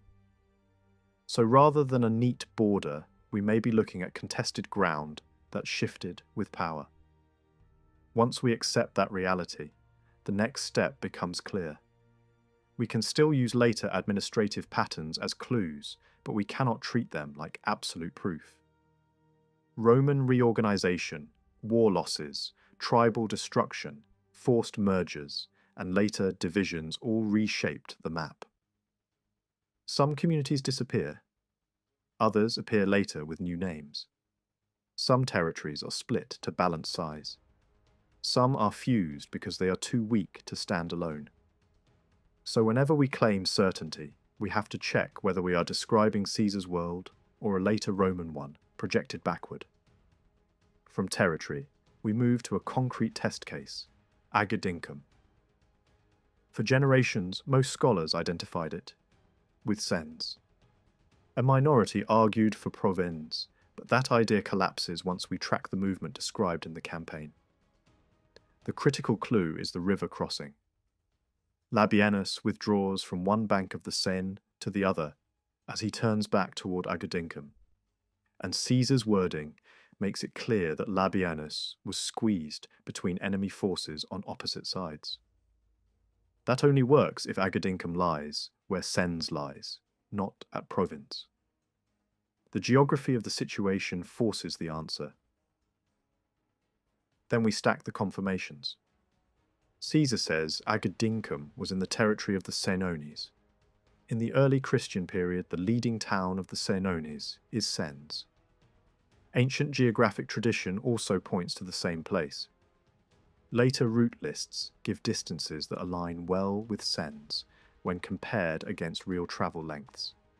And there is even later epigraphic evidence from Sens itself that preserves the name in a recognizable form. When multiple independent trails converge like this, the simplest conclusion becomes the strongest. Agedincum is Sens. Some have tried to escape that conclusion by arguing that a Roman town later rose at Sens and inherited the name, while Caesar's Agedincum was somewhere else. But that idea has a fatal weakness. If a brand new Roman foundation replaced an older Gallic centre, it usually did not keep a purely Celtic name. Roman power loved stamping its presence into city names. If the main town had been moved and rebuilt as a Roman creation, we would expect a name shaped by Roman authority, not a simple continuation of the old one. So the two Agedincums idea solves nothing and creates more problems than it removes. And now we reach the magnet of the entire debate. Alautia. On one level, the story sounds settled. The strongest case places Alautia on the plateau, now known as Mont Ossois, where Alice Sainte-Reine stands today. But the siege of Alautia became so famous that it attracted a whole industry of alternate theories. For years, writers proposed site after site, sometimes driven by local pride, sometimes by stubbornness, sometimes by a love of being the lone dissenter. If we strip away the noise, the real historical contest narrowed to two serious candidates, Mont Ossois and Alès. To judge them, we have to follow Caesar's sequence, not modern preference. Caesar describes a battle, a retreat, and then the Romans arriving at Alesia the day after the fight. He also places himself marching through the outer reaches of Lingones territory toward the land of the Sequani. That one detail anchors the whole geography. It tells us that on the night before the decisive battle, Caesar was still within Lingones country. The battle then happens nearby. After that, the defeated army falls back to Alesia, and the Romans reach it quickly. Once we accept that chain of movement, the menu of possible sites becomes very small. South of the Saône, Alaise is the only candidate that even tries to fit. North of the Saône, Mont-Auxois stands as the only plausible contender. So we are not choosing among endless options. We are choosing between two. Then we test Alaise against Caesar's description of the siege site. This is where it breaks. Alaise is not a clean hill with the kind of surrounding terrain Caesar describes. It is a complex mountainous mass, broken by woods, ravines, and uneven ridges. The broad plain that should exist near the site, large enough for the cavalry action Caesar describes, does not exist in the required form. The surrounding heights do not match the ring implied by the narrative. Natural cliffs would have made parts of Caesar's massive engineering unnecessary. Yet he describes a system built as if nature did not already do the job. Even worse, the minimum length of an encircling line around Alaise would be far larger than Caesar's stated scale. That is not a small mismatch. It is a structural collapse. And the logic of the campaign breaks too. If Alaise were Alesia, we would have to believe Vercingetorix prepared the fortress with supplies long before Caesar's move, as if he had advanced knowledge not only of Caesar's intentions but also of the exact route he would choose. That level of foreknowledge is not realistic. A central position like Mont-Auxois makes strategic sense because it lets Vercingetorix threaten multiple routes. Alaise does not. It would also leave key regions exposed, giving Caesar freedom to strike at places a Gallic commander could not afford to abandon. On the Alaise theory, the campaign becomes a string of unlikely choices by a commander who is anything but careless. The final blow is practical movement. The Alaise model forces us to accept a ridiculous pace across difficult country while crossing multiple rivers in a tiny window of time, with Caesar strangely failing to mention most of those crossings. It also requires Vercingetorix to ignore obvious moments to attack, such as a major river crossing under threat. That would mean the strongest Gallic commander in the war simply watched, and did nothing during one of the most vulnerable phases of Roman movement. That is not how the war reads, and it is not how competent command works. Once Alaise collapses, the remaining candidate is Mont-Auxois. And here, the evidence stops being merely plausible and starts becoming concrete. The site fits Caesar's physical description far better.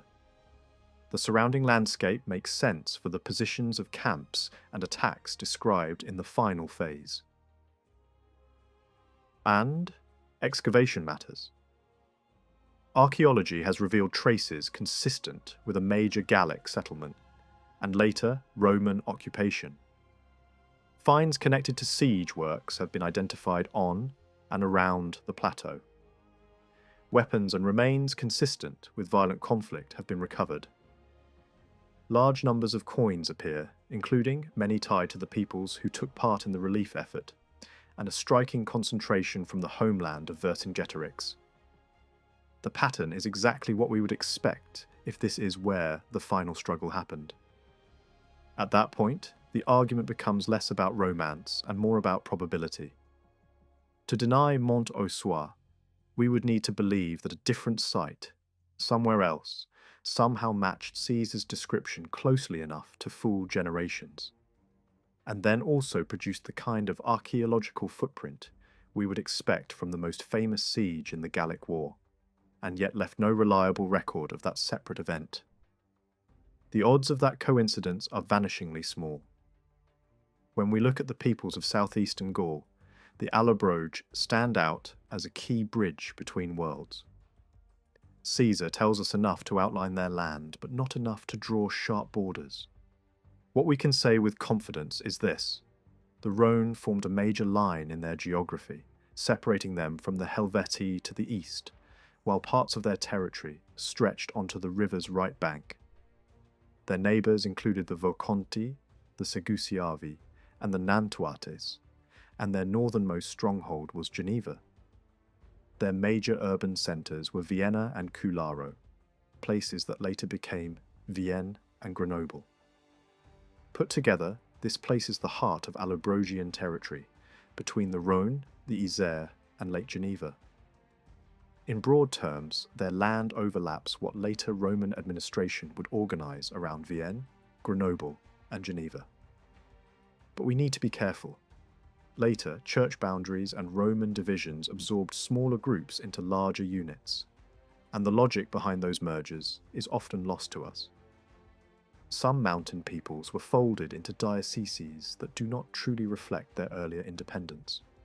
That means we cannot simply copy later maps and assume they reflect Iron Age reality. Even so, we can still sketch the Allobroges' reach. To the east, their land seems to have extended as far as the shores near modern Evian, possibly slightly beyond. Beyond that lay the Nantuates and the Veragris, who controlled key alpine valleys and towns like Saint-Maurice and Martigny. To the south, the Souterrains occupied the Tarentaise Valley, and inscriptions from the Roman period allow us to trace a frontier line that likely followed older boundaries. That line ran through mountain valleys, ridges, and river junctions, showing how geography shaped political limits, long before Rome formalized them. Further south and southeast, other small peoples filled the Alpine valleys. The Meduli held the Maurienne. The Uceni and Tricori occupied the valleys of the Romanche and the Drac. Whether rivers like the Isère always marked firm borders is unclear. Sometimes rivers did serve as frontiers. Sometimes they were simply shared arteries, fought over for tolls and control. The truth probably changed from place to place and from decade to decade. One issue that has long puzzled historians is the Allobroges land west of the Rhône. Caesar clearly mentions Allobrogian possessions on that side of the river, and he also tells us those lands were devastated during the Helvetian migration. That matters. The Helvetii were marching toward Aegean territory, not southward, which means the Allobrogian lands they ravaged must have lain along their route, not far off it. This pushes those western Allobrogian holdings closer to the region between the Rhône and the Saône, rather than deep into southern Gaul. When we shift northward, we encounter the Ambari. Their name still echoes in modern place names like Amberieux. Their land lay between the Rhône and the Saône, filling much of what is now the department of Ain. If we map out the territories of their neighbours first, Aedui, Sequani, Helvetii, Allobroges and Segusiavi, what remains fits the Ambari remarkably well. Their northern boundary is harder to pin down. Some scholars push it toward Marcon, others stop it further south. The evidence is thin, and certainty is impossible. What seems likely is that the Ambari originally occupied land on both sides of the Saône. Their very name suggests people who lived along both banks of a river. Over time, as power shifted, parts of their territory were absorbed by stronger neighbours. By Caesar's day, the picture was already blurred. Moving west, we find the Ambiani, whose territory aligns closely with the later diocese of Amiens and the modern Somme region. Their position is one of the clearer cases, which is rare in Gallic geography. More elusive are the Ambibari and the Ambiliati. These groups appear only briefly in the sources and then vanish. They are listed among the coastal peoples of Armorica, but their exact position is impossible to fix. We can say they lived somewhere along the Atlantic fringe of northwestern Gaul, likely near other maritime tribes. But beyond that, the evidence refuses to cooperate. Attempts to force them into specific dioceses or modern departments only create false certainty. Sometimes the honest answer is that we simply do not know. The same problem appears with the Ambivaretti. Caesar mentions them only once, placing them beyond the Meuse from the German perspective. That alone tells us they lived on the left bank of the river. Beyond that, everything collapses into speculation. Some place them near Antwerp, others near the Ardennes, others somewhere between the Meuse and the Rhine. None of these guesses can be proved. The safest conclusion is that they were a small dependent group, overshadowed by larger neighbours, and later erased from the record. Further south, the Andes occupied the region around Angers, covering most of what is now Maine-et-Loire. Their territory is relatively secure in outline, though even here the edges blur where neighbouring peoples pressed in. When Caesar speaks of Armorica, we need to understand what he means. He does not use the term loosely. In his writing, Armorica refers specifically to the peoples along the Atlantic coast, between the Seine and the Loire. He names them when listing those who sent forces to relieve Alesia. Notably absent are the coastal peoples east of the Seine and south of the Loire. That tells us Armorica for Caesar was not simply a word for coast, but a defined cultural and political zone. South of this zone, the Arverni dominated central Gaul. Their core territory matches the later region around Clermont and the volcanic uplands of the Massif Central. Their clients, like the Gabali, filled surrounding areas. Together, they formed one of the most powerful political blocs in Gaul, capable of producing leaders like Vercingetorix. To the north, the Atrebates occupied the land around modern Arras, while further east, we reach one of the most debated locations in all of the Gallic War, Atuatuca. Caesar places Atuatuca in the land of the Eburones and describes it as naturally strong.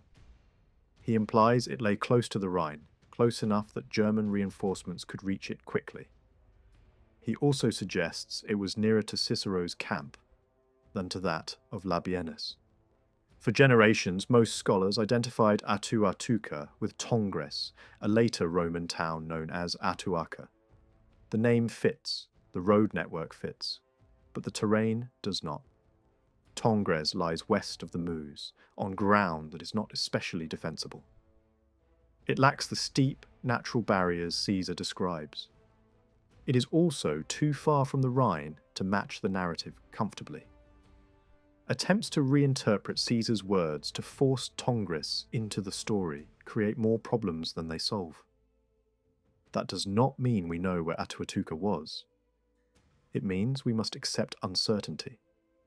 Several sites east of the Meuse have been proposed, including high plateaus near Liège, that better match Caesar's description of cliffs, valleys, woods, and approaches. Some of these locations fit the story remarkably well, but none can be proven beyond doubt. And that brings us to the real lesson. The map of Gaul was not fixed. Borders shifted, peoples merged, vanished, and re-emerged under new names. Caesar captured a moment in time, not an eternal truth. When we try to force his words into modern precision, we risk losing what matters most.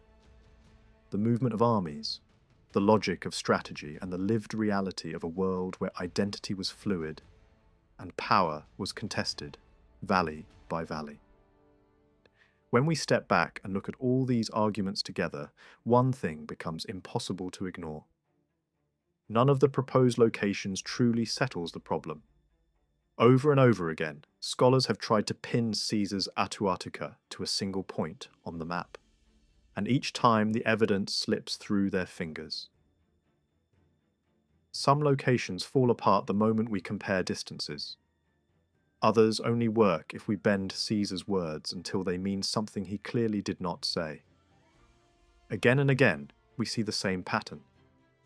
A theory works only if we assume extra forests, altered roads, missing rivers, or armies behaving in ways that contradict the narrative. At that point, the explanation stops explaining anything. This becomes especially clear when we follow the long debate around places like Hamburg, Limburg, Namur, Montfalise, or Aachen. Each has been defended with care and imagination. Each has been rejected for equally serious reasons. Some are too far from where Caesar places his camps. Some are too strong to make sense of the attacks described. Others are too small to contain the numbers Caesar gives. And many fail for the simplest reason of all. The terrain just does not match the story. We are forced to admit something uncomfortable. The data simply do not allow certainty. Caesar gives us distances, directions, rivers, valleys, slopes, and ambushes. But he does not give us coordinates. He assumes his audience knows the landscape well enough to follow him. We do not. The same problem appears when we turn from Atuatuca itself to the peoples involved. The Atuatuci and the Eburones were not the same people. Caesar makes that clear repeatedly. They had separate territories, separate obligations, and separate political roles. One paid tribute to the other. One marched into the land of the other as an ally, not as part of itself. Their strongholds were different as well. The Atuatuci had fortified hill sites. The Eburones did not. Yet when we try to draw their borders, everything blurs. Rivers may have been boundaries, but they were also highways. Valleys could divide, but they could also unite. The Meuse in particular seems to have been both a frontier and a shared zone, depending on the moment. That alone makes rigid maps misleading. The same uncertainty follows us when we examine Cicero's camp and Labienus's camp. Scholars have scattered them across modern Belgium, Luxembourg, and northern France. Some place Cicero near Charleroi. Others push him to Binche, Namur, Mons, or even farther.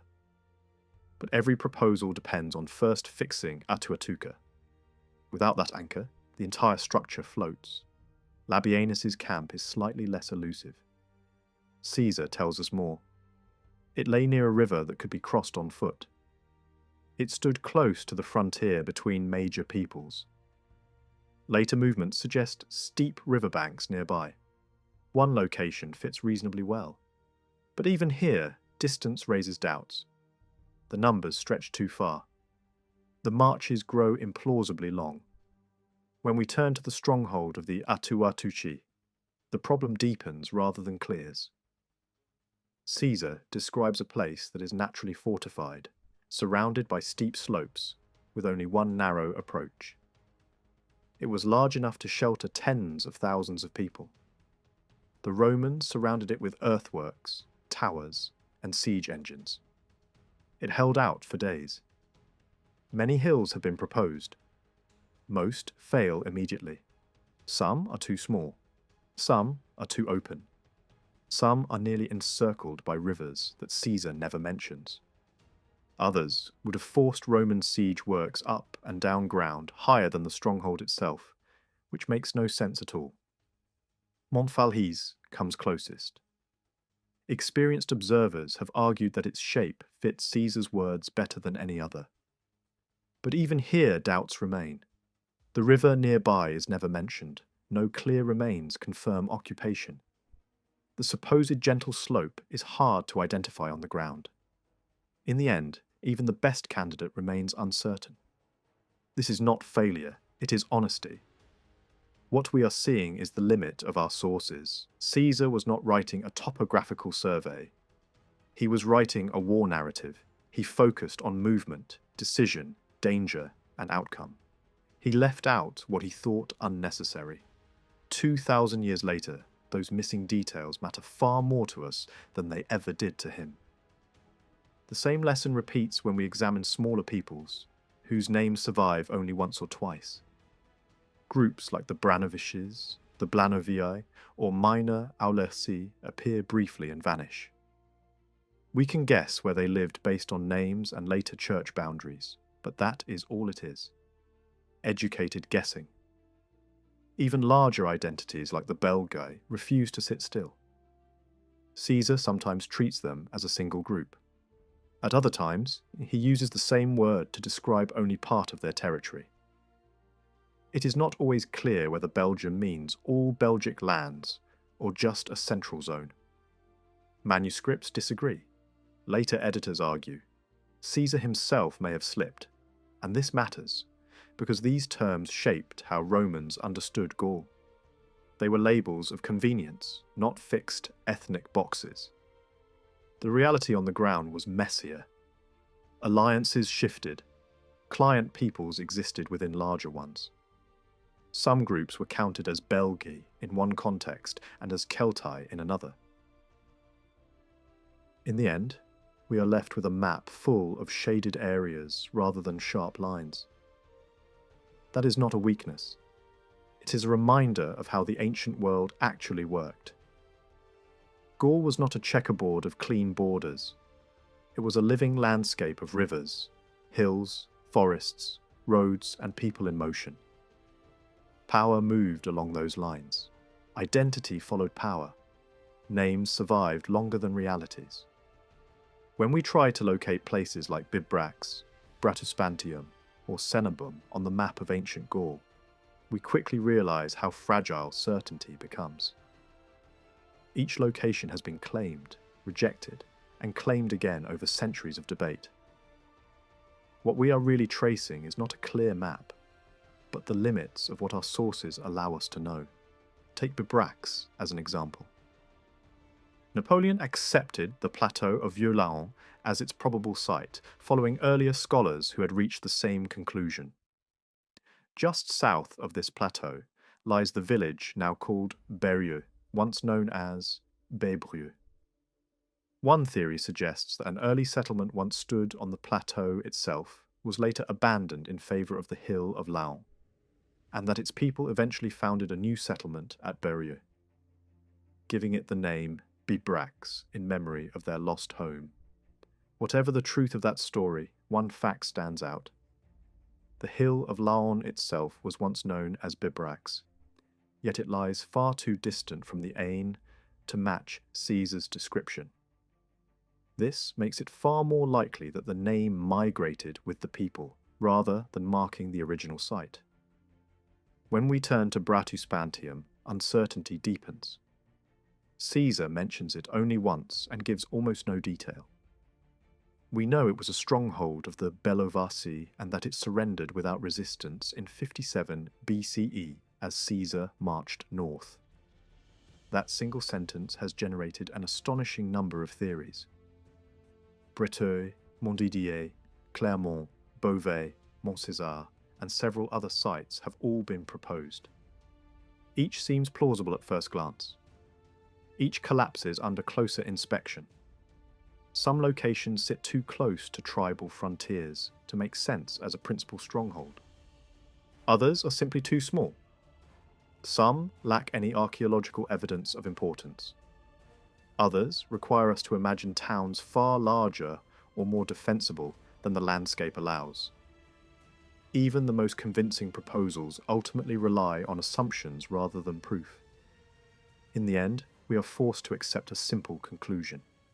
We do not know where Bratuspantium stood, and we probably never will. Marking it on a map without a question mark would be dishonest. The same struggle appears again with Cenabum, perhaps the most fiercely debated site of all. For centuries, tradition placed Cenabum at Orléans. In the modern period, Napoleon revived the claim that it lay instead at Gien or at Gien-le-Vieux. Many later writers followed him without re-examining the evidence. When we return to Caesar's own words, however, the picture becomes much clearer. Caesar tells us that Cenabum belonged to the Carnutes, that Roman traders lived there, that it stood on the right bank of the Loire, and that a bridge directly touched the town. When the Carnutes rebelled, they massacred the traders. Caesar marched rapidly from Scenes, reached Cenabum in a single forced march, set fire to the gates, and trapped the fleeing inhabitants on the bridge and in the narrow streets. Later, he crossed the Loire from that same point and advanced into the territory of the Victories. Every one of these details fits Orléans. They do not fit Gien. Archaeology confirms that a Gallic and later Gallo-Roman town called Cenabum existed at Orléans. Coins, inscriptions, road itineraries, and medieval tradition all point to the same conclusion.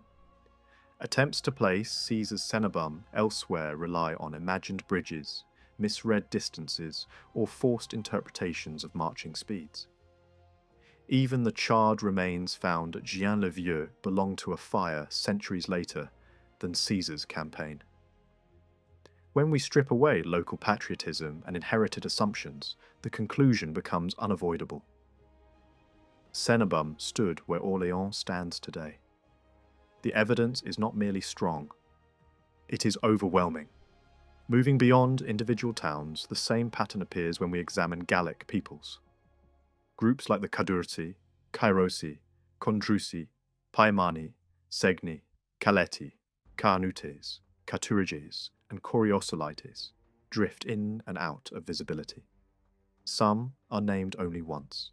Some survive only through echoes in modern place names. Some were later absorbed into larger political units. Trying to draw sharp borders for them is an illusion. Rivers could divide, but they could also unite. Mountains could isolate, but they could also protect trade routes. Later, church boundaries often cut across earlier tribal lands, confusing the picture even further. In regions like Armorica, later migrations from Britain reshaped dioceses without regard for ancient political realities. What looks like a map is often just a shadow of one. This is especially clear with coastal peoples, like the Coriosolites. We can place them roughly around modern Corsul, bounded by the sea and neighbouring tribes, but their precise limits dissolve the closer we look. Even ancient authors disagreed or omitted them entirely. Later, writers tried to fill the gaps with guesswork, often guided more by names than by evidence. What emerges from all this is not failure, but clarity of a different kind. Ancient Gaul was not a land of neat borders and fixed capitals. It was a landscape in motion. Towns rose and fell. Names migrated. Peoples merged, split, or vanished. Caesar captured one moment in that movement, not a permanent map. Some manuscripts of the late Roman administrative lists preserve the name Coriosolitum, while others give Corisopitum. On the surface, this may look like a small scribal variation, but entire historical reconstructions have been built on it. One influential argument claims that Corisopitum is the correct form, and that this proves the Coriosolites no longer existed as a people by the time the document was written. According to this view, the name points instead to a Breton bishopric, supposedly founded by migrants from Britain. But when we examine this more closely, the foundation crumbles. There is no solid evidence that such a migration created a new city in the 5th century. The name Corisopitum only appears centuries later, while the Breton name of the town throughout the early period was entirely different. The idea that a confused copyist replaced an unfamiliar Gallic name with one he thought he recognised is clever, but it remains speculation. Worse still, there is no trace anywhere else in Gaul of a people called the Corisopites. The simplest explanation is also the strongest. Corisopitum is a scribal error, one of many in these late manuscripts. Once we remove that illusion, the Coriosolites remain exactly where we expect them to be. A distinct people whose territory lay in northern Armorica, long before later migrations reshaped the region. The debate becomes even sharper when we turn to the Diablint. Caesar mentions them only once, as allies of the Veneti during the Great Maritime Revolt. Ptolemy later places them inland, naming a town that most scholars identify with the Roman settlement near modern Julius. Archaeology supports this identification. The remains of a substantial Gallo-Roman town stand there, and early medieval documents preserve the name of the people in unmistakable form. Yet one modern theory insists that this town was not their capital at all, but merely a colony, and that the true homeland of the Diablinte lay far to the west on the Breton coast. According to this view, the name Aleth later Saint-Servan, is a distorted survival of Diablint, and the people themselves were a maritime tribe absorbed into Brittany. When we test these claims, they collapse under their own weight. Caesar's list of coastal tribes does not include the Diablints among the true Aromorican peoples. Ptolemy explicitly places them inland. Early medieval texts locate them near the Mayenne and the supposed linguistic links between Diablint and Aleth are little more than wordplay. We are also warned not to confuse political geography with ecclesiastical geography. The fact that later bishoprics do not line up neatly with Roman administrative units tells us nothing about the original location of Gallic tribes. In Brittany especially, church boundaries were created by incoming populations from Britain, with no regard for older Roman or Gallic divisions. To search for perfect continuity here is to misunderstand how the region was reshaped. By the late 19th century, even scholars who had once supported the coastal theory admitted their mistake. The Diablints belonged inland, near Jublains, and no amount of manuscript juggling can move them elsewhere. A similar fog surrounds the Esuvii.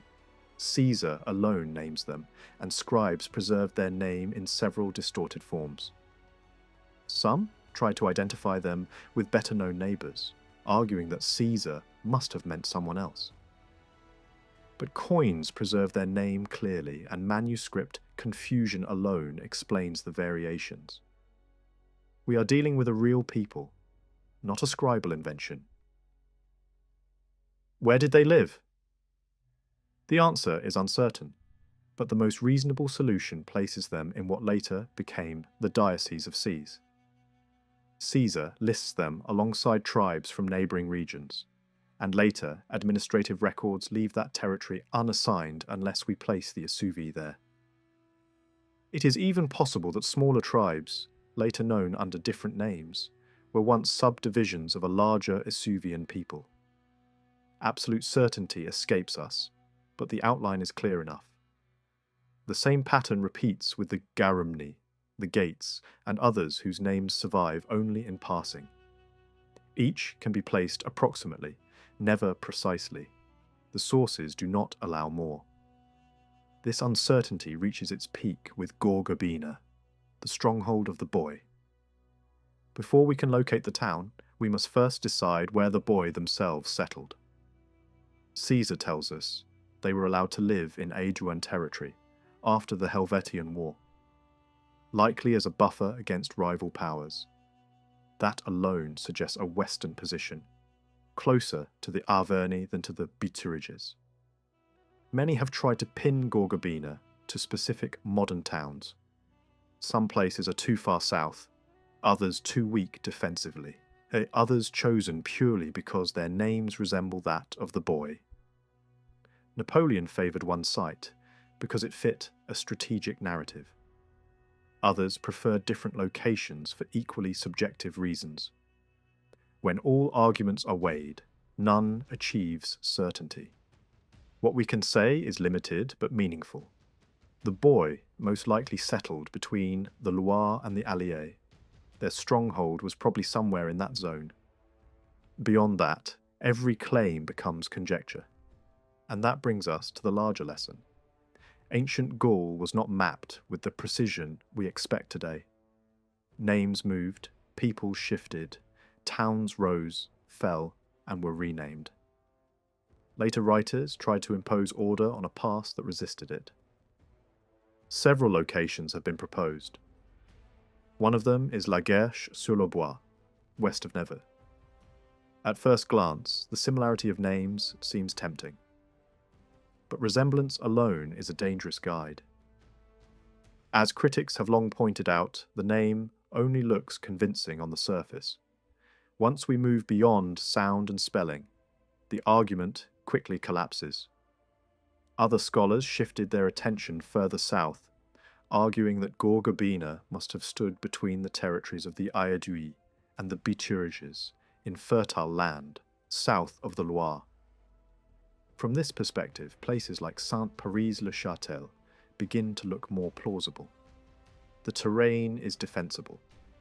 The surrounding land could support a garrison, and the site fits reasonably well with Caesar's movements during the campaign. Yet even here, certainty escapes us. The idea that Gorgobina was meant as a forward outpost against the Bituriges is far from proven. We cannot simply assume that the Aedui were thinking in terms of fixed frontier defences as later Roman administrators would. Political geography in late Iron Age Gaul was far more fluid. What becomes clear is this: no matter how confidently some maps label the territory of the boy or place Gorgobina at a specific point, the evidence does not justify that confidence. The sources are fragmentary. Caesar gives us movement, not coordinates. Archaeology offers possibilities, not conclusions. When we talk about political power in Caesar's Gaul, we must first abandon a modern expectation. This was not a world of clear constitutions, fixed offices, or stable legal categories. Authority shifted constantly, shaped by tradition, fear, ambition, and the balance of force. Some historians once argued that kings in Gaul ruled only with the consent of the majority, and that their power was sharply limited. They often pointed to Caesar's account of Ambiorix, who openly admits that his authority over his people was no greater than their authority over him. From this, it was concluded that kingship in Gaul was not an ancient institution, but a temporary and unstable creation, born out of crisis and factional conflict. When we examine the evidence as a whole, however, a more complex picture emerges. Caesar names several kings across Gaul, from the Sequani and the Arverni to the Atrebates and the Eburones. Some ruled long before Caesar arrived. Others were installed by Roman power. Some were overthrown or murdered by their own people.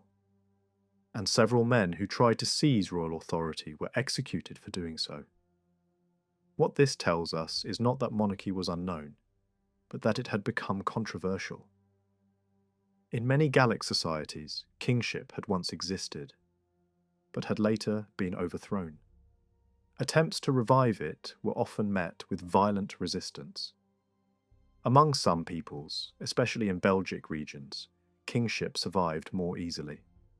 Elsewhere, power was deliberately fragmented. In place of kings, many Gallic states relied on annually elected magistrates and powerful councils. Among the Aedui, the highest official was the vergobre, a figure who held authority over life and death within the community. Yet even this office was tightly constrained. Caesar describes moments when rival candidates claimed the title at the same time, plunging the state into crisis. These disputes show how fragile political legitimacy could be, and how easily institutions could be paralyzed by factional struggle. The question of whether more than one vergobre could rule at the same time has long been debated.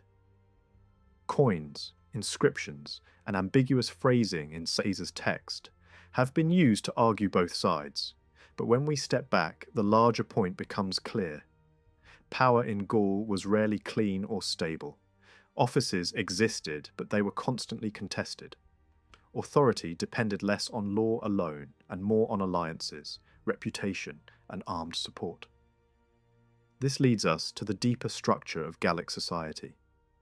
Some scholars once argued that Gaul was organized entirely around clans, and that what Caesar called states were little more than loose collections of family groups. According to this view, each clan ruled its own territory, and the state itself barely existed. Yet the sources do not fully support this. Caesar never describes Gaul as a society of clans in the strict sense. He speaks instead of communities, districts, councils, and magistrates. Local units certainly mattered, and smaller communities could sometimes act independently.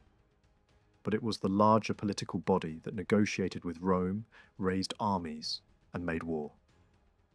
Senates played a real role. Caesar describes them as large bodies, sometimes numbering in the hundreds, and sometimes reduced almost to nothing by war. These were not informal gatherings. They were institutions with authority, even if we cannot reconstruct their exact composition. They likely included leading landowners, local chiefs, and officials drawn from across the territory. Law, too, functioned differently from what we might expect. Written codes were rare or non-existent. Custom ruled daily life. Disputes were settled according to tradition, memory, and precedent. The Druids acted as judges and arbiters, especially in matters of inheritance and boundaries. This was not chaos. It was a system rooted in social authority rather than written statutes. One of the most debated questions concerns land itself. Did the Gauls recognize private ownership of land, or was all land held collectively by the community? Some argued that private property did not exist, that land belonged to the state and was merely assigned for use. But when we examine Caesar carefully, this claim becomes impossible to maintain. He explicitly contrasts the Gauls with the Germans, noting that the Germans rejected private land ownership to prevent inequality and unrest. The implication is clear. Gaul did not follow this rule. Inheritance disputes make little sense without private property. Boundaries are meaningless unless land belongs to someone. The existence of wealthy elites, coinage, trade, slavery, and debt all point toward a society where land was owned, inherited, and controlled by individuals and families. The poor were often forced into dependence because they had no land of their own. This brings us to the social hierarchy. Caesar tells us that in Gaul there were only two groups that truly mattered, the Druids and the warriors. The rest of the population lived in near servitude. Within the warrior class, some men were more powerful than others. These were the nobles. But nobility was not a separate caste. It was simply the upper layer of the warrior elite. A man could rise. Ability, wealth, and influence mattered. Horses, followers, and armed retainers were signs of power, not birth alone. Some nobles commanded large personal forces. Others depended on alliances and reputation. This system rested heavily on dependency. Powerful men surrounded themselves with followers of different ranks. Some were companions bound by loyalty and honor. Others were debtors, driven into dependence by poverty or oppression. Some were little better than slaves. The language used to describe these relationships is confusing, even in ancient sources. What matters is the structure. Power flowed downward through personal bonds, not upward through institutions. This concentration of power in noble families has sometimes been exaggerated. There is no evidence that aristocrats across Gaul formed a single united class acting against kings or states. Rivalries were constant. Ambition often turned inward, not outward. Unity, when it came, was fragile and temporary. The great revolts against Rome did not arise from a stable noble conspiracy, but from desperate attempts to hold together societies already divided by fear, inequality, and internal conflict. For a long time, some writers denied that slavery existed in Gaul, but the evidence says otherwise. Caesar himself, in several separate passages, makes it clear that unfree labour was part of Gallic society. Slavery may not have looked exactly like the Roman system, but dependence, coercion, and loss of freedom were very real. Power in Gaul did not flow from written constitutions or fixed borders. Instead, it moved through relationships between tribes. These relationships took different forms. Some tribes were linked by simple alliances, others lived under protection, and some were openly dependent on stronger neighbours. These ties were flexible and often ambiguous. A tribe could be protected without being ruled, loyal without being subordinate, or dependent without losing all internal freedom. When Caesar speaks of tribes being in the faith of another, he is describing more than friendship. This was protection, backed by power. A weaker people placed itself under the shield of a stronger one, expecting support in war and diplomacy. In return, the stronger tribe gained influence, prestige, and often military service. But this did not always mean direct control. Many dependent tribes managed their own internal affairs and could even shift allegiance when circumstances changed. This explains why rebellion did not always follow neat lines. Some tribes remained loyal while others rose in revolt, even when bound by old ties. Dependency in Gaul was not a rigid system. It was a web of obligations, pressure, and opportunity, constantly renegotiated. At the center of this web stood powerful tribal leaders. Their authority rested not only on lineage or office, but on personal followings. Clients, debtors, retainers, and armed companions formed the backbone of political power. Loyalty was personal before it was institutional.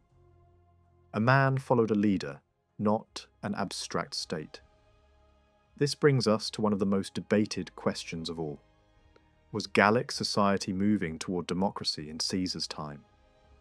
Some historians have argued that a popular movement was already undermining aristocratic rule, and that the great uprising led by Vercingetorix was as much a social revolution as a national one. At first glance, this idea is tempting. Caesar often mentions crowds, popular enthusiasm, and leaders who enjoyed immense support among the masses. But when we look closely, the picture changes. Caesar is very explicit about the structure of Gallic society. He tells us that there were only two groups that truly mattered: the nobles and the druids. The mass of the population, the common people, had no formal political role. They were excluded from councils and decision-making. Many were bound to nobles by debt or dependence, living lives not far removed from servitude. This does not mean the people were invisible. Popular opinion mattered. Leaders ignored it at their peril. Ambitious men courted the crowd with generosity, promises, and spectacle. But influence is not the same as power. Being listened to is not the same as ruling.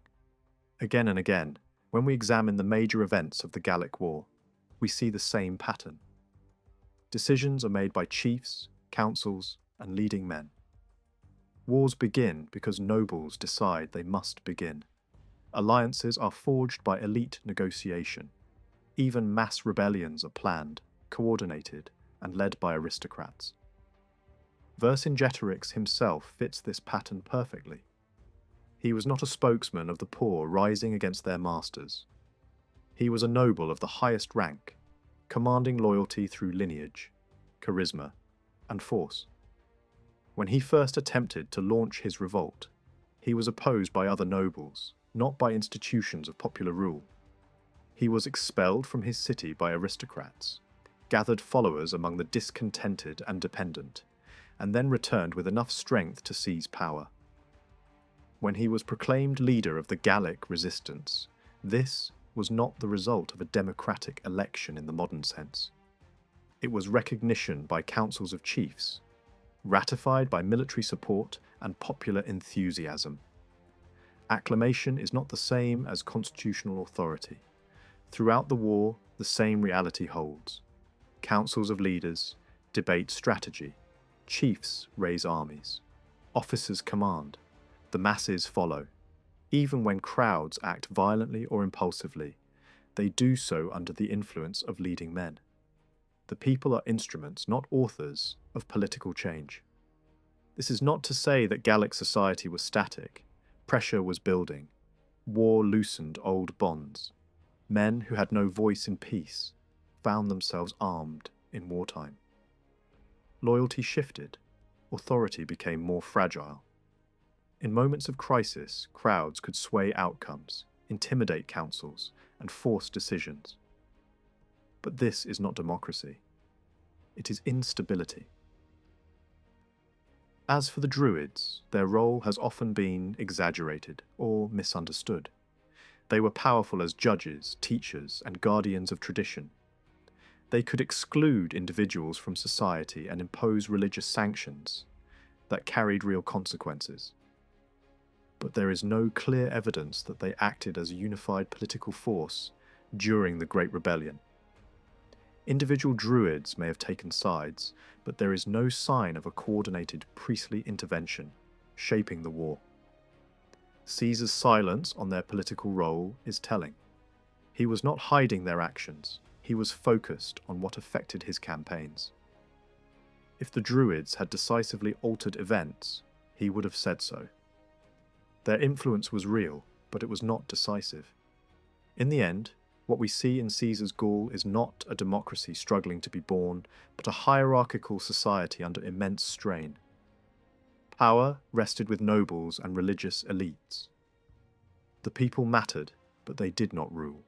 The rebellion of Vercingetorix was a national uprising, not a social revolution. If anything, it revealed the limits of aristocratic control rather than its collapse. Leaders needed the masses more than ever, but they still commanded them. And when the war was lost, it was the nobles who negotiated, surrendered, or were destroyed. This is the world Caesar conquered. Not a land of free citizens rising as one, but a complex society bound by loyalty, fear, belief, and ambition. A society whose fractures were exposed by war, but not yet transformed. And perhaps that is the most important lesson of all.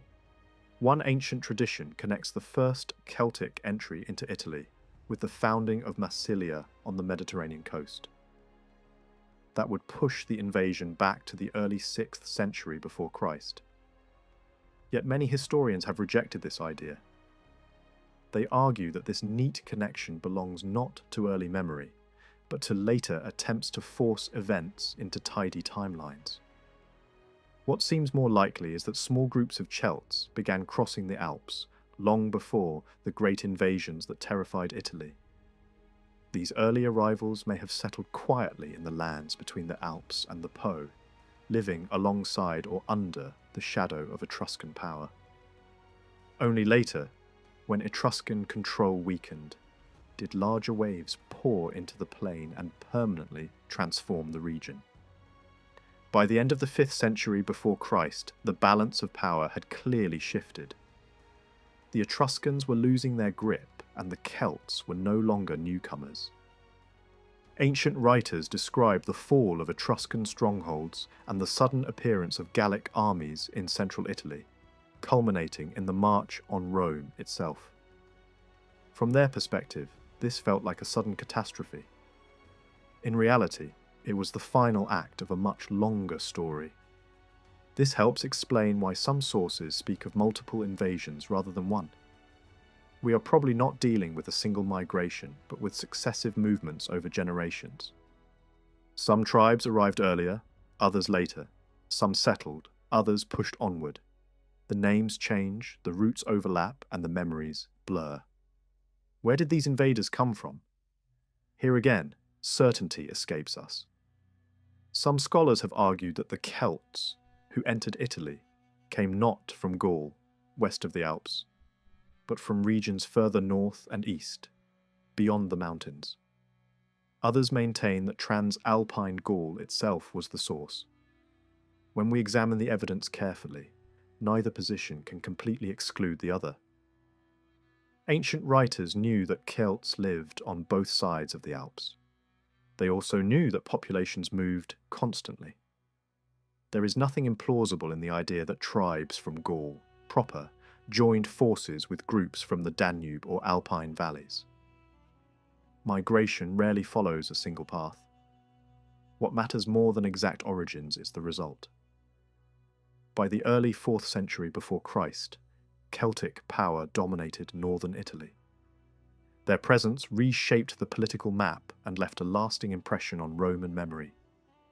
This same uncertainty surrounds the famous wanderers of the late 2nd century, before Christ, the Cimbri and the Teutoni. Their sudden appearance shook the Roman world, and their origins have been debated ever since. Most ancient writers believed that the Cimbri came from the far north, from lands near the ocean. Many later identified their homeland with the peninsula we now call Jutland. Roman fleets even sailed toward those distant coasts, and embassies arrived in Rome claiming descent from the same people who had once crushed Roman armies. Some modern scholars have challenged this tradition, suggesting instead that the Cimbri originated further south, in central Germany. They point to archaeological patterns and ancient confusion between Celts and Germans. But archaeology can mislead, and ancient geography was often vague. What the ancients consistently believed was that the Cimbri came from the northern edge of the known world, driven south by disaster, whether flood or upheaval. As for their identity, the debate is even more tangled. Some sources call them Celts, others Germans. Their leaders bear Celtic names. Their enemies describe them as German. Their customs resemble both worlds. In truth, we are likely dealing with a mixed people, shaped by centuries of contact and migration. In antiquity, ethnic boundaries were not fixed lines. They were zones of blending. The Teutoni, who fought alongside the Cimbri, were almost certainly Germanic. Whether they joined the Cimbri from the beginning or later remains unclear. Ancient summaries often mention only the Cimbri, using the name as a shorthand for the entire host. We see the same habit in other ancient narratives, where one name stands for many peoples. What we can say with confidence is this: the Roman Republic faced not a single tribe, but a moving world of peoples, united, temporarily, by desperation and opportunity. This brings us back to Caesar and his own German adversary, Ariovistus. When did Ariovistus arrive in Gaul? Caesar reports that Ariovistus claimed his people had lived without permanent homes for 14 years. Some have taken this to mean that he crossed into Gaul around 70 before Christ. Others suggest that his wandering began earlier, east of the Rhine. What seems clear is that Ariovistus did not drift into Gaul by accident. He came for reward, power, and land. He did not abandon his homeland without strong incentives. By the time Caesar confronted him, his position in Gaul was already well established. This is confirmed by the battle that sealed his dominance, the Battle of Magetobriga. The evidence suggests that this decisive clash occurred around 60 before Christ. It was not a simple victory over one tribe. Ariovistus faced a coalition of Gallic forces who had once invited him as an ally and now desperately sought to remove him. They failed. The consequences were severe. Hostages were taken, territory was seized. German settlers crossed the Rhine in growing numbers. For many Gauls, the Roman intervention that followed seemed less like conquest and more like rescue. Other questions linger around this period. Where exactly Roman commanders fell in earlier Gallic Wars? Whether ambitious leaders like Dumnorix truly held official power or merely dominated through influence. Even the year of Caesar's own birth remains disputed. What emerges from all this is not confusion for its own sake, but a deeper truth. The late Republic operated in a world of uncertainty. Borders were fluid, peoples moved, alliances shifted, Roman generals reacted as much as they planned. When Caesar set out for Gaul, he may not have intended to conquer it outright. But once events began to unfold, ambition, fear, and opportunity pushed him forward. Each crisis demanded a solution.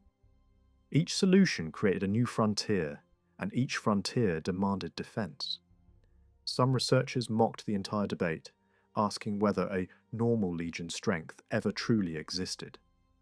Their point was not that the Romans lacked official numbers, but that real legions were constantly changing. Men died, fell sick, deserted, or were replaced. A legion that was full one year might be half empty the next. In that sense, there was no fixed fighting strength that applied at all times. But this does not mean the Romans had no standard at all.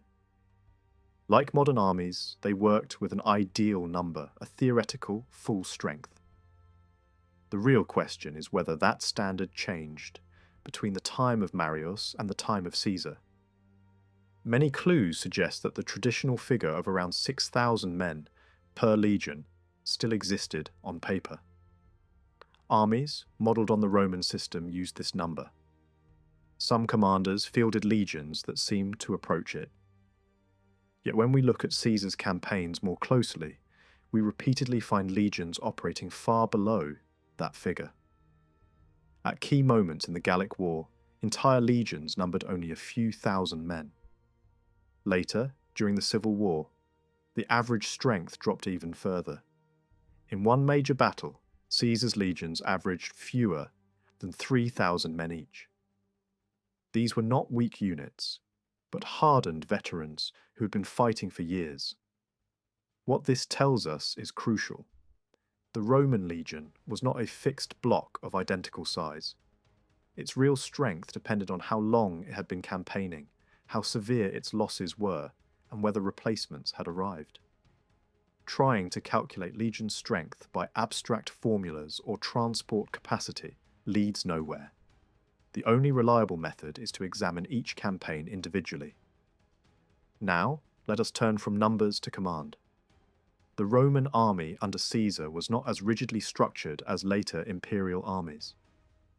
Officers often shifted roles and authority was more fluid than many textbooks suggest. Senators appointed as senior officers served as Caesar's deputies. One day, they might command a legion in battle. The next, they might be raising troops or managing supplies. These officers were not permanent legion commanders in the later imperial sense. They held command only as long as Caesar wished. He reassigned them freely, sometimes giving one man authority over several legions at once. This flexibility gave Caesar enormous control and allowed him to adapt quickly to changing conditions. Beneath them stood the military tribunes. They are often portrayed as politically appointed amateurs, pushed aside by professionals. There is some truth in this image, but it is far too simple. While Caesar did reward political allies with tribuneships, he also relied heavily on competent tribunes in combat. Tribunes attended councils of war, commanded detachments, led ships in naval battles, and coordinated troop movements during major engagements. In several battles, Caesar addresses his orders directly to tribunes, not centurions. This shows that they played a real operational role, even if their status had declined compared to earlier centuries. The true backbone of the army, however, was the centurionate. Among the centurions, a small group stood above the rest, the centurions of the first rank. These men were not simply respected veterans. They formed a clearly recognized elite within the legion. They were summoned to war councils, singled out in official reports, and promoted through a defined hierarchy. The evidence makes it clear that this was not a vague, honorific category. It was a formal class. Promotion into it marked the culmination of a centurion's career. One famous case describes a man rising from a lower rank straight to the highest centurionate after exceptional bravery. Such promotions only make sense if the ranks themselves were clearly structured. Many modern theories have tried to reconstruct this hierarchy, some proposing 2 classes, others 6, 7, or even more. Most collapse under scrutiny. They either ignore clear textual evidence or rely on strained interpretations. The simplest and strongest conclusion is this: centurions were ranked primarily by cohort. Each cohort formed a step in the ladder. The first cohort stood above all others, and its centurions collectively formed the highest rank within the legion. This system fits the ancient evidence, explains promotion patterns, and avoids unnecessary complexity. This hierarchy mattered. These men led from the front, steadied wavering lines, and held together units under extreme pressure. When disaster struck, they were often the first to fall. Finally, we return to a logistical question that shaped Caesar's greatest expeditions. From which port did he sail to Britain? For a long time, scholars argued over two candidates. Both could technically fit the ancient descriptions. But when we consider the practical realities of naval movement, tides, beaching hundreds of ships, and sheltering them for weeks, the balance shifts decisively. Only one port meets all the requirements described in Caesar's own account. It offered enough space, manageable tides, and access routes suitable for repeated large-scale embarkations. The alternative would have demanded conditions that simply did not exist at the time. What matters here is not just identifying a place on a map. It is understanding how Roman military planning worked in practice. Caesar chose routes and harbours based on experience, not theory. Once he found a superior solution, he used it again. When we try to understand how power worked in Gaul on the eve of the Roman conquest, we quickly realize that there was no single political force pulling everything together. Some historians have claimed that the leading families of different tribes were so tightly connected through marriage and agreements that they formed an informal league, strong enough to block both kings and local states from uniting Gaul. According to this view, no single authority could ever succeed because the aristocracy itself prevented it. But when we look closely at the actual events described by our sources, this interpretation begins to weaken. Before the Great Helvethian Migration, we see an ambitious noble, Orgetorix, attempting to form an alliance with two other powerful figures from neighbouring peoples. This was not a conspiracy against kingship or against any political system. It was a personal power move. And it was stopped not by some pan-Gallic aristocratic league, but by the Helvetii themselves, acting as a single community. The same pattern appears elsewhere. The father of Vercingetorix was executed for trying to make royal power hereditary within his own family. But he was not destroyed by foreign nobles or rival tribes. He was eliminated by the leaders of his own people, who feared tyranny more than fragmentation. What doomed him was not unity among aristocrats across Gaul, but resistance inside his own political community. Of course, nobles from different tribes later cooperated against Caesar. But cooperation in war is not the same as a permanent alliance aimed at suppressing unity. If such a league had truly existed, it is difficult to explain the constant infighting, rivalry, and civil conflict that plagued Gaul throughout the war. Even figures like Dumnorix, who built marriage ties and alliances beyond his own people, did so to strengthen his personal position, not to uphold some shared aristocratic ideology. And when we ask whether any king or state, apart from a few exceptional cases, seriously attempted to unite Gaul before Caesar, the answer is largely no. With rare exceptions, no one even tried. There was, however, a deeper obstacle to unity: the fear of tyranny. Many Gallic peoples had dismantled kingship in the past, and they placed strict limits on their magistrates. Any attempt at centralization triggered suspicion. This climate alone would have made long-term unification extremely difficult. But this resistance did not operate through a coordinated, aristocratic conspiracy across tribes. It operated locally, through internal checks and violent reactions to perceived overreach. To understand Gallic society better, we need to look at the social bonds that held it together.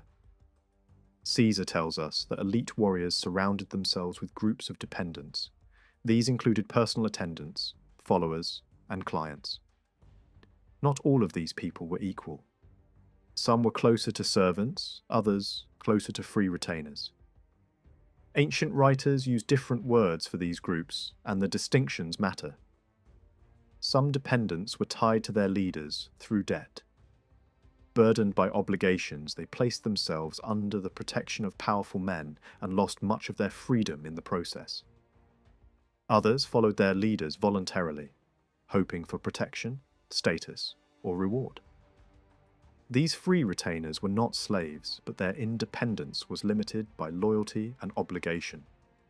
What matters is that Gallic power was built less on formal institutions than on personal networks. Influence flowed through followers, debtors, and armed companions. A noble's strength depended on how many people he could mobilize and how loyal they were. Slavery also existed in Gaul. Despite occasional attempts to deny it, the sources are clear. Slaves were used, traded, and even sacrificed in funerary rituals. Gallic society was hierarchical, unequal, and deeply stratified. Relations between tribes followed similar patterns of flexibility and imbalance. Some peoples were allies, others lived under protection. Still, others were clearly subordinate. These relationships were not fixed categories. A people might be protected by a stronger neighbour while retaining internal autonomy. Another might provide troops or tribute. Clientship could range from loose friendship to near domination. The Aedui and the Remi exercised influence over many neighbouring peoples, but their authority was never absolute. Client tribes could rebel, switch allegiance, or act independently when opportunity arose. Overlordship was negotiated, contested, and constantly at risk. In rare cases, relationships went further. Some peoples shared laws, institutions, and even rulers. These deep ties suggest that in certain regions, political integration had advanced further than elsewhere. But these cases were exceptional. When Rome entered this world, it stepped into a landscape already divided, competitive, and unstable. This brings us to the question of loyalty to Rome. Some have argued that Caesar relied on a republican party within Gaul, opposing ambitious would-be kings. Others claim he abandoned conservative elites and turned instead to popular movements. But when we examine the record, neither theory holds up cleanly. Caesar supported whoever supported him. He rewarded loyalty with power, restored families to prominence, and installed kings when it suited his interests. Some of these kings were assassinated by their own people. Others were overthrown by councils. In each case, resistance came from inside the community, not from some unified nationalist movement. There is no solid evidence for a coherent pro-Roman or anti-Roman party stretching across Gaul. Reactions to Rome varied by place, moment, and circumstance. Some opposed Caesar from the start. Others resisted only when victory seemed possible. Many cooperated until cooperation no longer served them. By the final years of the war, nearly all of Gaul rose in revolt. Old friendships no longer mattered. Former allies turned hostile. The desire to recover independence and honour outweighed past favours and calculations. In a few cases, internal divisions remained. Some leaders resisted rebellion, others led it. But by then, Caesar faced not factions, but a collective will hardened by years of war. In the end, we must be honest about our limits. It is easy to construct elegant theories about grand strategies, hidden alliances, and ideological parties. But the evidence does not support such certainty. What we see instead is a fragmented political world, driven by fear of tyranny, personal ambition, local rivalries, and shifting loyalties. Caesar did not conquer a unified enemy, he conquered a divided one, and that division, more than Roman genius alone, explains his success. When we ask where Druidism began, we step into a fog of tradition, guesses, and modern theories that are often far more confident than the evidence allows. Our main ancient witness tells us that many people believed the Druid teachings were first discovered in Britain and later brought across the Channel into Gaul. Some scholars have taken that line as literal history. Others treat it as rumour, or as a way of saying that Britain was the place where Druid training was strongest. But here is the problem. The deeper we dig, the more we realise we cannot travel much further back than that single report. Early writers mention Druids only briefly and always from the outside. We do not get a clear founding moment, a clear homeland, or a clear timeline. All we can say with confidence is that by the late Republic, Druids were a recognised institution, and the belief in a British origin was already circulating. Some have tried to argue that Druidism could not have started in Gaul because the Gallic invaders of Italy seem to show no trace of it. Yet even that argument rests largely on silence. Ancient historians do not always record priests, and when they do, they often focus only on what is useful for their story. Other scholars have answered that even if those warbands had no Druids with them, it does not prove Druids did not exist back home. A religious specialist class could have been present in earlier centuries in a simpler form, less visible to foreign observers, and only later grew into the powerful order described in Gaul. Then there is the older, more dramatic idea that Druidism is prehistoric, tied to the world of stone monuments and ancient ritual landscapes. Some writers have claimed that massive megaliths must imply a religious elite, strong enough to organise labour on a huge scale.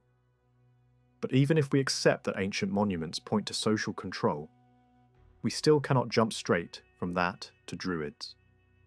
Monument building exists in many cultures. If we use stones as proof of Druids, we end up making Druidism almost universal, which explains everything and proves nothing. Another approach claims Druidism appeared late, as a specialised profession that separated from kingship. The argument goes like this. Early Celtic societies may have had rulers who handled both leadership and sacred duties, and only later did those religious roles split off into a distinct priestly class. That sounds neat, but it runs into an awkward question. If Druidism truly flourished in the remote parts of Britain long before the Roman conquest, are we really supposed to imagine that those distant communities were advanced enough to produce an organised religious elite, while comparable peoples across the sea had nothing similar? We can twist the theory to fit, but the more we twist, the less believable it becomes. And there is one point that matters more than any clever model. Druidism was an unwritten teaching. It lived in memory and training, not in books. That makes the idea of it being imported, without Druids themselves carrying it, extremely hard to accept. If the doctrine crossed the sea, the teachers likely crossed with it. So where does this leave us? With humility. We can build hypotheses forever, but unless new evidence appears, the safest position is still the simplest one. We cannot get behind that old report that Britain was seen as the birthplace of the Druid teaching. Now we move from origins to power, and here another debate appears. Some writers have tried to downplay the Druids, arguing that their authority was exaggerated. They point to the Great Gallic Rebellion and ask why we do not see Druids leading it openly. They wonder why the record does not show a priesthood acting like a national command centre. But we have to remember how our sources work. The narrative is built around military operations. It often ignores anything that does not visibly change the campaign. That does not mean Druids were absent. It means the author chose not to spotlight them unless they affected his decisions. We can still say a few things. It is difficult to believe Druids as individuals stood aside while their societies burned. Some would have favoured resistance, others cooperation, just like nobles did. but the idea of a unified Druid organization speaking with one voice across dozens of rival peoples is unlikely. Gaul was not a single nation. It was a competitive mosaic. If two major tribes went to war, Druids from one side would naturally be opposed to Druids from the other. A permanent, unanimous national priesthood does not fit that world. What we can say is that the Druids held a form of authority that did not rely on armies. Their strongest weapon was exclusion. If someone defied them, that person could be cut off from public life. In practice, that meant people avoided them, shunned them, and refused them legal protection. Even without soldiers, that kind of pressure can enforce decisions with brutal efficiency. At the same time, we should not imagine the Druids as judges for every dispute in society. It is more likely that powerful households handled many conflicts internally, especially when nobles held overwhelming control over dependents and clients. Yet when a decision carried moral weight, social consequences, or intergroup tension, the Druid verdict could carry enormous force precisely because it looked sacred and final. This brings us to another popular claim, that the Druids and the noble class formed a united front against the common people, as if there were a rising democratic movement they needed to crush. It is a dramatic story, but the evidence is thin. We can guess that the Druids and elite families often shared interests, because many Druids likely came from influential backgrounds, and because elite families sent their sons into Druid education. But turning that into a proven political alliance against democracy goes far beyond what the sources show. And this matters, because some modern narratives insist that the rebellion of Vercingetorix was not only a national uprising against Rome, but also a social revolution that lifted the people against an oligarchy. We hear claims that a democratic wave was already rising when Caesar arrived, and that during the war the old order began to crack. So we test it. We do not start with big slogans, we start with the episodes, we begin with the Helvetii. Their migration plan is presented as elite-driven. One extremely rich noble builds a conspiracy among high-status men, pushes the community toward migration, and tries to secure personal dominance through alliances. When the plot is discovered, it is not the masses seizing power. It is the state machinery reacting through its officials.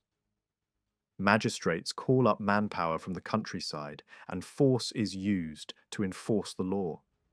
Whatever else this is, it is not a democratic revolution. Next, we look at Aeduan politics. We hear that certain individuals had great influence over the masses. We hear that one leader was popular because he was generous. We hear that public opinion mattered. But none of this proves democratic institutions. In any society, even a harsh aristocracy must consider popular mood. Leaders manipulate crowds, crowds can pressure leaders, and reputation can bend decisions. That is human politics, not proof of constitutional change. Then, we reach a darker scene. In at least one region, a senate is killed because it opposed war. It is tempting to picture a spontaneous popular explosion. But even here we cannot be sure. The Senate may not have included all elites, and rival elite factions may have driven the violence. The killers themselves could not have been the people in the abstract. Real violence is organized by real groups, usually under influential direction. Even if we assume popular fury played a role, one massacre does not equal a democratic transformation. Another example shows a war leader unable to restrain his own force. His followers refuse to let him leave until he agrees to act. That reveals discipline problems. It shows a crowd pushing commanders. But armies have always done this, even in rigid monarchies. Mutiny is not democracy. Finally, we reach the famous line attributed to Ambiorix, where he claims the multitude has rights over him as much as he has power over them. Some have treated this as proof that the people were gaining political rights. But we have to be careful. That statement reaches us through layers of reporting, and it was spoken in a context of deception. Even if it was true, it tells us almost nothing about Gaul as a whole. At best, it suggests that one community may have had an unusually strong, popular element in its political life. One case among dozens is not a continent-wide revolution. So what do we conclude? The grand claim that Gaul was moving toward democracy before Caesar, or that a democratic revolution was underway during his early years, collapses under scrutiny. The evidence does not support it. What we see instead is a political world dominated by elites, shaped by personal followings, debt dependence, rival factions, and occasional explosions of violence. Popular pressure existed, but it does not equal popular power. And that final point matters, because it changes how we read the Great Rebellion. The war for independence was real. The desire for freedom and honor was real. But building a modern democratic origin story on top of it is far more imagination than history.